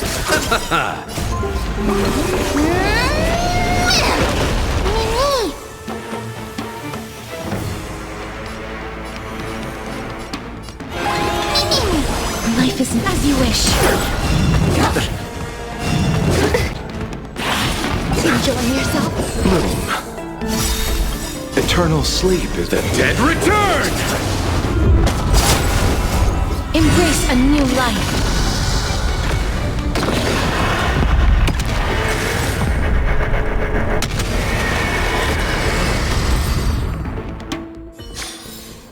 May wandering souls find their... The path ahead is blocked by the River of Souls again. In that case, let's go back to the past. This miracle sure is handy. This is yet another aspect of a Titan's divine power. Let's wait and see.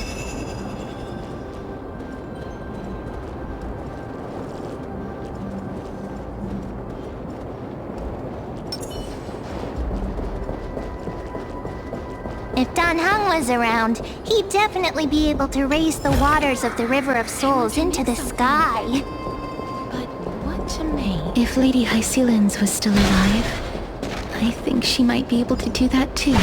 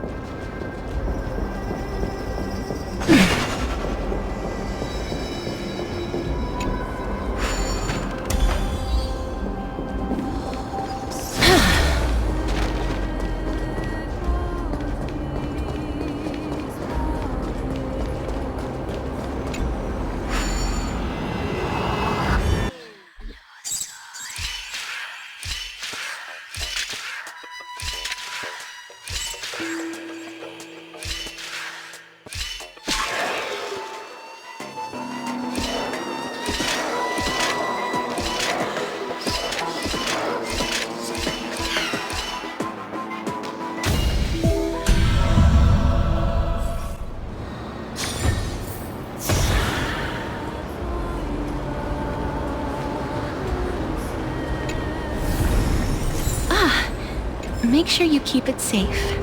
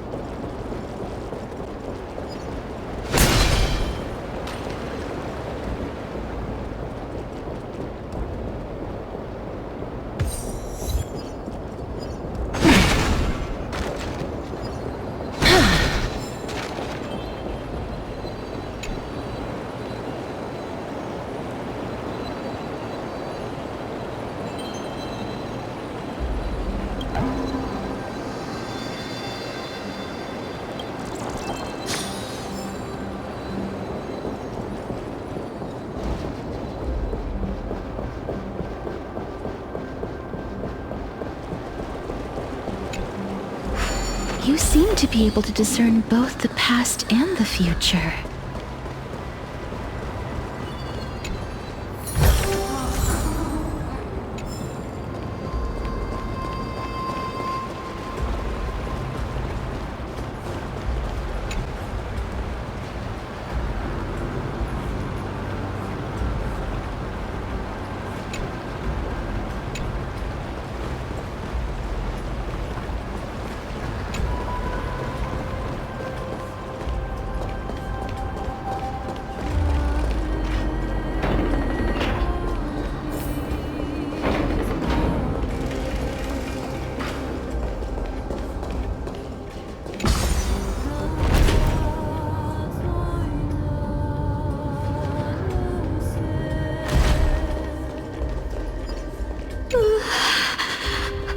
Why isn't there a god yelling in the distance?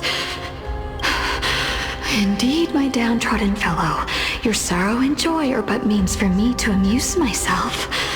I will at least derive some comfort, if all the tears that I had shed were determined by some mightier being above. It's... you people.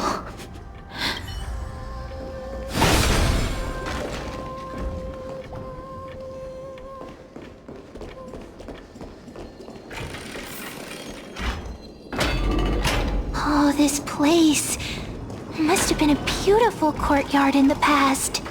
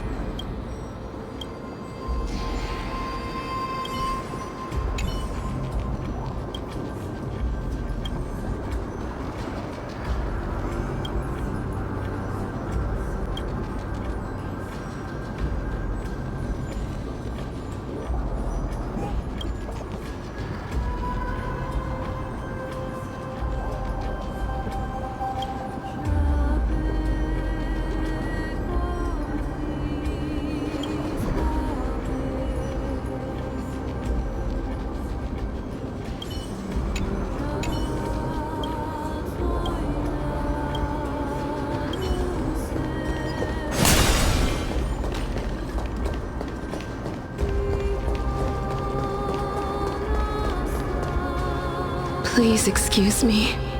I am but a scholar from a distant land who had the misfortune of falling into the River of Souls and turned into a member of the dead. Huh? This one seems to know that she's already dead. Oh, I was merely speculating. But it seems I was right. And you... I recognize you. You're the Holy Maiden of Death from Idonia, right? I'm sorry. I cannot bring you back to life. However, should you desire it, I can end your prolonged limbo. I'm well aware of that. Even if you were able to revive me, I would never choose that option. That's because I didn't fall into the River of Souls by accident. Instead, I leaped into it to seek my death. Why? If you could see the life I've led, then you would not reproach me so. My life was far too miserable. But I did not expect things to stay the same even in death. What a joke. In escaping my mortal life, I've entered a millennium of pain instead. Circe's above. What cowards humans are. For we fear both life and death simultaneously. I'm sorry. I am also powerless to answer that question. That's all right, Holy Maiden. At least you are able to respond to me. Please, grant me death. Circe's above. Does this count as thinking till the moment I die?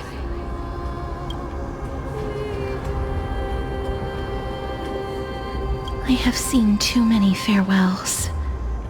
Her distress is quite commonplace. There are those who will end their lives over what seems to be the smallest of worries. For some people, this power that I possess is a blessing rather than a curse. But I never managed to convince myself of that. Cass, are you still trying to create a world without death?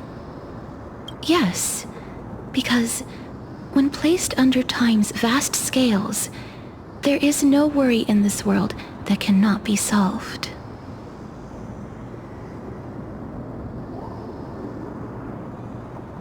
This is a wish that I've held for almost a millennium. My mind might have changed once upon a time if people managed to strike up a friendship with me. But I've never been more firm in my conviction. Now that I've learned about your near-death state, it is my duty to wipe death from the face of this world.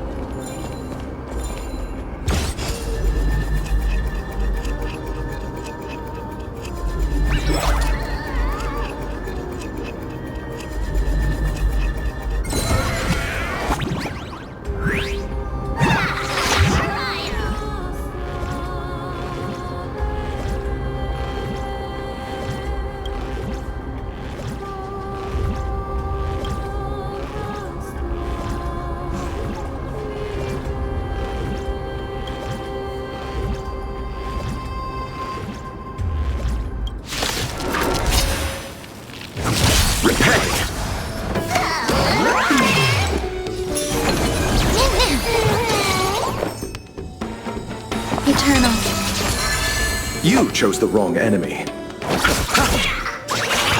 Life is not built here.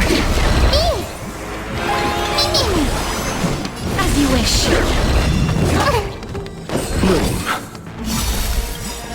Embrace a new life.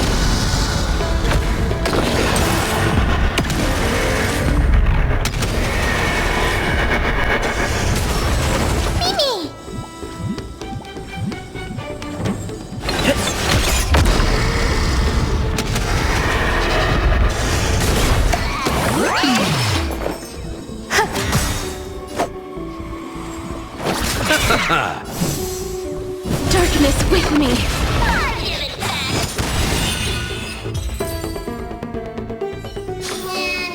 May wandering souls find their...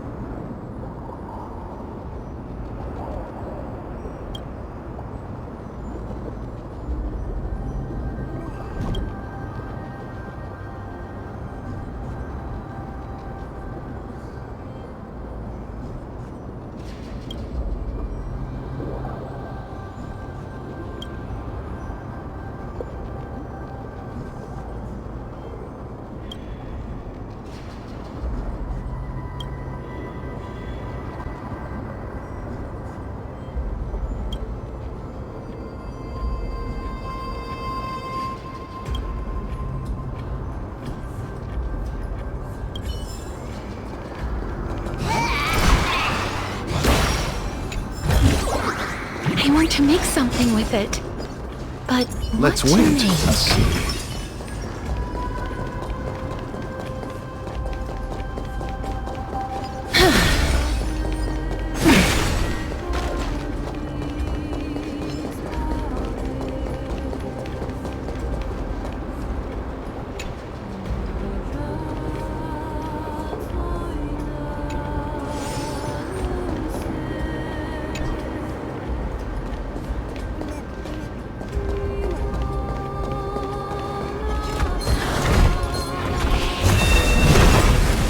Emerge from your cocoon. Receive divinity. I shall remember this Repay. oath. Eternals, the dead return! Every petal. All will be swept away by the wind.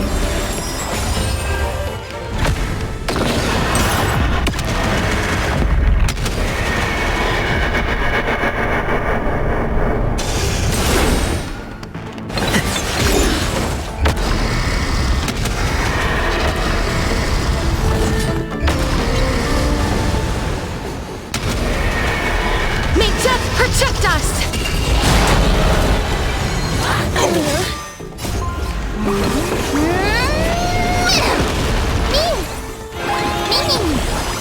Root here. Existence is unity. I'll see you all.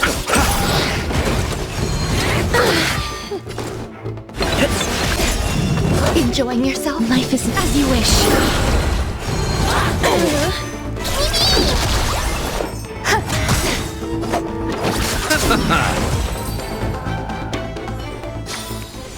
May wandering souls find their own way out.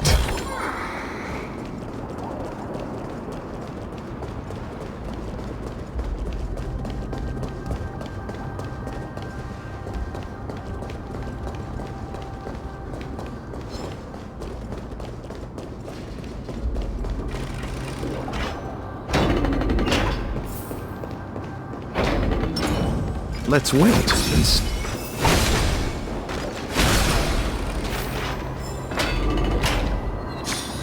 Wow!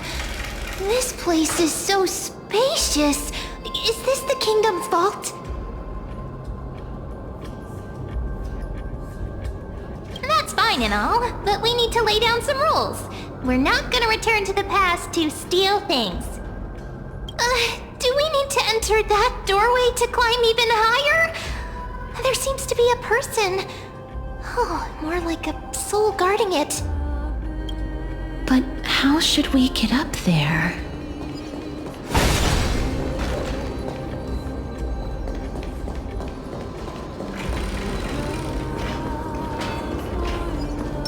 Sound lingers.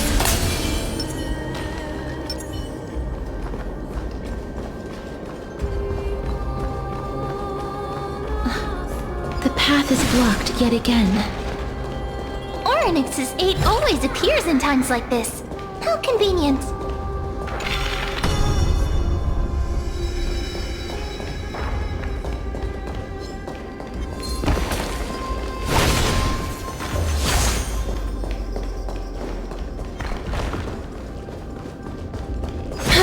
Look! There's even a platform lift over there!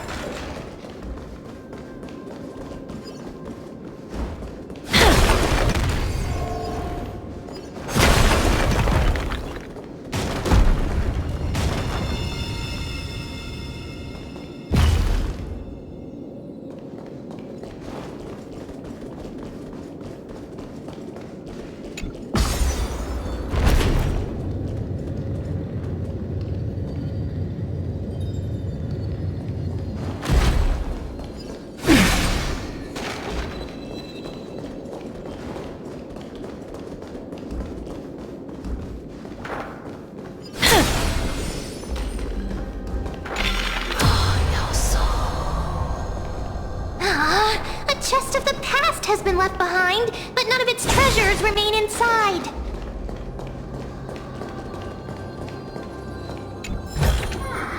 I want to make something with it. But what to make?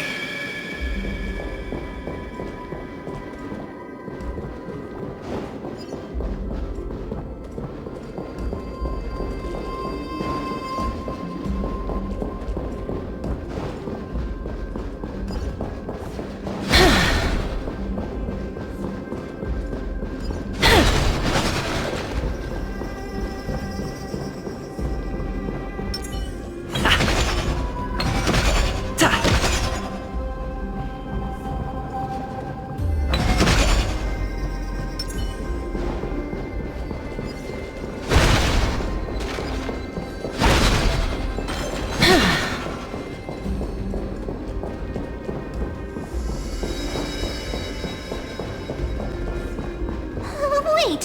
What if the miracle suddenly loses its effect? Mem, do you really want me to answer that?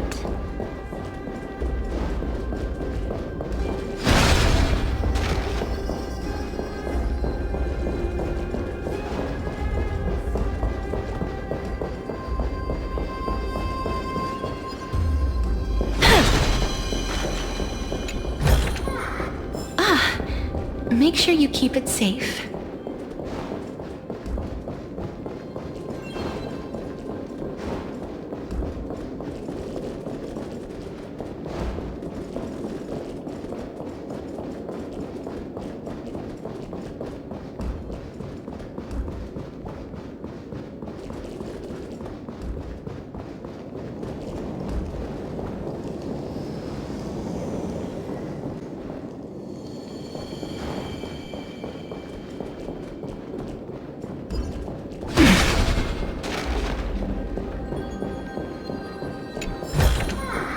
I want to make something with it. But what to make?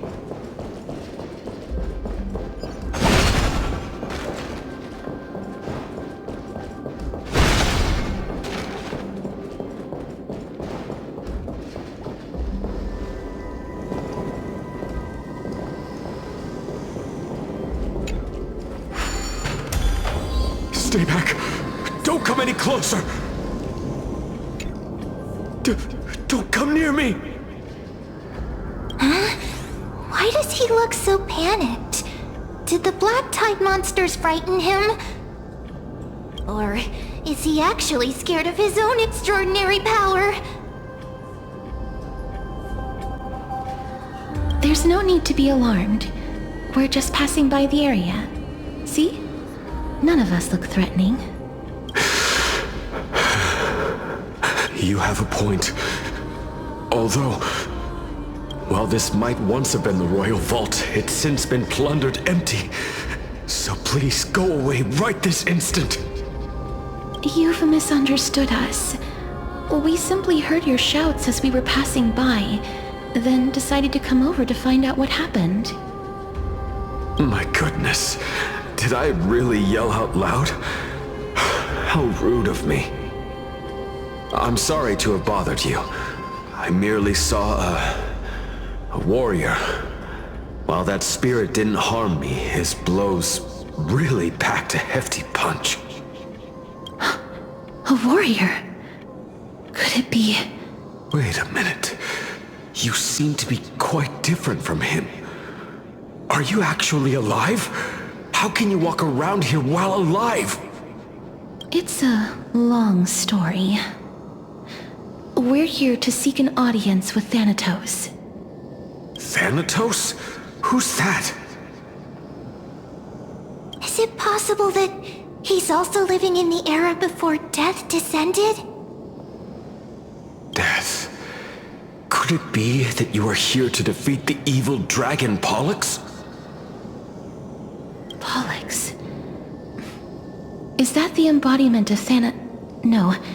Death?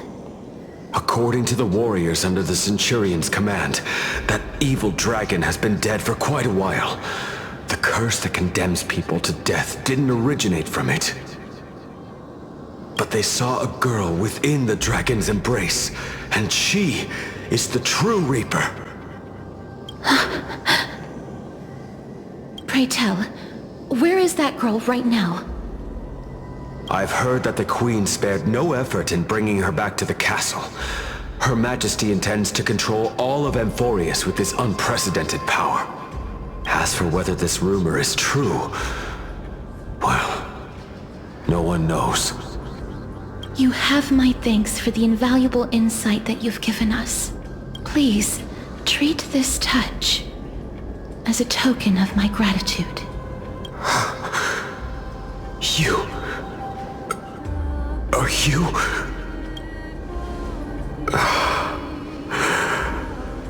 Thank you. This is his...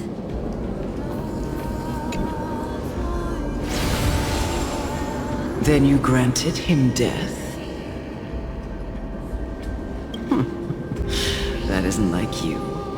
You would have refused even if I commanded you to do so. I don't know. I did it out of sympathy, believing that I wouldn't be racked with agony, but... I am still in a state of turmoil. Sympathy? Sympathy for that youth who triumphed in every battle?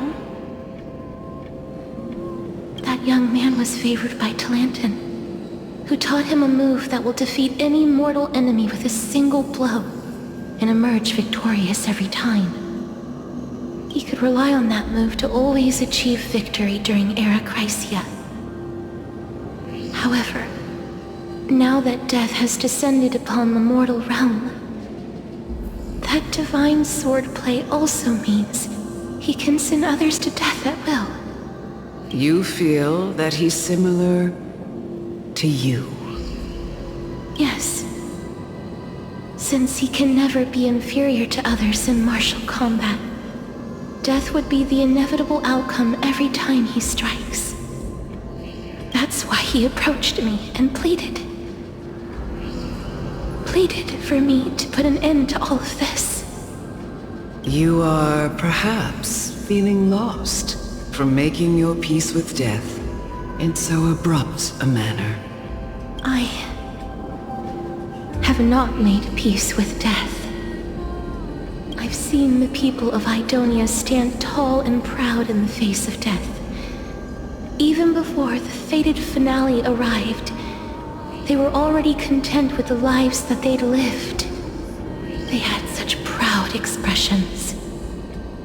Expressions that made me believe death would be an insult to these mortals if the concept is truly a power that a god had carelessly cast down upon the world.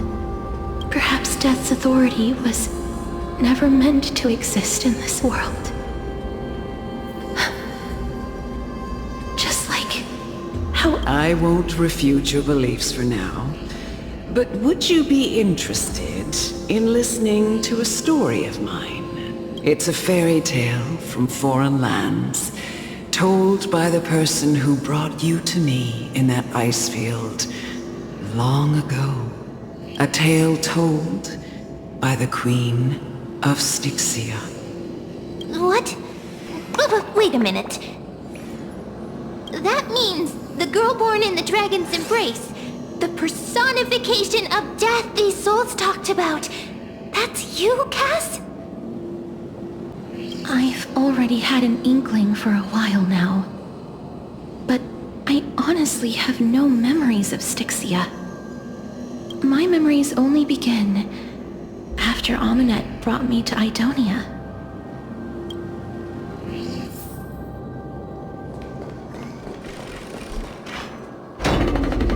Don't look back. Keep moving forward. Always. It's yet... Shut up! Just shut up!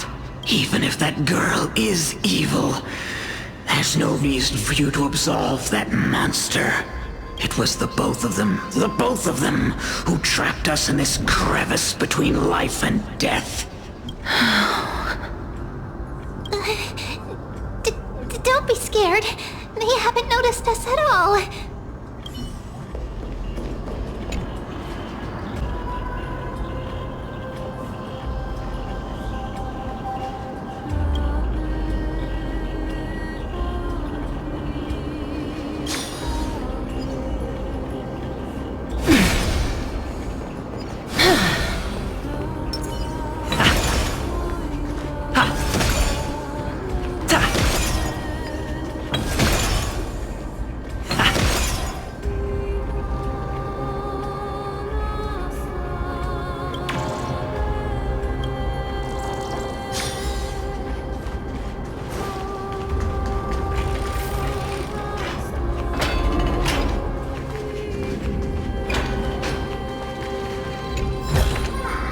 Looks good.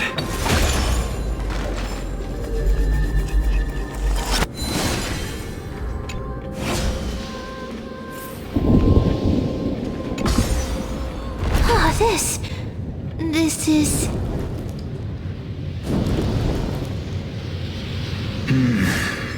Living ones?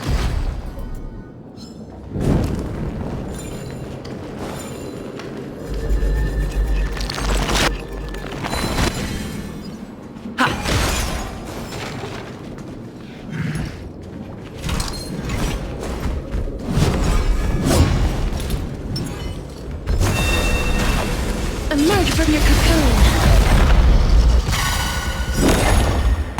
Repay! Eternal.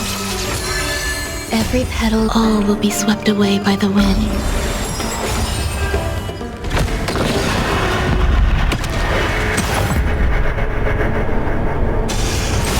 Receive divinity. Eternals, the dead return!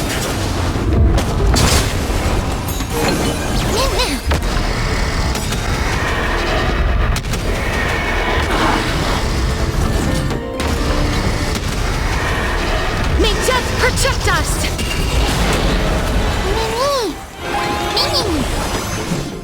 Root here. Grace and elegance.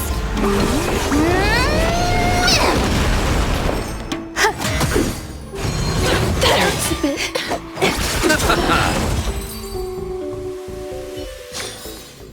May wandering souls find their own way out.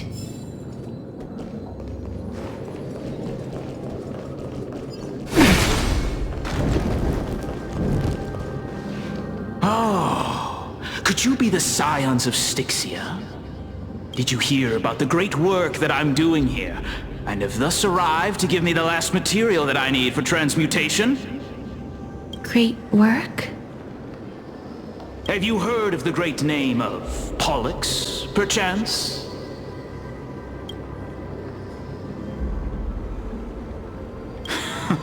You have? Then that's good. During the Age of Myth, a time likely before your birth, I was the unsurpassed zenith of alchemy that none could reach.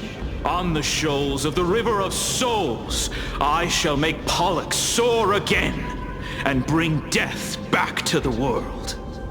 But didn't that dragon already bring death to the world? Oh, looks like you don't know the whole picture. While it's true that the missing girl can grant death to mortals, Pollux, the one who delivered her onto this world, makes it so that humankind cannot die. So, it's just as I feared. This is my guess. The deceased are supposed to drift down the River of Souls until they reach the end of the West Winds. But this River of Souls was blocked by Pollux's fall. That's right. That's why it's imperative that I bring the dragon back to the mortal realm and make it soar the skies again. I have long since prepared my alchemical matrix in the tower. Although, I am still missing the most crucial material of all. That final ingredient, the final sacrifice, is none other than the girl who lives out her days with death. Huh? What's going on? You didn't touch him, did you? I know that I am no longer capable of carrying out that task. Take this, all of you, and please fulfill that great undertaking on my behalf. This... We had been inebriated in Fagusa's feast for too long before we began to seek divine bestowed death, so that we could be freed from the whims of fate. However, that brought doom upon us. Instead of summoning a supreme god, we encountered a monster that cut off the River of Souls. That detestable dragon Pollux denied all the dead from the gates of the nether realm. Unable to rest in peace, these departed spirits engulfed Styxia like a roaring tide. As a result, my city and its people no longer exist. That child is the only person whom I managed to save. Born within the evil dragon's abdomen, she has possessed the talent of death since her birth. Please, you must nurture her to adulthood and prevent her from experiencing all of the suffering that we went through. I promise that I will care for her as a mother, that I will protect her from the evils of death. By Fagusa above, thank you for your kindness. As her mother, please bless this child with a name. Before I am swept away by the River of Souls, please, let me know how I should address her in my next life. Oh. Like how a transient raven butterfly, a fleeting papilio castor, perch castoris. That shall be her name. That's where my name comes from?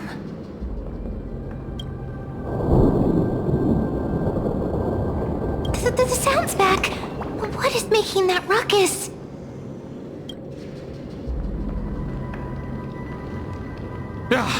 Living ones, don't waste your time bickering. The Netherrealm's wrath is falling upon you. Black Tide Creations. When did they... Mister, please fight them with caution. Be careful not to suffer the same fate as those Black Tide creatures! Everyone, hide behind me!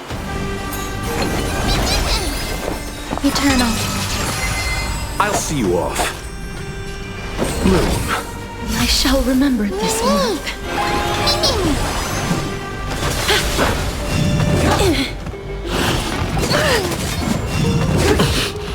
Receive divinity. Repay. Eternals that dead return! There's more to life. You chose the wrong enemy. Embrace a new life. Darkness with me. Every petal, all will be swept away by the wind.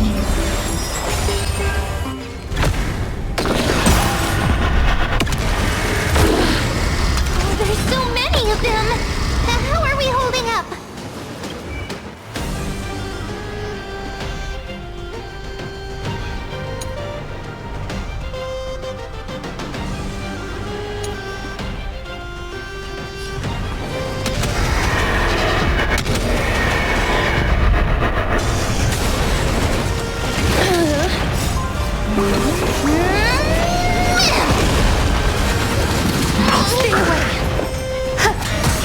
I'll see you off.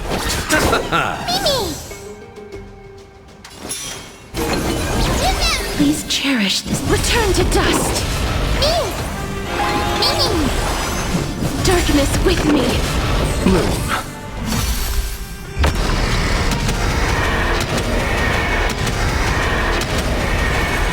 May death protect us. For the feast of strife, upon their triumphant return.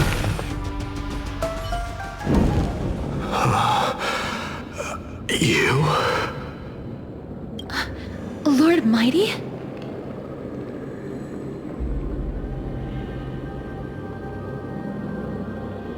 Lord Mighty, you've been through some tough battles once again. That black tide is endless.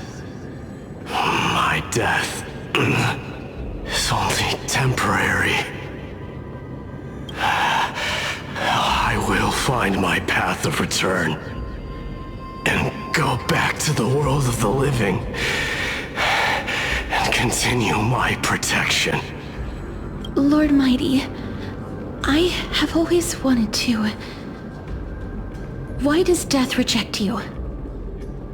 I'm the one resisting it. I must resist the temptation to go with the flow. I'll go against the current and kill my way out of this cursed nether realm. That is my destiny.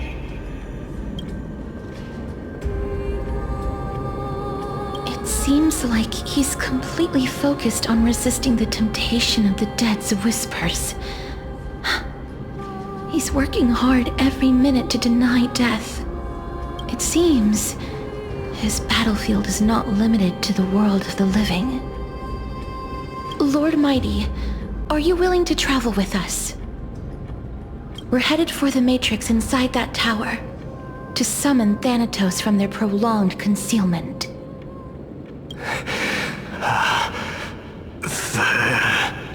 Thanatos.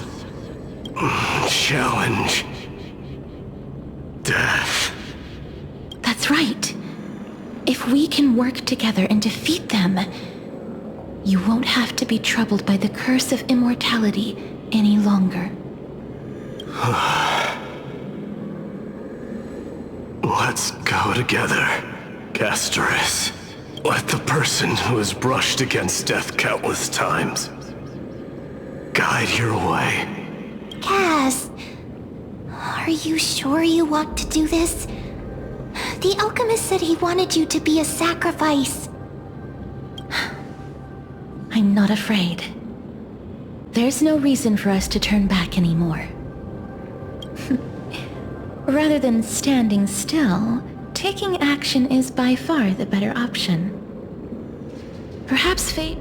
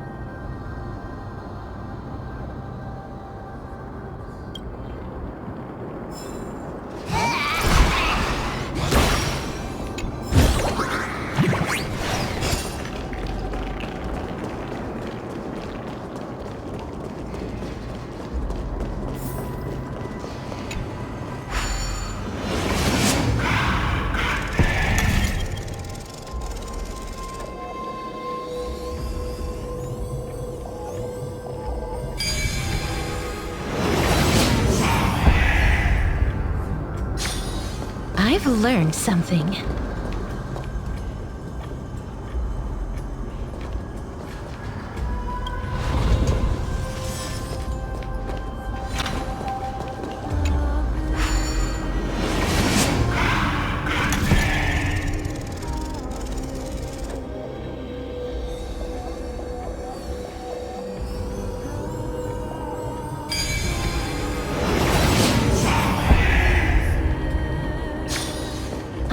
Puzzles like this in books.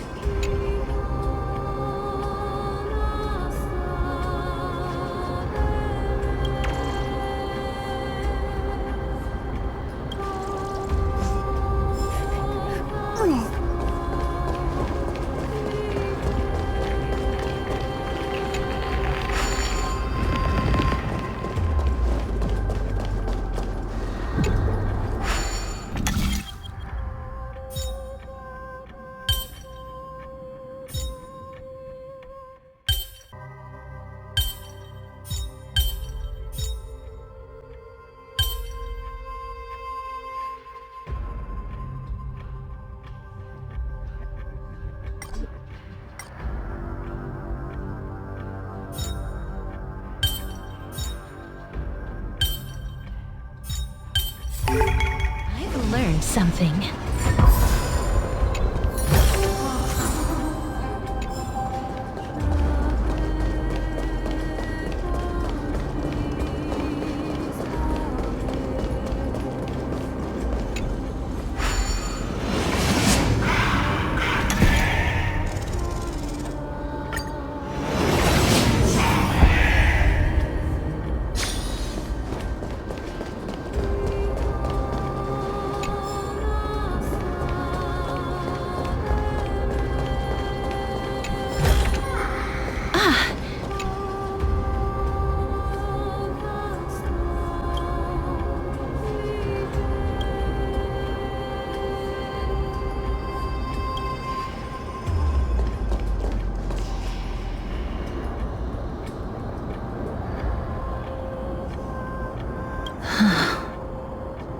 This is going to be difficult.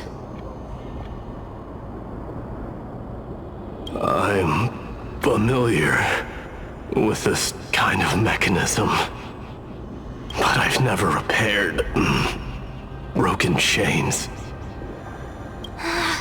If I was more powerful, I would be able to carry one person with each limb and fly the four of us to the other side.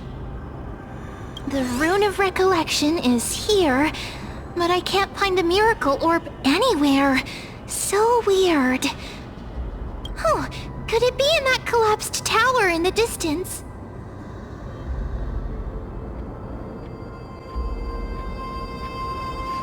It's still up to me to step up in a crisis.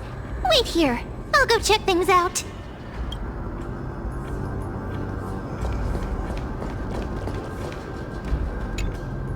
Just shout for me when you need my help! Got it! Just leave it to me!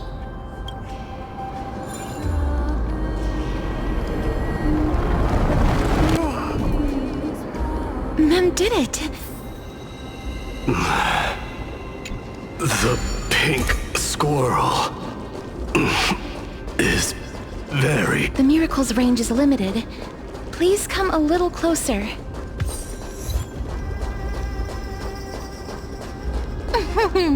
Aren't I a good fit for Oronix's priest? Of course. You're the most competent priest ever.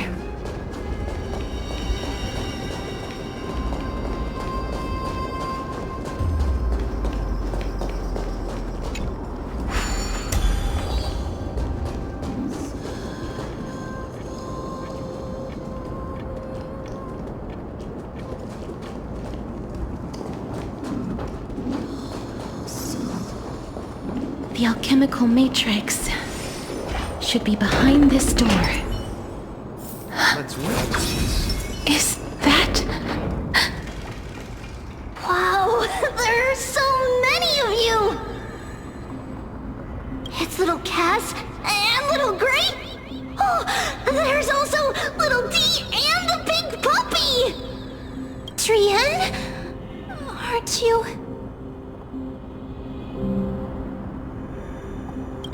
Get what?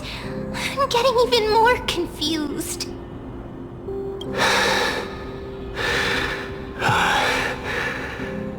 This is the first time I've encountered a deceased friend while going upstream in the River of Souls. It really works like this. Just like the other departed spirits we've encountered along the way, I'm also unable to sense the aura of the living on Lady Trian. Yup, you're right. Trian already knows that she'll not be able to return to everyone's side. But Trian believed that little Cass would eventually return to the Netherrealm. So, Trian has been standing here, at this spot closest to the world of the living, and waiting for little Cass. Oh. It must have been very tough for you. But according to what Trian said, we're almost at the entrance of the Netherrealm. Trian promised Trevi and Trinan that when little Cass got here, Trian would get the gift ready and be the first person to run over and welcome you. So, little Cass, don't cry.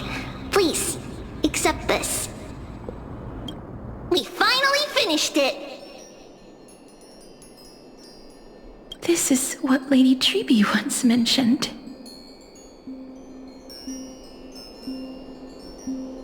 The gift for me that you didn't manage to finish. The Holy Maiden of Janus.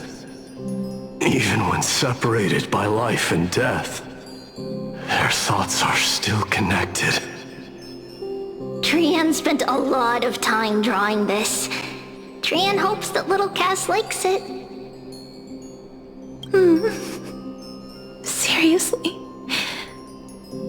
It's seriously a wonderful drawing. Lady Trian.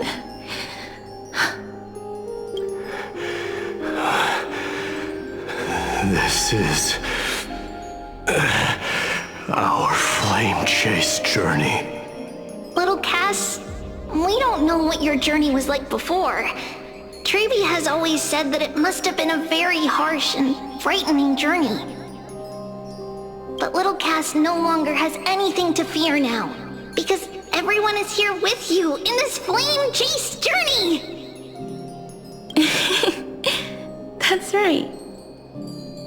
Only now, when I see Lady Trian's gift, do I realize that I've already obtained so many things I would never have dared to dream of since I embarked on the flame chase journey.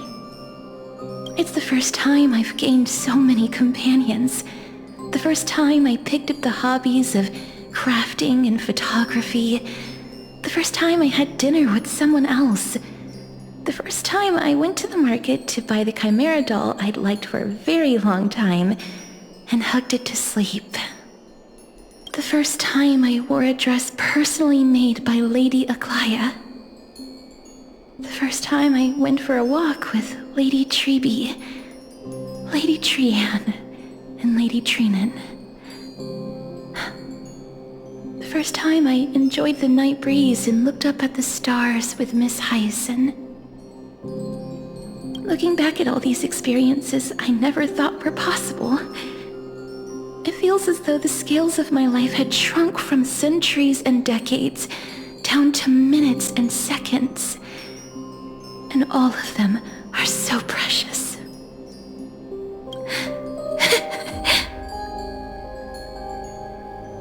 I took countless photos in the past, but they're all black and white landscapes. I don't have a single one with friends. If I had known, I would have taken more pictures.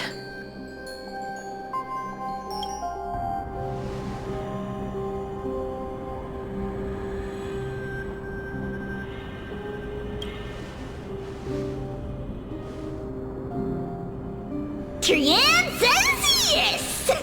Trian likes little Cass. and would love to take a picture with little Cass. Sadly, being departed souls, our images cannot be captured in the world of the living.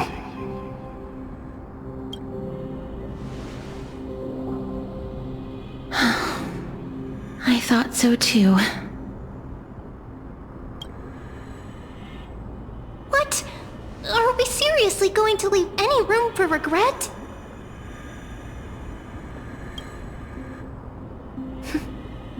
There won't be any regrets.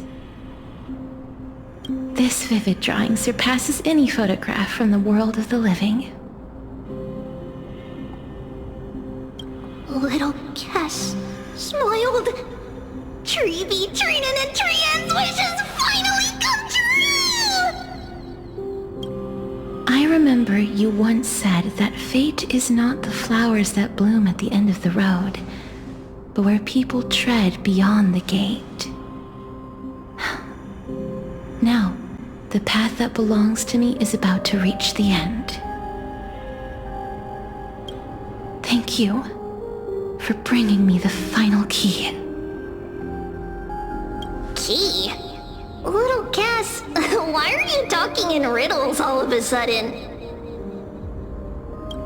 I have a feeling that soon, this gift of yours will become the key to saving Mister's life. Wow, that's amazing! Then keep smiling and carry on bravely! Little Cass, Little Gray, everyone, see you tomorrow!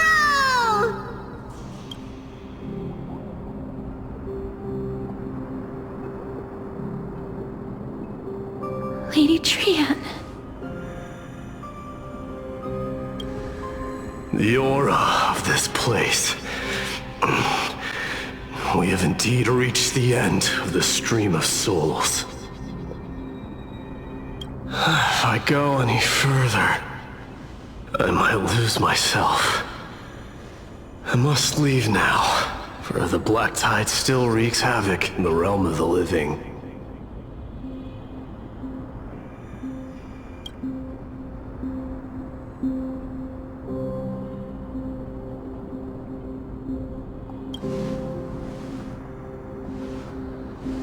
I seek not to enter the door to the nether realm. Castorus, will you fulfill your duty for the flame chase?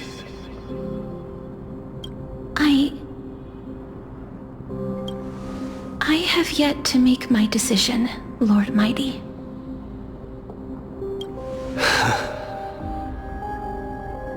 No matter. Make the choice your heart desires. Even if it takes 1,000 years of waiting. I will continue to fight till I die. Then rise from death. Till the miracle descends.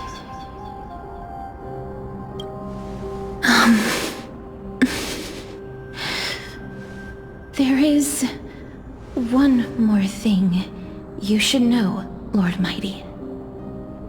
What is it? Professor Anaxa may have deduced the principles behind the era Nova. You and I may be reincarnated as strife and death in the next cycle, becoming calamities wreaking havoc upon the world.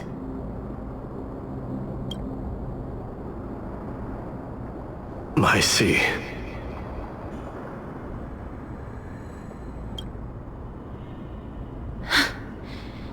Is that all?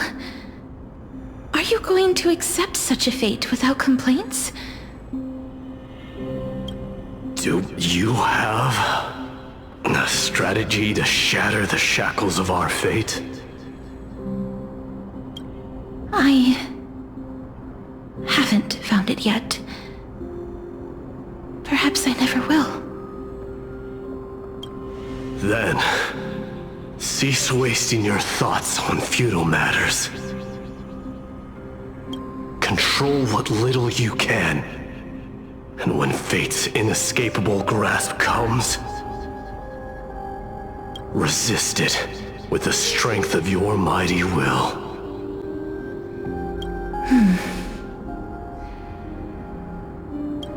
Thank you, Lord Mighty.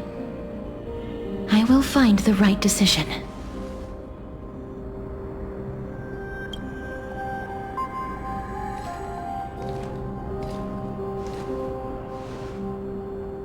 In the name of strife, may you meet a fitting end.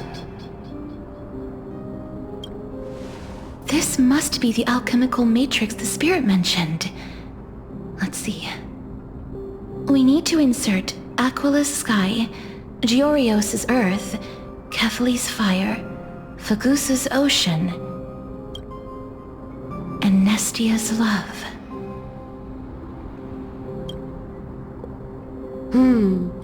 It seems our sweet Princess Homebody has made up her mind. In that case, seamstress, I suppose I no longer need to deliver your message. My time is rather precious after all. Whether you wish to break free from death or not, please, follow your heart. By the promise you once made, I ask that you fulfill your duty one final time. Castorus, please, live as a human, and die as one. According to that alchemist, the final piece is supposed to be me. However, he is not privy to the past, and therefore cannot see the full picture. The past? I saw the twins of death in Kephali's memory, and now I am certain that I was one of them. The trial of the Hand of Shadow demanded taking the life of your family. I died during that trial, falling before the gate to the new world. And my sister, whom I never met, became the Titan Thanatos of this cycle. She was consumed with regret over my death, so she used the Titan's authority to reforge my soul. Yet, it also means she has never revealed herself to anyone, hidden away from the entire world. That's because the Titan she became already fell at the start of everything. They died for me, and now lie in slumber in the River of Souls. You mean Pollux? That's right. The River of Souls is no material river. It cannot be blocked by ordinary means. Only a divine corpse can prevent the dead from reaching the next world. And that's why we have to awaken Pollux from death before we can retrieve the core flame of death.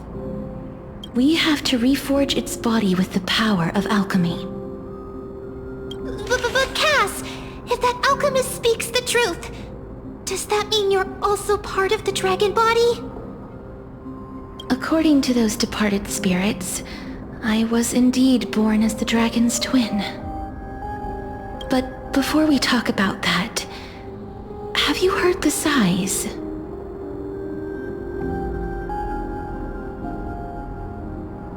No, not from me. The sounds that come from the memories when we were collecting the souls. I heard them too. So what are those? I think it's probably the sign of Pollux's wish being fulfilled. They must have realized how heavy a price they'd need to pay when they used their divine authority to resurrect a dead woman. That's why they exerted every ounce of their strength to send me to Styxia, a city that called for death, a land where none is hostile to death. They never saw their wish fulfilled and fell so prematurely, all because they wanted to give me a new life. Pollux must really want to know how their sister has been after giving their all to save her. That wish is the reason Pollux's soul still lingers in the mortal realm even after their fall, quietly watching and documenting every detail of their sister's life. Ah! So instead of picking up objects on the way here, we were instead showing things to a strand of yearning that lingers here. Now, we must weave these yearnings together and restore them into Pollux's complete soul. But all of this is just a hypothesis, right? What if we go through with the ritual and it turns out totally different? That's fine. As Professor Anaxa often reminds us, such is the nature of alchemy. The true outcome can only be known once the process is complete. This is why alchemy is also known as the miracle of creation. Now, the puzzle of Pollux's yearnings is nearly complete, with only one final piece remaining. I shall reveal what they have been yearning to know in the alchemical matrix. I will show them my whole life since I left Styxia. Lady Trianne has already drawn a picture of my entire life, and it is now in my hands.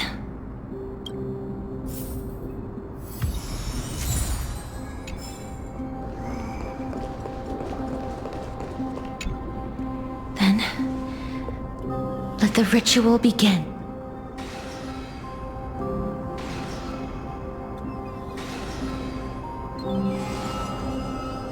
And now, the objective is complete.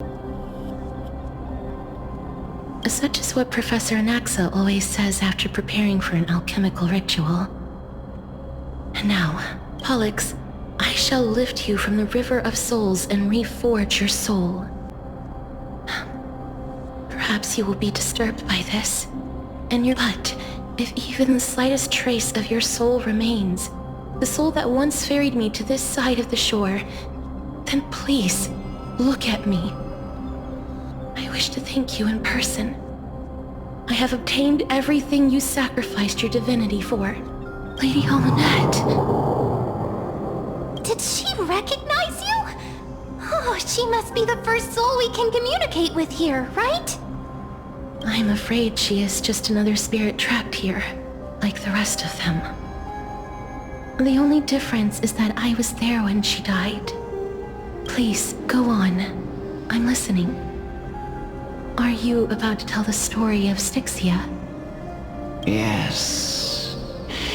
You're just as smart as I imagined, but... never mind. Now's not the time. There's no need to worry, Elder. Take a look around you. You're already at the resting place of the dead. The world of the dead? But how? I understand that you chose to remain silent about the story to protect Castorus, the girl who coexists with death. But you no longer need to hide that story. I can assure you that you have protected that girl's life well. Oh. Well, in that case, let me begin. Styxia, the pearl of the ocean, plagued by unwarranted calamity and ravaged by death in the fairy tale. It was the first city-state to shift their faith towards death, even before Idonia did. From where you stand now, I suppose that's a bit hard to believe. Indeed. I cannot imagine that those from the era Chrysia, blessed with eternal life, could ever yearn for death. I have pondered the same question, child. But I am afraid there is no clear answer to it. Journeys and epics are only glorious and magnificent because all things eventually fade to dust. But I still can't take that as the final answer. Would a world without journeys and epics be worse off?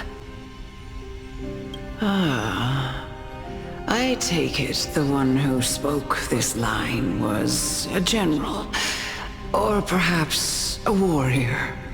I, however, did find some inspiration in these words. Would you like to hear my thoughts, Castoris? Please enlighten me, Lady Amonette. Though I have already made up my mind on how to handle the authority and core flame of death, your words might truly guide me toward the path forward. You and I are neither warriors nor generals. Therefore, journeys and epics cannot truly resonate with us. But what if I reframe it like this? What if love is not a trait bestowed upon mortals by Nestia, but a blessing from death? Love. No one ever invented the word cherish in the era when life was eternal. For all the good things in the world could be revisited endlessly. And every bond formed carried no risk of being severed. The so-called Era Chrysia was an age devoid of both virtue and sin. People did not truly live. They simply existed, going through the motions without passion or purpose, then waiting for something to happen. Perhaps the people of Styxia chose to embrace death not out of fascination with its cruel and fearsome side, but instead became fixated and obsessed with the impulses and desires tied to a finite existence. Therefore, death is not a thing of fear and desperation, but... That's right, Castoris. It is the reason we shed tears when parting ways, and also the original spark that ignited the passion of mortals. If you truly intend to deprive the world of death, then be prepared to witness it return to a state of stagnation. I understand, Lady Amonette. Our limited lifespan shapes all that we know and love. Not even the Death Titan has the right to take that away from humankind again. Nestia's love was the chrysalis of Gold's first blessing, but it most likely wasn't understood by mankind. We only learned to interpret this wonderful gift after Thanatos' arrival. If the world was bereft of death, then the Queen of Styxia wouldn't have played midwife in delivering me into this world. You wouldn't have welcomed me into Idonia, and Aglaia would never have invited me to join the Flame Chase journey. None of these stories would ever have happened, and I would never have lived, let alone found happiness. Thank you, Mother.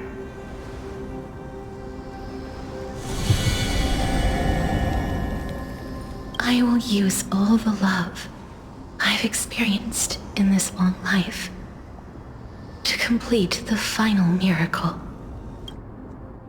My teacher, Anaxagoras, grant me the wisdom of all things.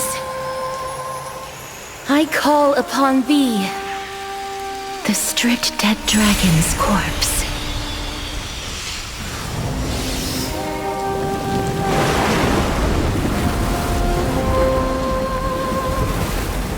rises from the earth, falls from the sky. As above, so below. This is the greatest power of all powers. Unstoppable in this world.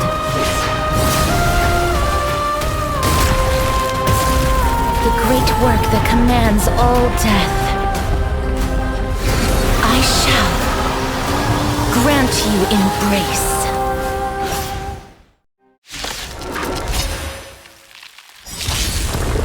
That which is seized must be repaid.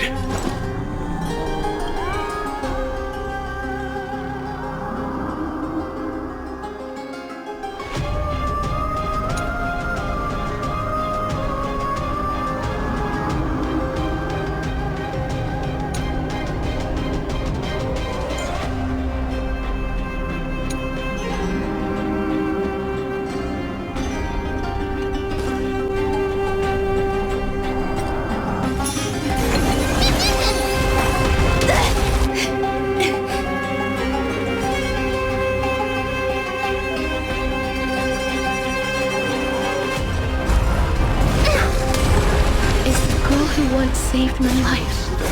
Truly gone? Or will you show yourself again once we eradicate this hatred and regret?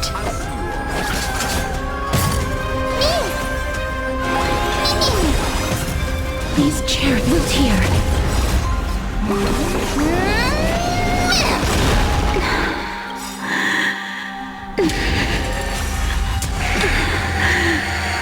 And I know you're anxious.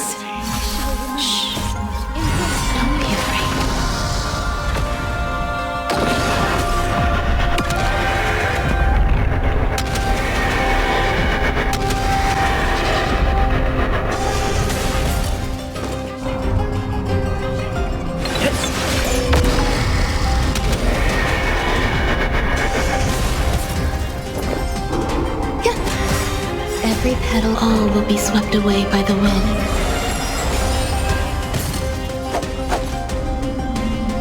Bloom.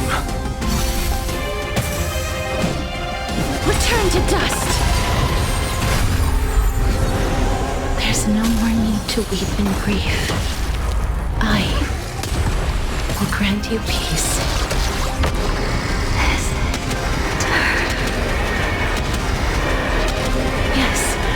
It's me. I'm back. Be careful. They may be moving by instinct, but there is fury welling up within them.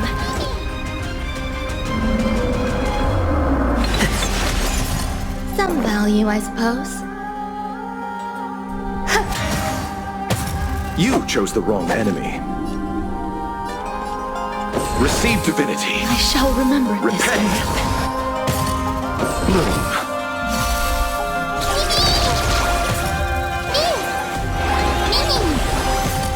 Life is not so fragile as you wish. Embrace a new life.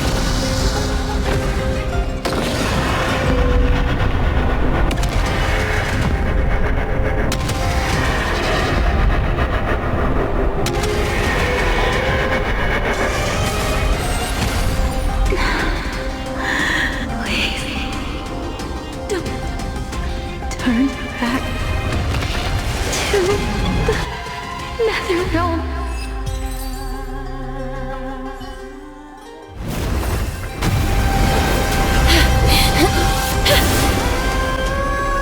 Oh, death. Sleep in peace.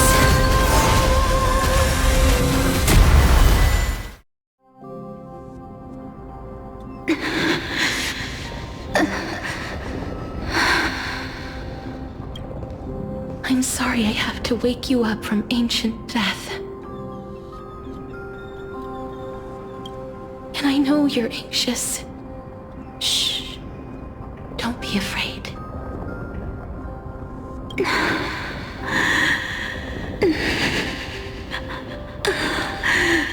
Do you remember me? I'm the girl you once carried across the Sea of Souls. I'm sorry I wasn't able to remember you, but with the help of many people, I was finally able to pick up these broken fragments of my past. I'm back, Pollux.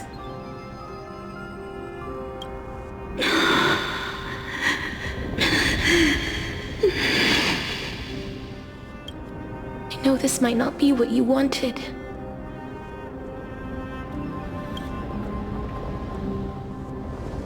But I have to do this.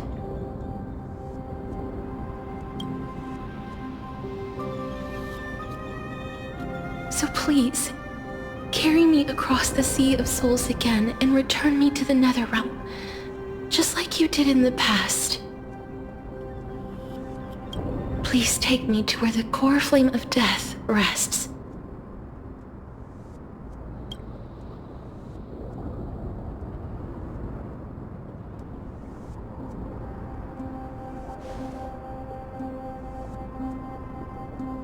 I'll be going now.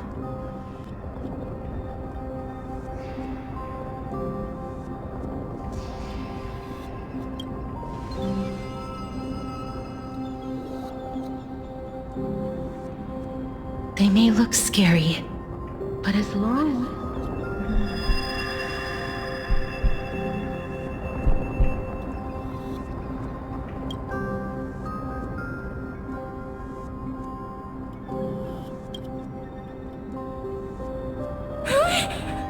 What's wrong?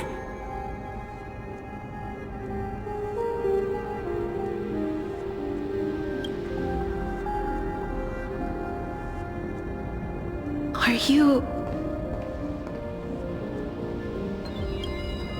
What's wrong with him? His time is almost up. If I don't go now, I'm afraid his soul will return to Thanatos' embrace before me. What? Oh no! Is there anything we can do? Don't worry. I promised I would ask Thanatos for the Trailblazers' right to roam the Earth again. Mem, stay here and keep a close watch until I return, all right? All right. I'm the best at taking care of others. Go on, Cass. Make sure not to leave yourself with any regrets.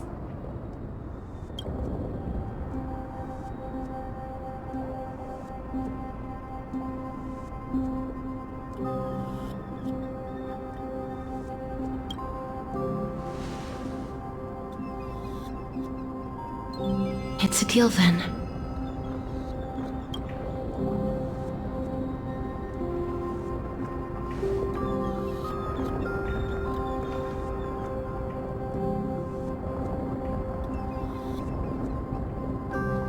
Please.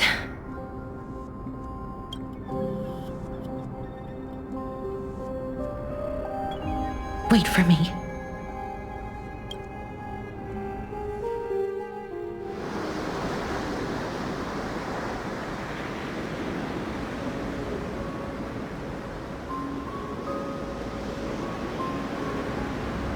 After all that, you still ended up back here.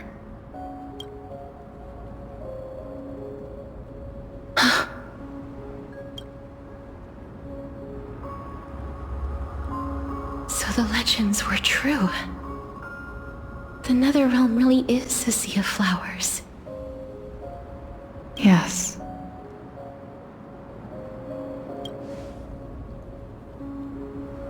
Just like the flower fields we tended to back then.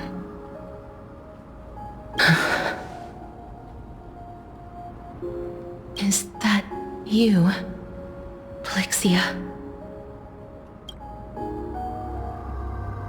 Do you remember me? I don't have the memories from that time, but I've seen you before during an experiment. I see. Call me Thanatos, then. It'll be easier.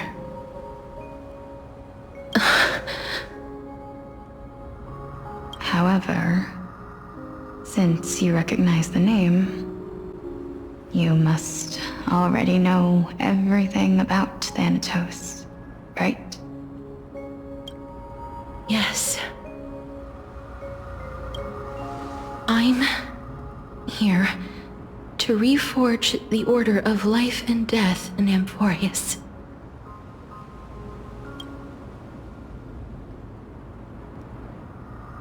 You know, my sister was a sympathetic, but rather sensitive person.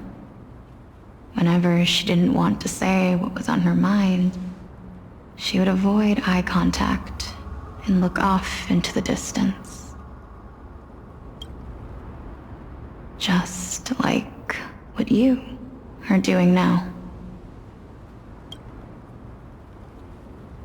Can you tell me about the last Era Nova? What did you do, Polixia?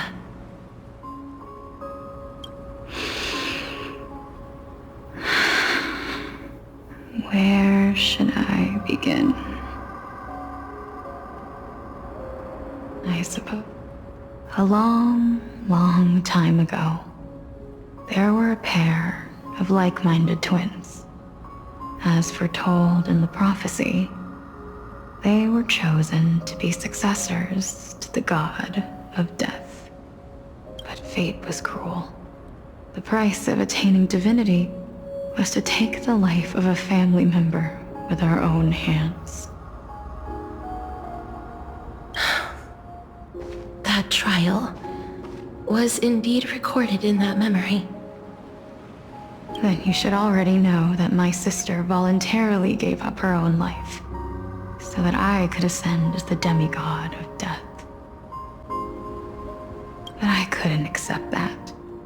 Why did we have to kill each other for a future she'd never see herself? That's not fair.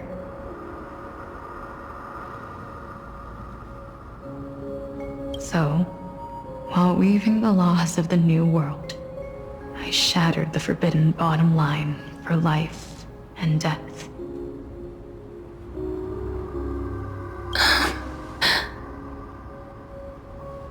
I reshaped my sister's soul and took the form of the great dragon Pollux to carry her up the River of Souls and back into the mortal realm.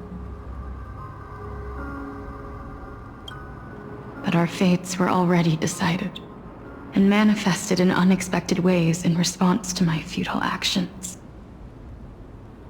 Aging is an unbreakable law of nature laid upon humankind, created at the same time as death. When the living die, their souls will meet Thanatos, who would determine where every soul goes. If the Reaper raises their left hand, the soul is granted death and allowed to enter the Netherrealm to await reincarnation.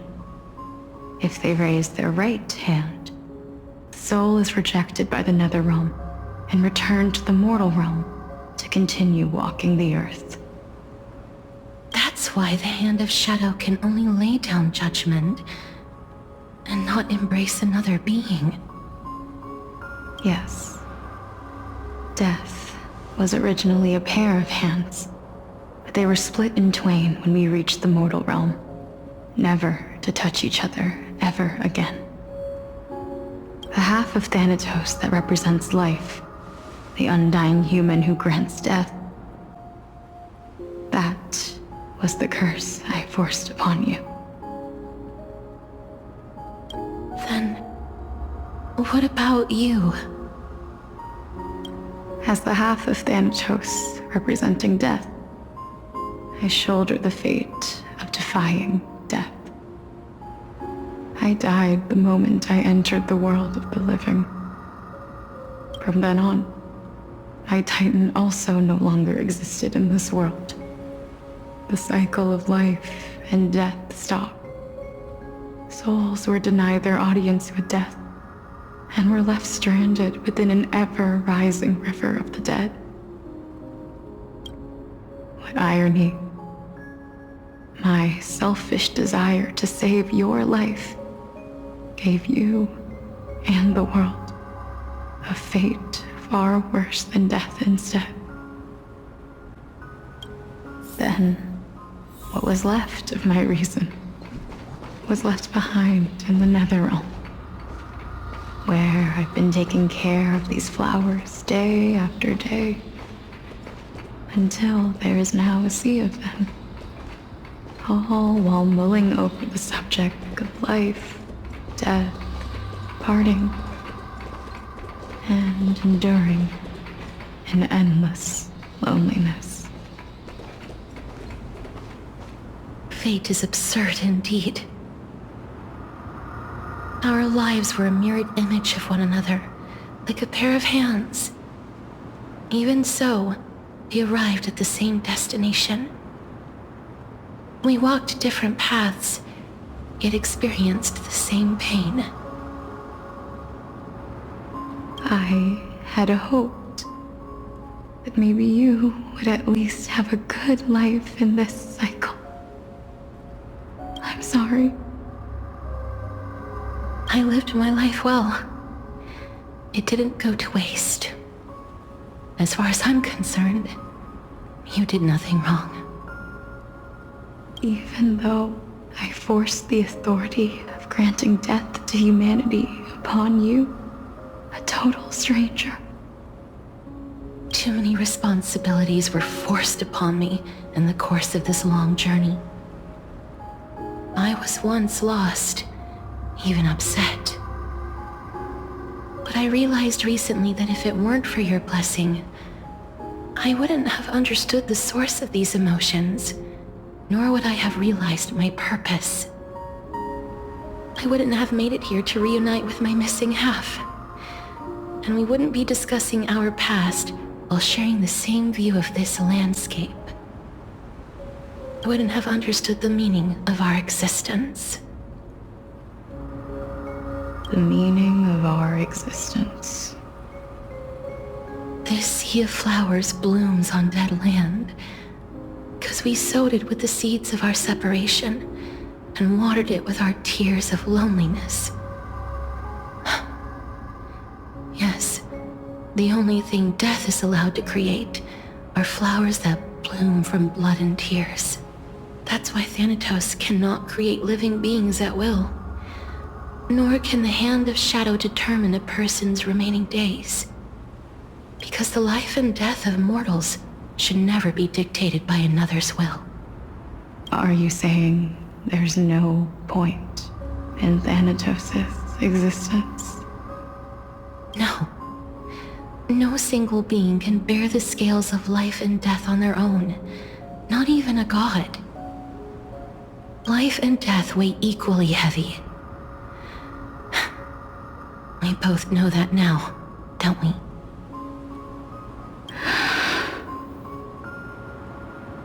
You, too, must have had a difficult life. We've taken quite the ridiculous journey together, haven't we?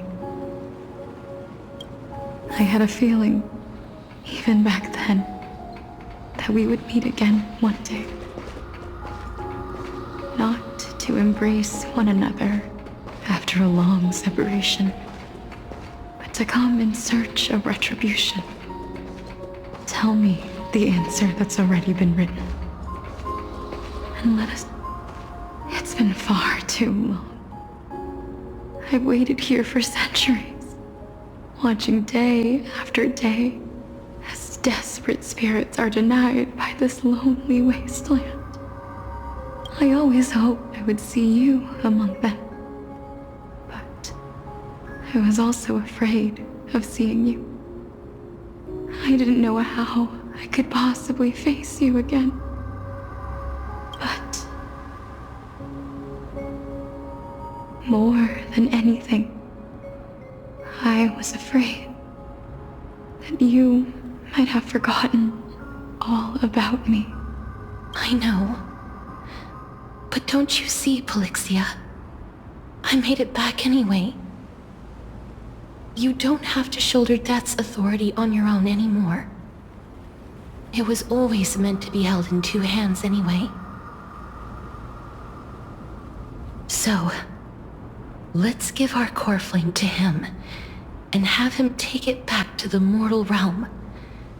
Give humanity back their cycle of life and death. Our responsibility as Thanatos was never about picking out favorite souls. We were only meant to watch over life. Let's tend the field together, and create a warm sea of flowers for all the souls to come. What do you think, Polixia? Yes, just one last step. You shall wither, and through that, the dead will sprout again from the remains, and be reborn with the dead flame. As foretold by the prophecy, Thanatos' authority is only destined for only one person to wield. As the Chrysos heir of death, as their demigod, as a titan, our fated moment has arrived once again. Just like before. Yes, just like before. But unlike that time, the ones undergoing the trial this time are prepared. You've made up your mind? Yes, as dictated by fate. But I won't be afraid, as long as you're here with me. Complete your trial in this life. Grant me the embrace of death, and light the spark of life ablaze. You've been tempered by life and death. I know you'll be able to give this wasteland its first breath of life. Like a raven butterfly, flying swiftly into the nether realm, perching on the twig of death.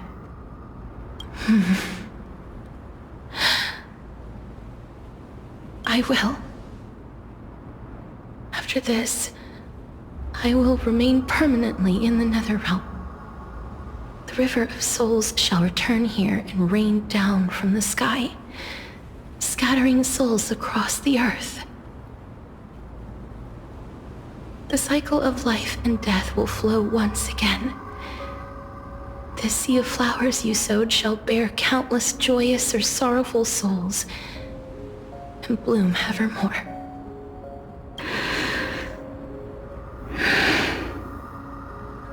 Thank you. Just one last thing. Can you grant me one wish? Of course. What is it? Please, don't forget me. I promise you. When we meet in the next world, even if I have endured another reincarnation, even if we do not know each other's names, I will still hold you tightly in my arms, just like what I did when we were born. Castoris, you're as beautiful as a fleeting butterfly.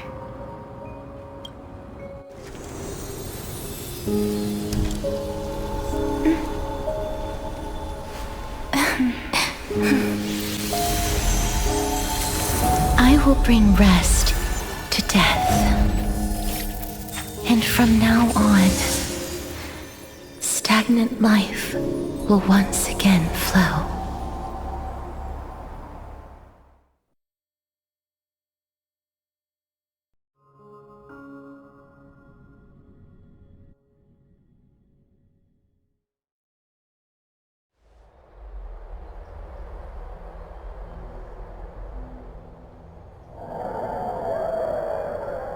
Time flies. In the blink of an eye, the 15th entry hour is already at hand. When this farce is over, your soul will be placed on the scales of life and death. Are you ready? No need to ask so many times. Of course I am. Then why do you drag your feet? Is your fear of crowds holding you back again? I simply find them too noisy. Paying attention to conceited fools like them would be an utter waste of my time. Such harsh words. As I see it, you are no less arrogant than they are. I couldn't agree more. Oh. I did not expect to hear that from you. Are you not going to refute me? I know myself better than you think I do. At the very least, better than a stowaway like you. And they say men whose ends are nigh have but kind words. Well, that is exactly why I chose you. Should I thank you for the compliment? The hour of the trial has come. Do you have an answer for me? And how will you prove the veracity of your argument? I suppose there is no point in putting this off any longer. Do you recall where we stopped the last time? You were saying that Amphorius's history is cyclical. Indeed. The demigods that bear the core flames eventually become the new titans at the world's end. Remember what happened on the Holy Mountain? Calypso, Naias. As their destined ends approached, one by one they left this world, leaving only the twins, who are fated to succeed death. Unfortunately, while their journey is consistent with ours, you and Calypso, as well as Nicodor and Naias, act as supporting evidence. I can only come up with a rough sketch for my theory of a cyclical history. For all the pains I took to reach this point, I had already lost hope of ever obtaining definitive proof. After all, the past is in the past. Proving that we are the legacies of heroes of the past is a hopeless endeavor. That is, until I met a girl named Polixia and her sister. If Castorus was truly sent from the past to the present for the Titan's self-serving reasons, then having lived through 2 cycles, and with Styxia as the pivot, she will no doubt be the link to connect all of this together. If the Twins of Death can bridge 2 cycles to reunite at the shores of the Sea of Souls, then my hypothesis will no longer be just a hypothesis. And you too will get the answer to your question. Well, that is all well and good, but how can you be so sure? If there is even the slightest error in your hypothesis, the girl will be shattered. It matters not. The most important quality a scholar must possess is foolhardiness. If you are overly cautious, then you'll never have the gumption to make the first step. And besides, I, Anaxagoras, am destined to overturn this farcical world. Come, let us go and teach those pathetic worms one final lesson.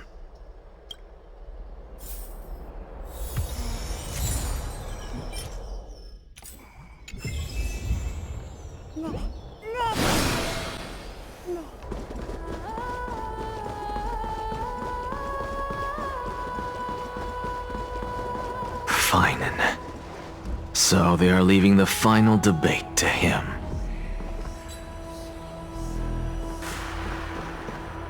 Let those Chrysos heirs who started this terrible war hear you.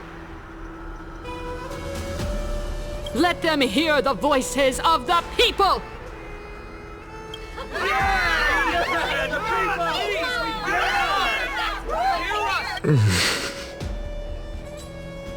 As always, that woman knows how to stir up a crowd. Professor Anaxa. I thought you'd pass on this. Everyone must cast their vote, or this assembly would serve no purpose. Prof, do you truly think it's wise to entrust the fate of the world to an assembly like this? Akama has stood strong under this system for 1,000 years. It stands to reason that there is purpose in its existence. But that is not what you're asking, is it? What you really want to know is Aglaya making the right decision in entrusting the fate of the world to you? Nothing ever escapes you. I didn't spend all those years teaching you for nothing. Most people only take 4 years to graduate, if I recall. To tell the truth, I feel like I'm on my way to an execution chamber instead of a podium. So, do you have an answer to that question?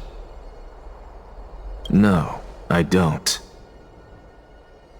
I thought so. Because that question is not yours to ask in the first place. Is Aglaya entrusting the world to you the right decision?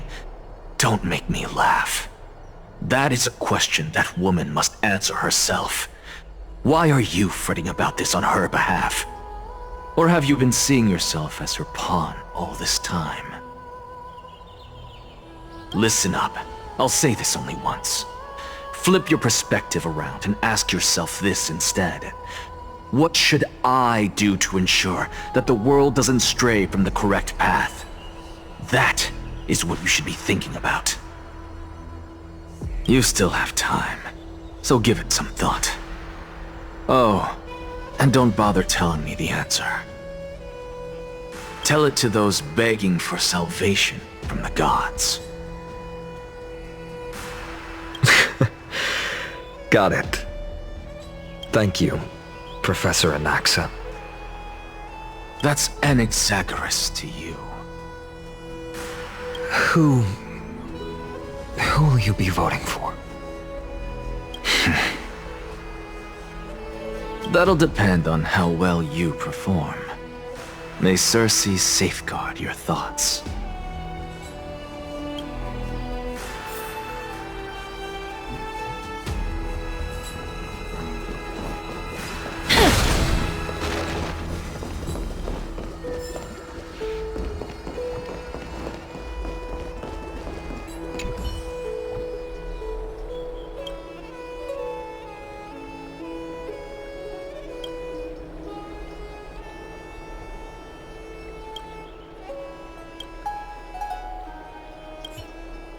I actually don't necessarily mind things remaining the way they are. Whatever you say it. Elders and citizens, silence, if you please. As the Theoros, I present to you Phinin of Ides Elysiae, virtuous citizen of Akama, and the last speaker of the assembly. Much obliged, Lord Ligus. I remember him. He's the penniless lad working for Aglaya. Where's Lady Goldweaver? Why is she sending this guy to give the last speech? Is this really the end of the Flame Chase journey?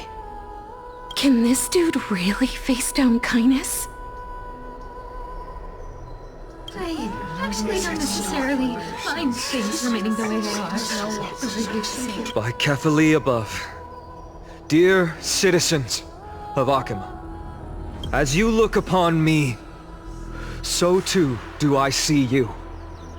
I see your fear and misgivings, your apprehension about the discord between the Chrysos heirs and the Council of Elders, and your uneasiness about the future of the Holy City. Yet, before you contemplate something as grand as the fate of the world, I ask that you look closer. Look beyond the horizon illuminated by Kefali, at the crisis threatening to overwhelm us. What? Aedes Elysiae, my beloved hometown, is a village forgotten by time. It is a place with the most invigorating breeze and wheat fields that spread all the way to the sea. I once thought that there I would enjoy a lifetime of peace and quiet with my friends and family. How I wish I could invite all of you to that paradise, far from the noise and chatter of the world. Alas, I can't. Because she, and all that she nurtured, all that I loved,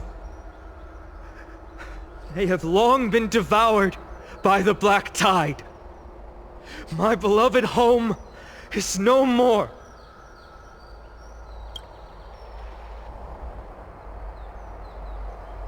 I will never forget the day the black tide struck. My father, Hieronymus, fought with a broken sword to his last breath to protect his child. My mother, Aldada, she was ripped apart by monsters. Also, I might live to stand before you here and now. Galba, he was a hunter. But in the end, those arms that once drew a bow instead embraced Piso, his beloved son, as they both breathed their last. Pythias, the teacher, risked her life to save her students, but a burning beam fell on her, crushing her. And what of Livia, her daughter? Did she make it out alive? No, she didn't. Livia, Piso, and so many other children. My childhood friends. They were all swallowed by the black tide and turned into monsters. They kept saying the same thing over and over. Even up until the final moment, I finally steeled my heart and granted them eternal peace with my sword. Why, Finus? Aren't we the best of friends?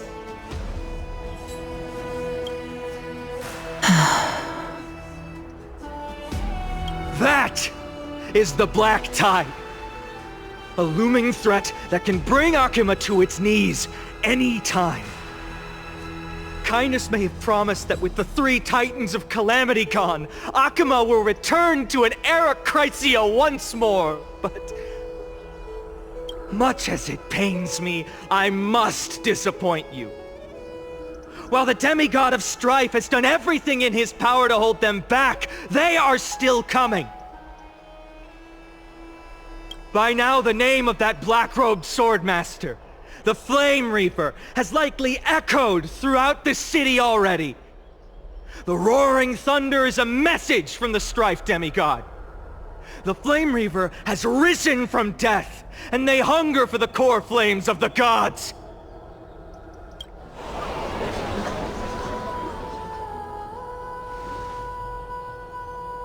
Lies! If such a powerful enemy is indeed approaching, why is Akima still a picture of peace? Exactly! The city of Akima shows no signs of pandemonium or chaos. And why is that? I beg you, spare a moment to think about this. Are we able to stand here and hold this assembly in peace today because the danger has passed? No! This peace we enjoy is no gift of fate. We are able to stand here today only because the Chrysos heirs have stepped up and shielded Akima from calamity. With her golden threads, Aglaya has preserved and continues to preserve these idyllic days that all of you hold dear.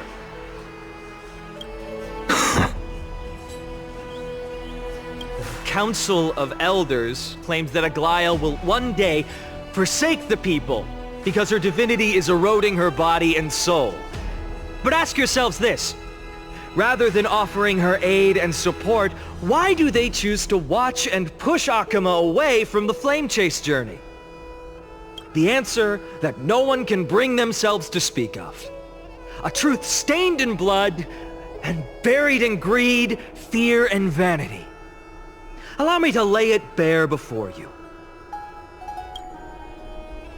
It is because the Council of Elders, which bears Akima's history and honor, along with this citizens' assembly we once took so much pride in, are now infested with vermin.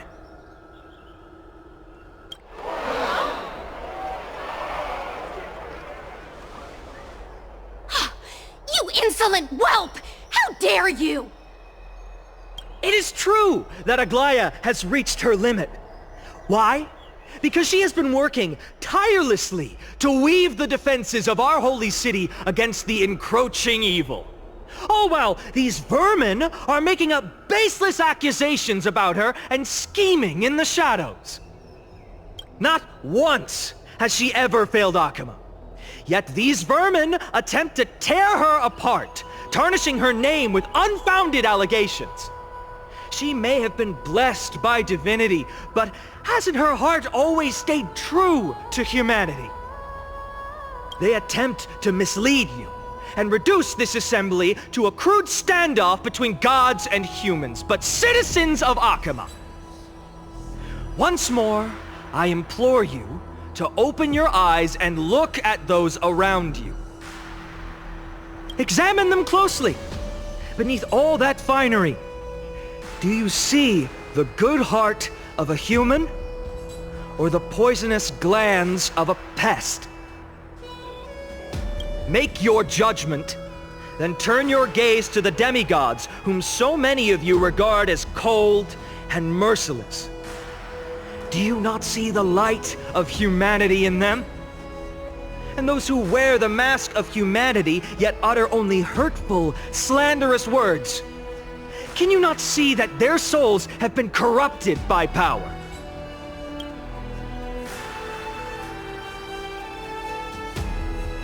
Yet, no matter what your answer is, and no matter who your vote goes to, rest assured that you have nothing to fear. For Aglaya, Tribios, and I will remain your faithful guardians and pledge our lives to upholding your decision. And this vow will stay true until the end of our days, where it will be passed on to future flame chasers. A steadfast and unwavering promise that shall endure through the ages. Absolutely right. The Christmas heirs have only our best interests in mind. I still don't understand it. I will never believe our succeed.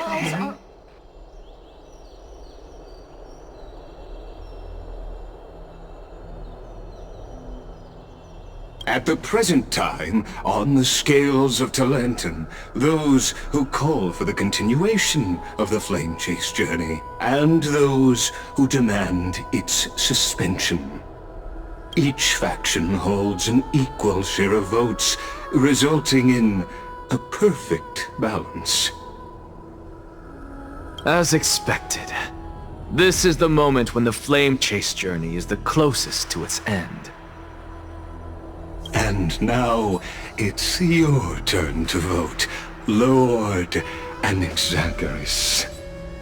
Is there anyone else who hasn't voted? No, you're the last. Cast your vote with care, for your decision will break this impasse. I have long since made a decision. Very well. May you bring much-needed change to this farcical world.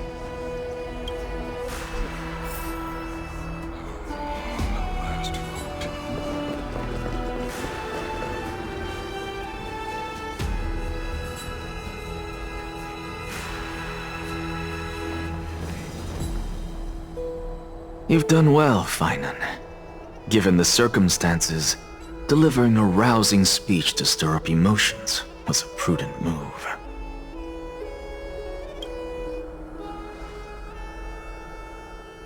Thank you all for your patience. On behalf of the 7 sages of the Grove of Epiphany and the scholars of Amphorius, I, Anaxagoras, am ready to cast my vote. But before that, in the interest of fairness, Lady Goldweaver, I pose a question to you before all who are gathered here. Will you, as Finan has promised, stand by the decision made in the Assembly, regardless of outcome? In the interest of fairness, I make no promises, lest it should influence your decision. Very well. I thank you for your honesty.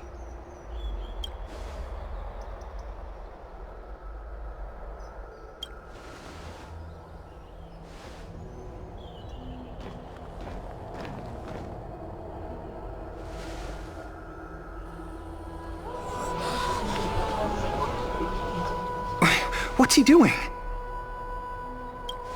The stakes are high. Let's be patient. Cut the act! Who do you think you are wasting our time like this? Lord Anaxa, please do not forget that I...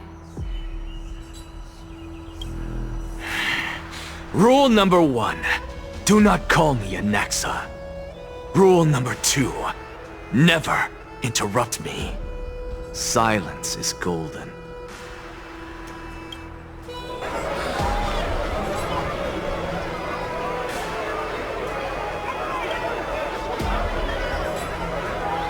Just vote already. What are you waiting for? Your vote. Cast your vote. Cast.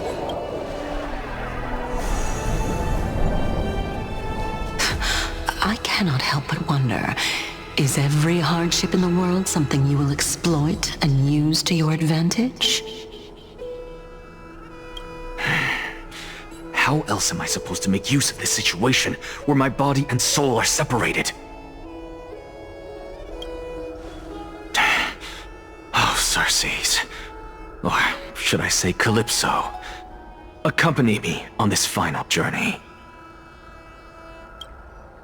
Let us journey to the Netherrealm and see how she will substantiate the answer to your question and validate my decision. We need only to follow the sound of the tides.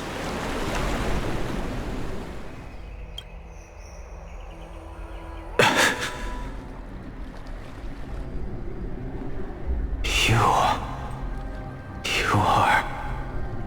Well done, child. Just as I foresaw, you have achieved great things. Teacher. What a twist of fate. A blasphemer raised in the doctrines of the Venerationists. It's like a foal kicking its mother in the belly after taking all her milk. I respect you immensely, sir, but... You cherish the truth even more. So, child, do not be troubled by the criticisms I have borne. Do not let those voices hinder you as you forge ahead. As the sage of the Venerationists, I am duty-bound to oppose you. But, as your friend and mentor, Anaxagoras, I say, go forth, for the truth is already in your hands. I will keep that in mind. Go now, child. Your lonely pursuit is about to welcome a new chapter. And when you reach the end of this journey, may we meet again with the truth before us. You have my word, sir. May Circes safeguard your thoughts. May Circes safeguard your thoughts.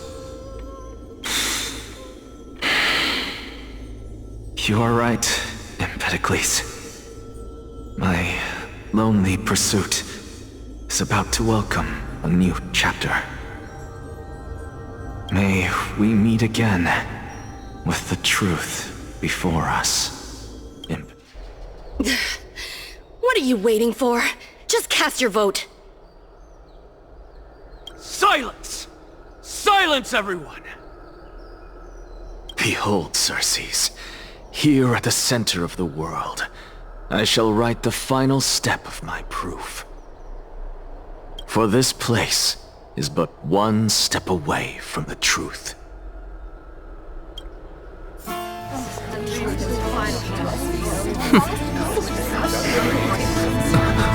Professor, I completed the proof you wanted.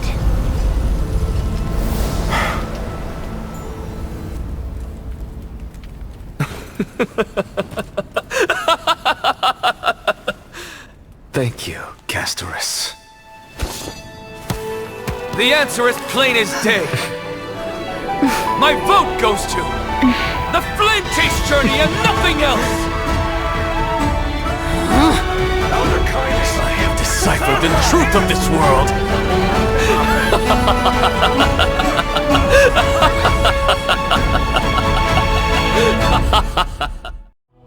With the balance shattered, the result is clear. Buy carefully and to Lenten above, as the Theoros I have observed. No! Ligus, you can't! Anaxa, what have you done? Have you lost your mind? I hope you are prepared for the harsh punishment awaiting you. Mark my words, I will make sure that clever head of yours never forgets the price of betrayal! Have you forgotten? I told you that happens to be one of my rare talents. You put on such a grand performance, just to aid their preposterous flame chase journey? Performance? No, you are quite mistaken. I may be paranoid by nature, but I've always been known for my honesty. If you really understood me, Lady Caenis, you'd realize that I never had any interest in your pathetic little game of politics. Factions, standpoints, they are jokes in my eyes. I have never once switched sides. Because I, and I alone, am the truth.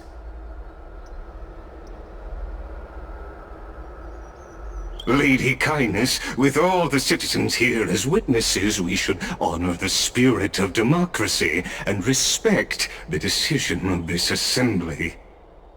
I have observed that Akama has chosen her destiny. This citizens' assembly has resolved to continue the flame chase journey. This resolution shall be put up on the wall of heroes, such that all citizens are aware of the city's way forward. You! It seems not everyone is ready for the assembly to end. Very well. Let me entertain you for a little longer. By your leave, Lord Ligus. Interesting. Elders and citizens, your attention, please. Stay for a moment more, if you will. Anaxagoras of the Grove of Epiphany has an announcement for the assembly. What is this performer up to now? Just moments ago, all of you made a decision on the fate of Amphorius. As a supporter of the Flame Chase journey, it pleases me to see the choice you have made. But I regret to say that I still harbor doubts about this outcome. Thus, I hereby challenge this resolution.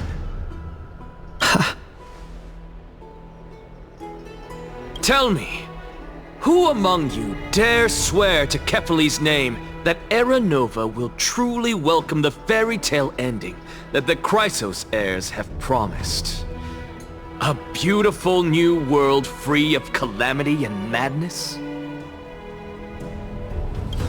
Nonsense! That's impossible! What is he getting at? Of course not. No one? Must I pick somebody to answer? Very well. You, the one acting so wise and profound, in front of all present here, do you dare swear that it will happen for sure?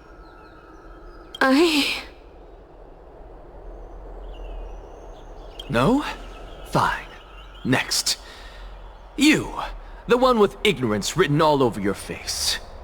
Yes, you. Do you dare swear by it in front of the Titan? What are you trying to do? Useless. Your turn, then. With that smug look of yours, you must be confident that the flame chase journey is the best course to take, right? Hey! Mind your tongue!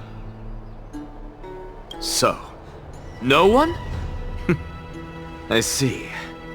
In that case, fine then. Answer me this. Your speech was filled with such passion just now. How confident, then, are you in making this promise? Professor, what are you doing?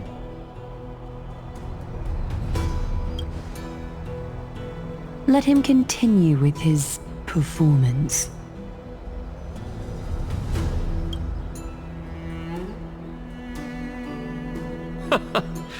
Will you look at that? Even Finan and Aglaya lack the courage to make such a promise. And what's even more absurd is that no one but I can promise you this new world.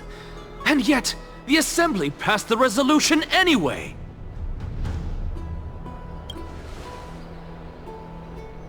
But you needn't worry, because I knew better than to trust you good-for-nothings. That is precisely why I am here today. To give you one final lecture. Now listen up and listen well. I, Anaxagoras of the Grove of Epiphany, hereby declare everything that the Flame Chase journey promises is true! Finan of Ides Elysiae, the prophesized demigod who shall succeed Kefali, will reforge each and every one of us in the new world with his complete, intact memories! What? The core flame-bearing titans were the Chrysos heirs of yesterday. And the Chrysos heirs who carry the core flames today will become the titans of tomorrow. All of our souls shall endure for eternity in the miracle of the World-Bearer. And all under Kefali's protection shall step into that new world.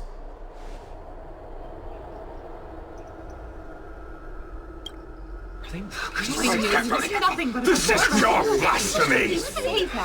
It's impossible! What? Are you saying that we must bow down to you and worship you even in our next lives? Enough, you blasphemous imbecile! How dare you try to deceive us with all these lies and falsehoods? How can you prove? I told you, don't interrupt me. But since you've asked, I shall be kind and indulge you. My statements are based on my experiments on the divine body of Kefali themselves. You heard me correctly, everyone. With the tacit approval of Caenis and the Council of Elders, I fused my soul with the god through alchemy, and learned the truth behind Era Nova. What What is he talking about? Isn't that pure blasphemy?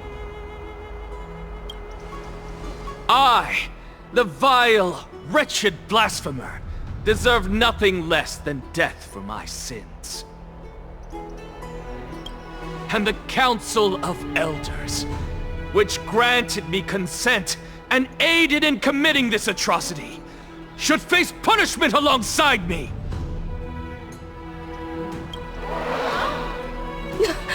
By the gods! Even Caenis has betrayed Akama!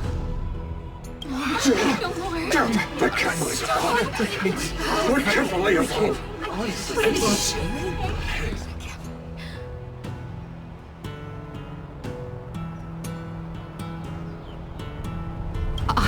I had no knowledge of his transgressions. He did that on his own. The Council of Elders bears no responsibility for his actions. Lord Ligus, as the esteemed Theoros, are you going to simply stand by and allow the Council of Elders to be dragged through the mud? If the accusation is true, I will acknowledge it. If not, my conscience stands unburdened. Lady Caenis, the reputation of the Council of Elders was not built in a day, nor will it be shattered overnight. Repercussions await those who fool the people, and punishment must be meted out on those who abandon their vows. We should respect this beautiful city and her people. You... Lady Aglaya, the Gold Weaver, I humbly ask that you take on the responsibility of overseeing this judgment in the name of the fairness of Talantin and the justice of Kefali. Considering the circumstances, and in accordance with Akama's codex as the only demigod among us, you shall rightfully wield this authority. The honor is mine to bear. How is this permitted? Somebody do something! This is how we're supposed to... Elders and citizens, silence, if you please. Anaxagoras of the Grove of Epiphany has made his statement clear. As per Akama's codex, I request all present citizens to stand with me in exercising the right of judgment. First, Elder Caenis of Akama and Ligus the Theoros stand accused of neglecting their duties and abusing the law, leading to the egregious blasphemy against a god. In the names of Talantin and Kefali, Akama is to form a committee before the 7th action hour to conduct an investigation and disclose the findings to the public for subsequent judgment. Yes! That's what we deserve! Agreed! Curse you! Now, concerning Anaxagoras of the Grove of Epiphany, he has confessed to grave blasphemy against Kefali. In the names of Talantin and Kefali, the accused must be allowed to hear the people's voice prior to the execution, for a chance at a reduced sentence and possible pardon.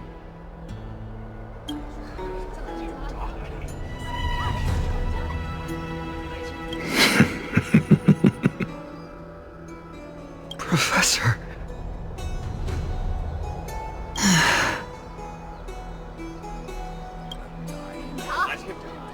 Let him die!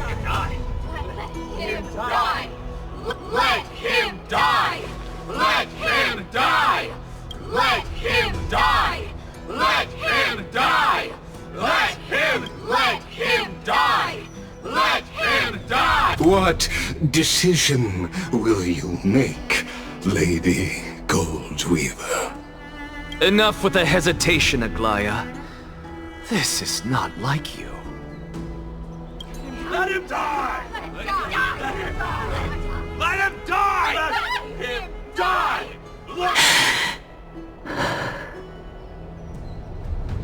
Then, in light of the people's voice, O Talantan on high, may you bring death upon him.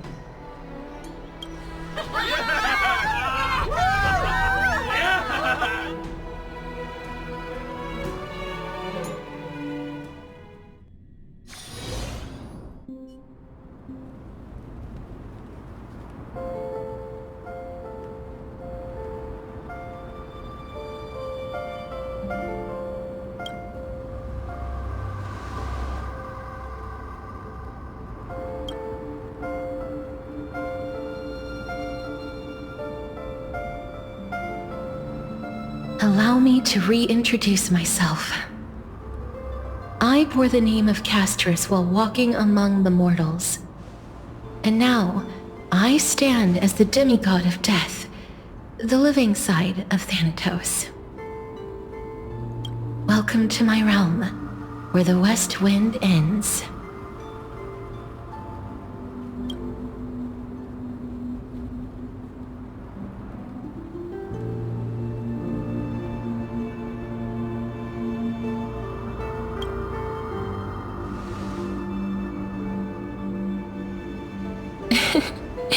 You're still as energetic as always. Did you know? Every flower here was planted by Thanatos themselves. These flowers were originally both lifeless and immortal, but in the first rain brought by the River of Souls, they were given new life, flourishing as the bearers of countless souls. And it is my duty as the Master of Death to tend to their well-being and foster their growth in this serene haven. Similar to the structured cycle of life and death in the mortal world, these flowers too shall wither and fade, returning to the earth and then ascending to the sky with mist and tides. Eventually, they will descend to the mortal land as gentle rain. Every soul undergoes the perpetual cycle of reincarnation, albeit in varied forms, until the world meets its end.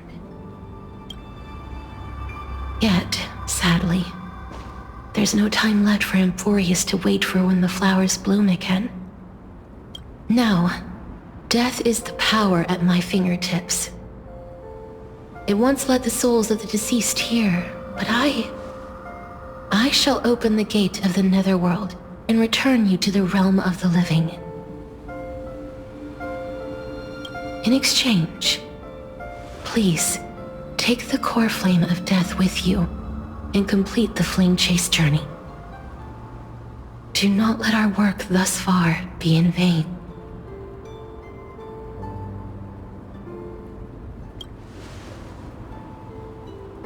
Rest assured, defying death is Thanatos' divine authority. Fortunately, your soul hasn't dissipated. This is not a resurrection, but the extradition of a dying person back to the present world.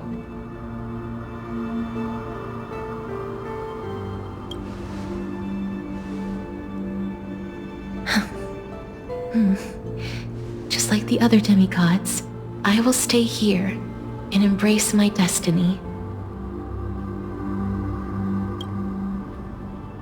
That being said, it is not easy to guide a lost soul back to the mortal realm.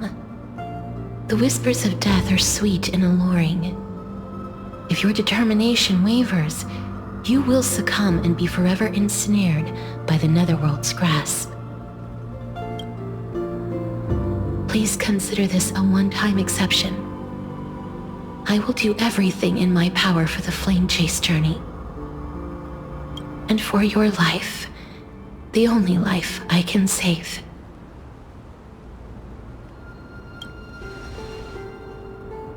I am glad to hear that.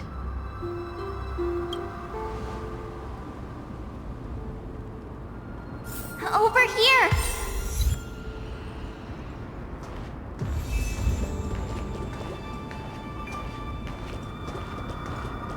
I believe in you.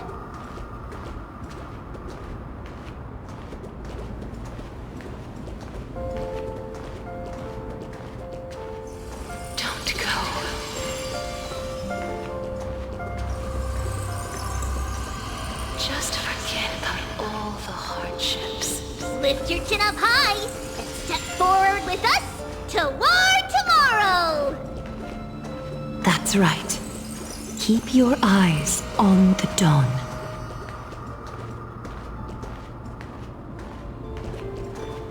Onward. Show me your courage.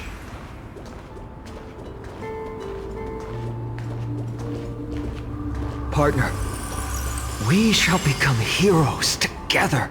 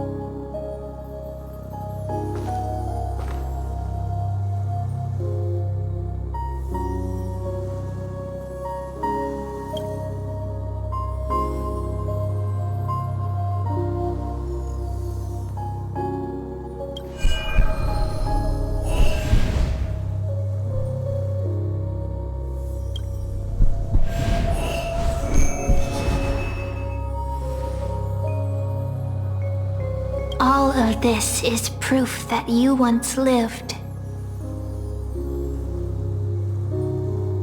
Your soul, your memories, the years you've journeyed through, and the path they revealed, leading you back home. So, continue onward. Do not stop moving forward, and do not let her sacrifice and the support of all who have stood by you be in vain. Over here, friend! Take my hand. Let's go home.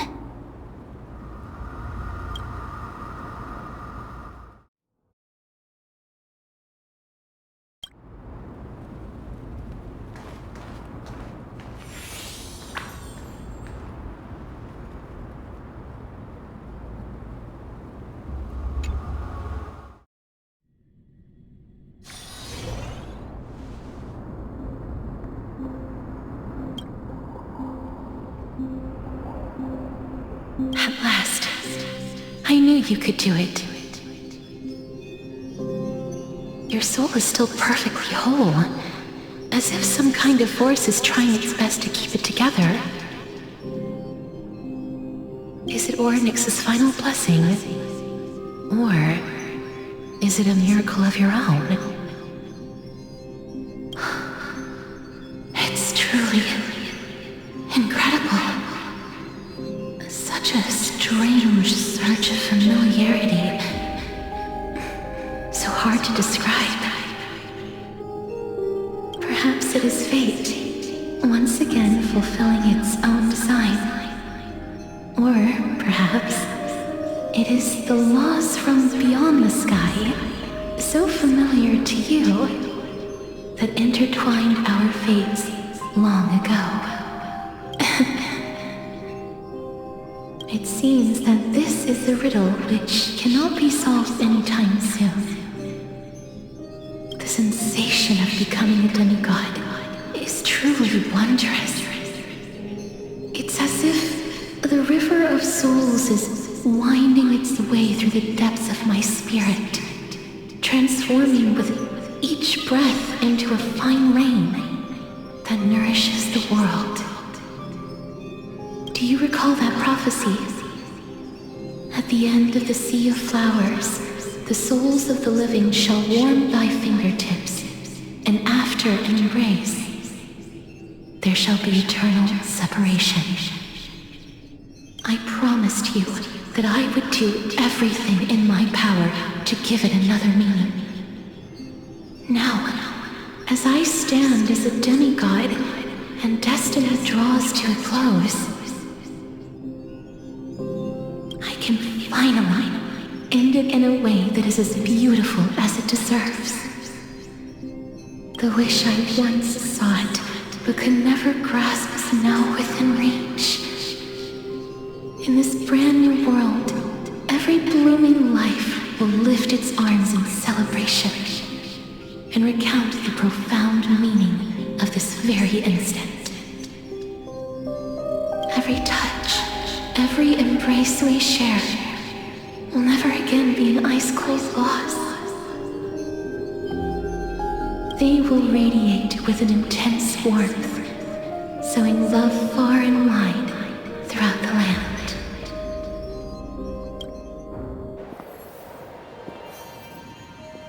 The other shore is very cold.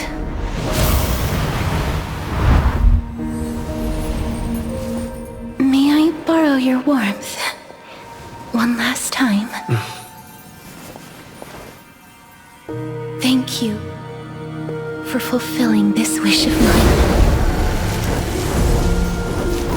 The place I'll be going to is what humans call the Land of Sorrows.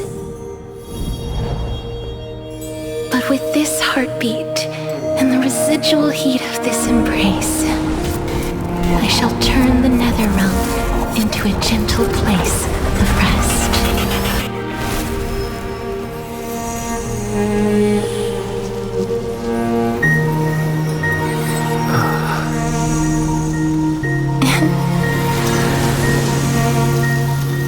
This embrace may be brief, but it's the proof that I once lived. Farewell, then. May we reunite in the new world.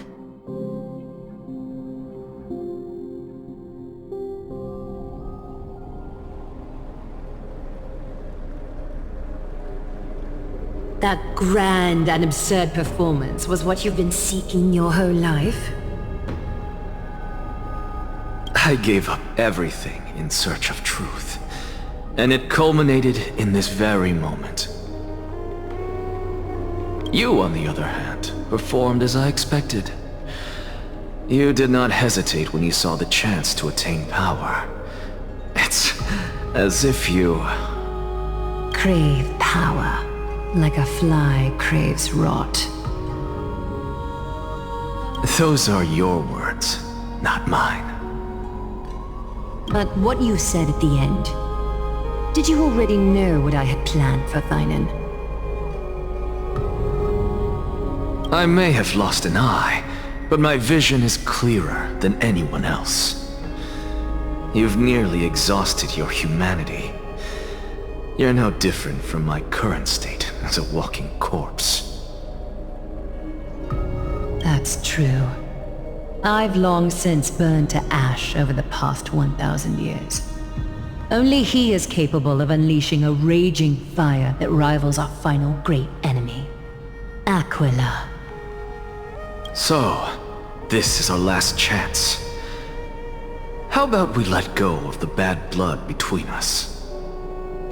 May I resonate with your core flame, Aglaya?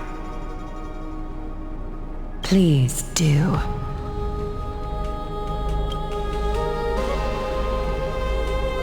That's impossible. To persist with your soul thinned to such an extent. You're insane. Just as you fight to lug your corpse onward to complete your unfinished goals, I have my own reasons for doing this. Until Thinen grows into his position as the prophesied leader, I must continue to lead everyone on the flame chase journey. I must keep inching forward, even if only as an empty shell. I've long predicted this was the case, but I didn't think you'd already lost so much. How ironic. We would have avoided so many misunderstandings if you and I had just spoken this candidly before. But casting aside our ideological differences, there is one thing you and I agree on. Finan. Yes. He was born to be a hero. He understands the hearts of the people, and I can confidently say he is a far better leader than you. Only he is capable of fulfilling your mission. Sadly, he is a man cursed by Nestia. But by my estimates, his horribly elaborate sense of style should not impede Era Nova. Congratulations are in order. We found common ground at the very end of our destined paths. When you put it that way, it makes me want to take back what I said. Glaya! We're back! Come welcome our great hero reborn from the ashes. I hope he didn't hear your earlier assessment.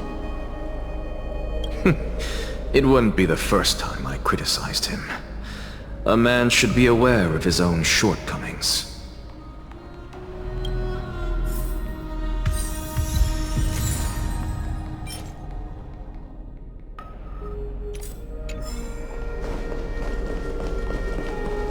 I'm glad. But I don't see Castris among your number. It looks like she not only helped me prove my theory, but helped you fulfill your mission as well.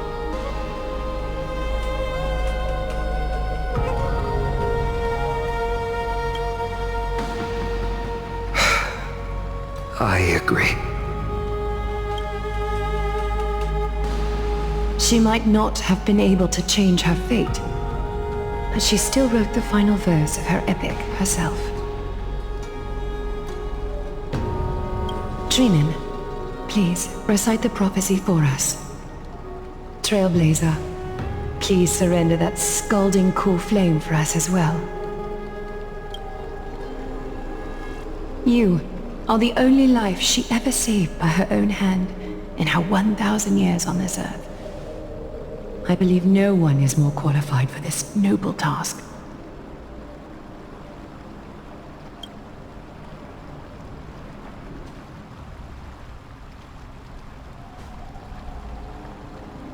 O gods who have returned, and gods who are still watching, today we bring you a soul laid bare. The Hand of Shadow, Thanatos, remembered their name from the past. From daylight they came, and to their fragrant dwelling they return, to walk now among your ranks. And there was one who joined hands with the Titan, a traveler risen from the dead and reborn among mortal kind. He is the everlasting night, and shall now proclaim in his good name, O Majesty of the 12 Titans, pillars of the world. We seek your divinity to mend the rifts of the world. Fill our bodies with blood of gold till we wither in willing service to the prophecy. Step forward, trailblazer from beyond the sky, and together with us, surrender the core flame and carve their star into the sky.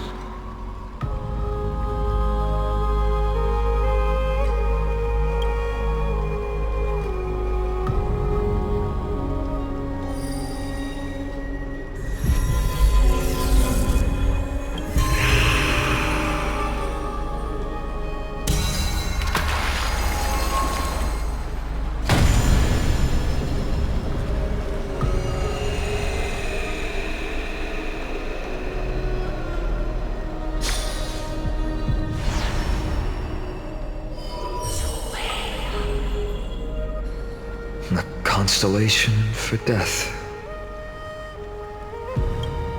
For life and death, to be more precise.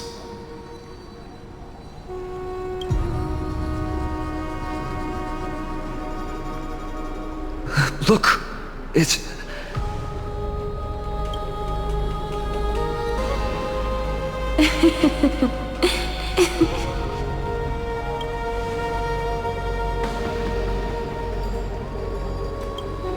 No, it's only a divine echo.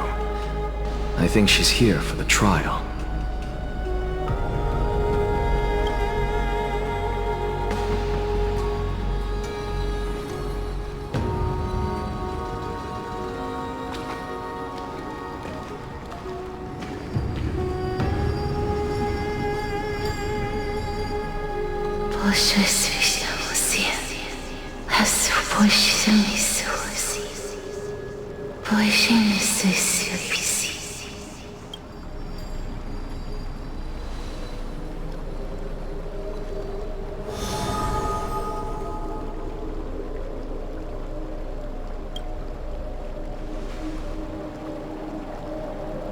What did she say? That's the language of the Titans. Castorus... No. The Titan. They said... I have illuminated the cold shadow of death. Onwards. For your path to the future is bright and its flame eternal.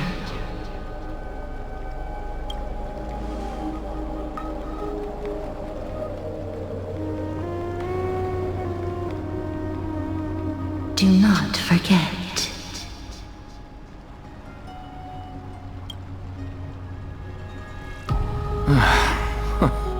She made quite a scene. I suppose it's my turn now. I won't stop you. Professor, you... What's with that look? You were present. So, let's get this execution over with.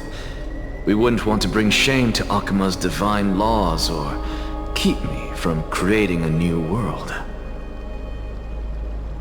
You never change, do you, Professor?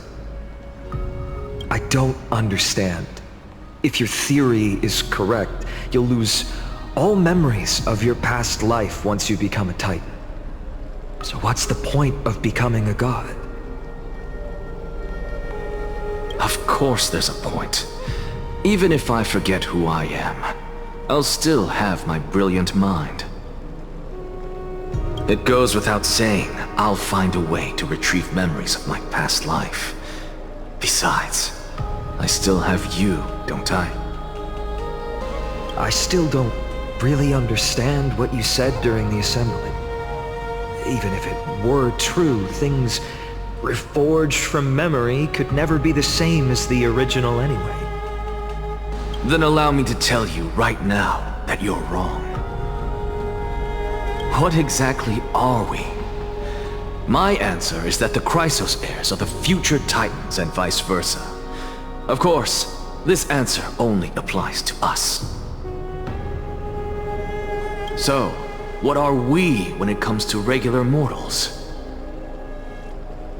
The very essence of the world, our souls, are tiny invisible seeds that hold records of each person's memories of the world. And we are the buds that sprout from these seeds to grow into great trees. Is that what new sporism means? Correct. Once our physical bodies are born, we become new extensions of the world. From there, we plant our seeds into someone's memories, and then scatter them into the hearts of countless people in the future. Just as seeds are affected by their environment, so too will our appearances differ across memories. But the partial memories we carry will always be the same, because that is just how the world is. To destroy our very existence, one must destroy the world itself. But we have someone who will still live on with his perfect memory. That person is you, child of Kefali. This is what it means to be the world-bearing Titan. So, carry everything of this world and live on. Don't disappoint those most precious to you. Don't disappoint Lady Goldweaver. And especially, don't bring dishonor to my theory. Anaxa, I swear to you, I'll lead everyone to our reunion in the New World. Good. That is all I have to say. Farewell, everyone. May we meet again in the next life. Farewell, great performer. May Circes safeguard your thoughts.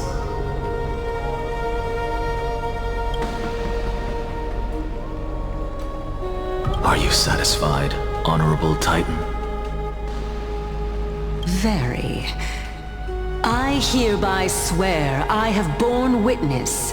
Anaxagoras of the New Sporists and the Grove of Epiphany has successfully overcome the trial of reason. Thus, I shall confer upon you these words. You shall transcend the peaks of purity and return to corruption and hardship. Oh, so that's a god's prophecy. It sounds like you just rephrased my past, present, and future. Oh, Circes. Is that all you've got? Well, you've already transcended the peaks of purity, and you were never the type to give me any leeway. That is true. But I do still have one question. I knew it. What is it? Maybe we're thinking of the same thing. As you've so boldly stated, we and the world itself live on through the memories of others. If that is the case, whose memories did the very first new spore sprout from? How should I know?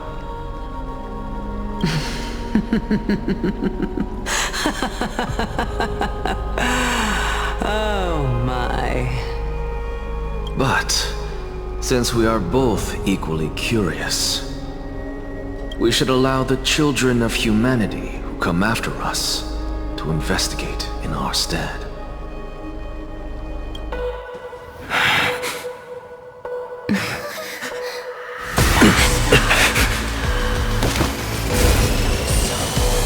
Rejoice, Circes.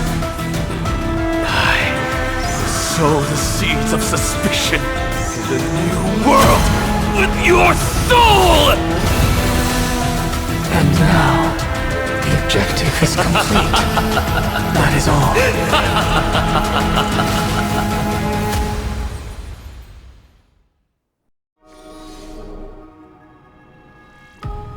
Thankfully, she's still alive.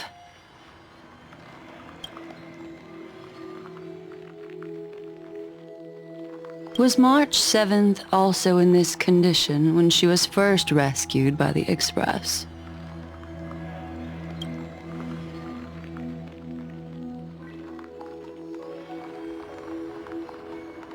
But she still woke up naturally. Looking on the bright side, that might happen this time as well.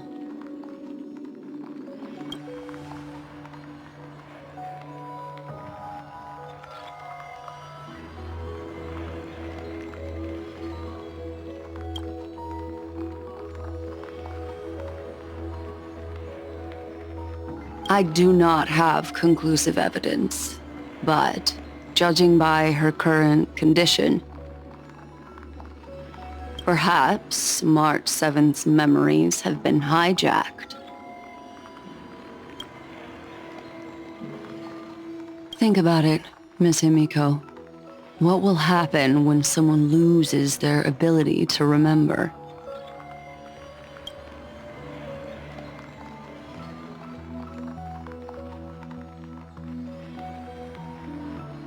Unfortunately, short-term memory is an entirely different concept from the inability to remember. Perhaps it is difficult for you to imagine, but an individual who has lost their ability to remember turns into nothingness.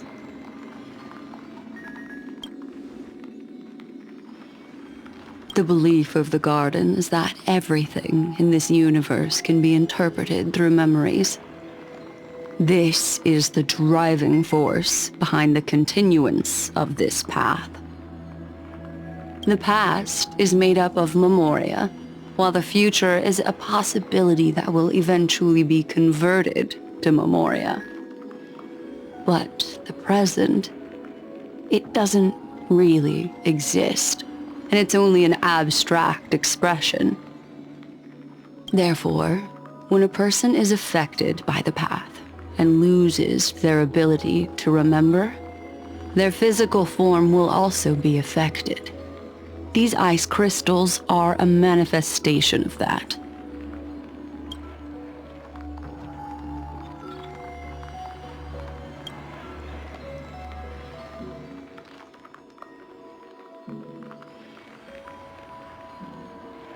Is Miss Himiko suspicious of me?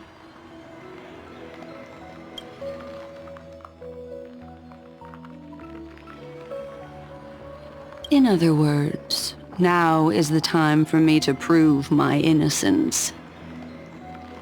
That's not a problem, of course.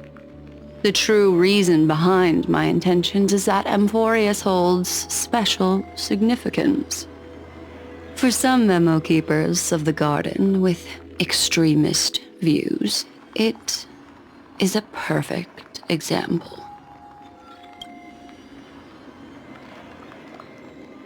A world that can only be seen through the Garden's mirror means that memo keepers have the right to keep the world in their private collection.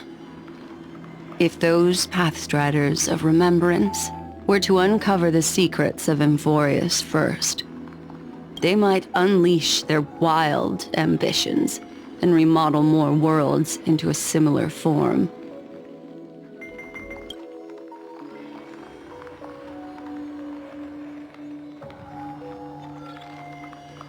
I chose to remain quiet before, because I did not want to involve you in the Garden's internal conflicts.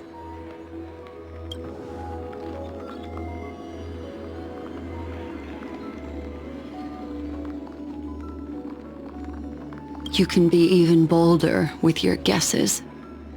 The people that I'm talking about, they aren't just individuals. They are an organization that has already attached itself to the pinky finger of Fu Li.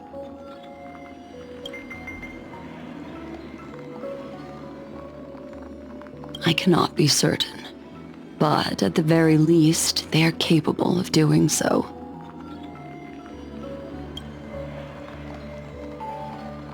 I am deeply sorry about what has happened to March 7th. But the deal that I propose still remains a fair one. Amphorius is still an excellent destination, and investigating further might allow us to uncover the truth behind the accident. Miss Himiko, the wisest choice right now is for us to continue cooperating.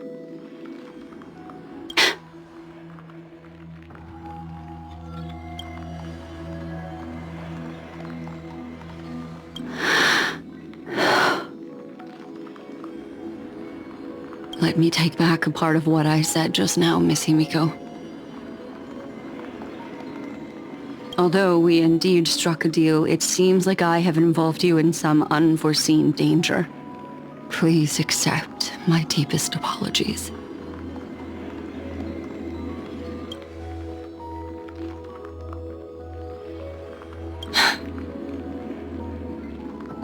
It's Fu Li. Their gaze has just swept across Amphorius.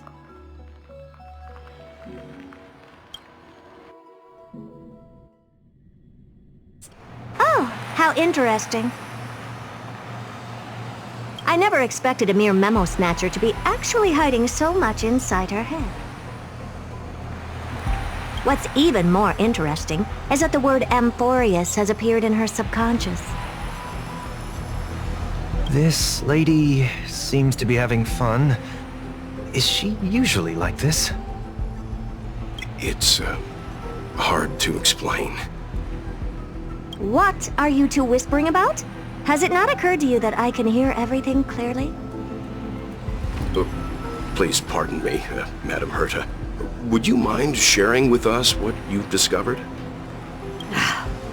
The ones who need help are the Astral Express.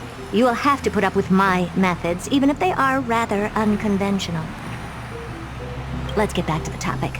By using the fourth mirror, I rummaged through the brain of this memo snatcher and learned a good deal. Not only does this person know of Amphorius, but there are also many memo keepers who are interested in the place. I searched through her consciousness and found the following terms: the Eternal Land, the Rejected Land, and the private collection of the Garden of Recollection. It seems like Miss Black Swan is indeed hiding some things from us. Since I'm not able to find any useful clues from the outside, why don't I personally visit this mysterious Amphorius? You're planning to head to Amphorius yourself? Yes, but not in the flesh like you all foolishly did. See these Herta mirrors? With them, I can project my data spirit entity to any corner of the cosmos through spatial warps, without even needing to leave my room. But of course, these corners of the cosmos must be within the coverage zone of inter-astral peace communications. After all, this is collaborative technology. I see. You do seem like the more indoor type. Although that star zone is not within the network of the IPC, the Express itself can serve as a signal station. Come, give me the astral chart coordinates. Then, sit back and enjoy the show.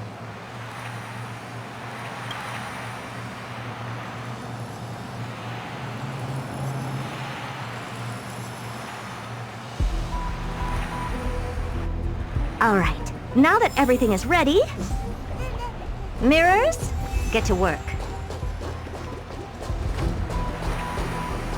First mirror, input the coordinates. You'll be in charge of the spatial warp. As you command, Madam Herta. The preparations are complete.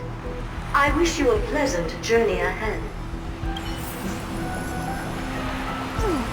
Second mirror, prepare for the thought refraction.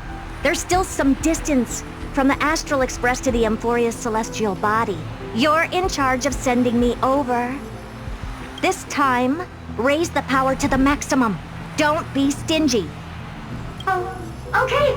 I won't fail the mission, Madam Herta. Third mirror, you're in charge of generating the data spirit entity. I'm happy to help, Madam Herta.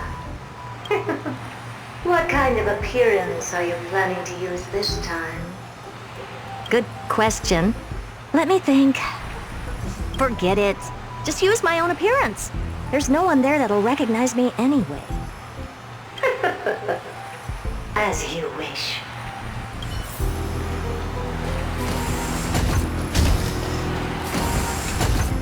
Preparation of the data spirit entity complete. Thought refraction at max power. Excellent. The first mirror. Let's get going. Have a safe trip, Madam Herta. May your journey yield good results. Coordinates input complete. Preparing to activate spatial warp. Destination, unknown celestial body. Amphorius. Spatial warp countdown.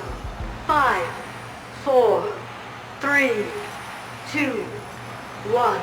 Warp activated. Oh! Oh, so that's Amphorius?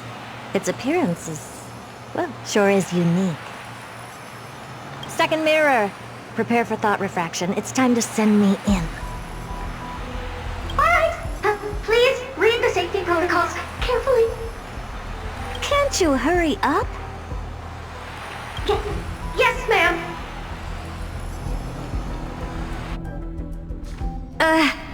I didn't expect it to be so turbulent.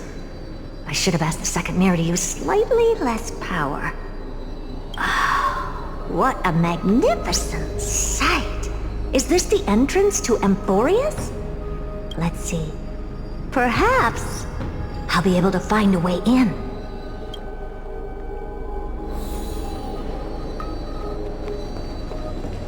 What's this? A statue? It's ugly. I don't like it.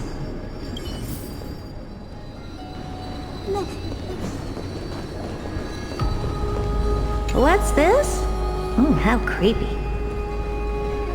Oh, it moves? Who are you trying to scare? Oh, I finally found your traces. How esteemed must you be for the great Herda to come out personally? When we return, get ready to become free labor for the simulated universe for the rest of your lives. It's either a projection or a fake. There doesn't seem to be much to take note of. Now then. My deepest apologies, esteemed lady. I'm afraid that you cannot proceed further. Who's there? Your visit, although not part of my calculations, is a pleasant surprise. It's a pity that the preparations are not yet in place to receive you with the hospitality that someone of your status deserves. Are you not going to answer my question? Who are you? I have many identities, and I'm going to have even more in the future. But if you just need a form of address, Lycurgus. Ligus. All right, Ligus. But you can't possibly think that I'm just asking for a name, can you? Regrettably, I do not have the authority to share more information. However, standards are always flexible. While not violating the ultimate agreement, I'm able to disclose this piece of information. As you thought, this is the entrance to Amphorius. Now, please, kindly turn back. Amphorius is not a world that you should be involved with, regardless of what kind of magnificent achievements you have accomplished. This place will not open its doors so easily. You seem to understand me very well. Then you should know that I have no reason to listen to you. Your reaction is completely within my calculations. Despite my long years as a watcher, it seems like my assessment of human nature still remains accurate. From you, I'm able to sense a beautiful desire for knowledge. But my answer remains unchanged.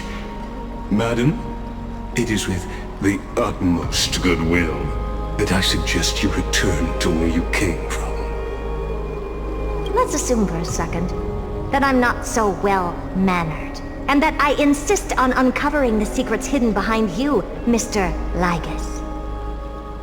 How do you plan to dispel this notion of mine?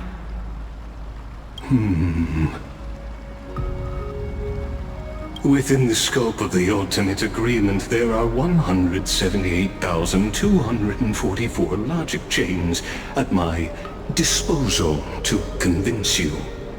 After filtering through them, I have determined that I only require 3 to attain the results that I desire. Oh? I'm all ears. First, for reasons that cannot be disclosed, Amphorius is a completely isolated celestial body. Apart from me, no one else will be able to help you enter. That's not a good argument.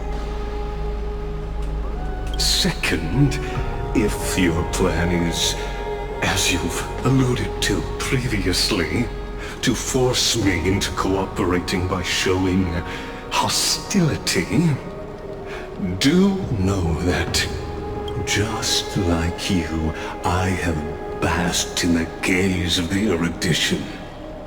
I stake my honor, and assure you that, in the worst-case scenario, our mutual destruction will be inevitable. Oh? No wonder I couldn't find a back door. When I did a scan of our surroundings, the safety protocols on you are comparable to Screwy's. How interesting. I assume that you still wish to hear the third logic chain? Of course. Why wouldn't I?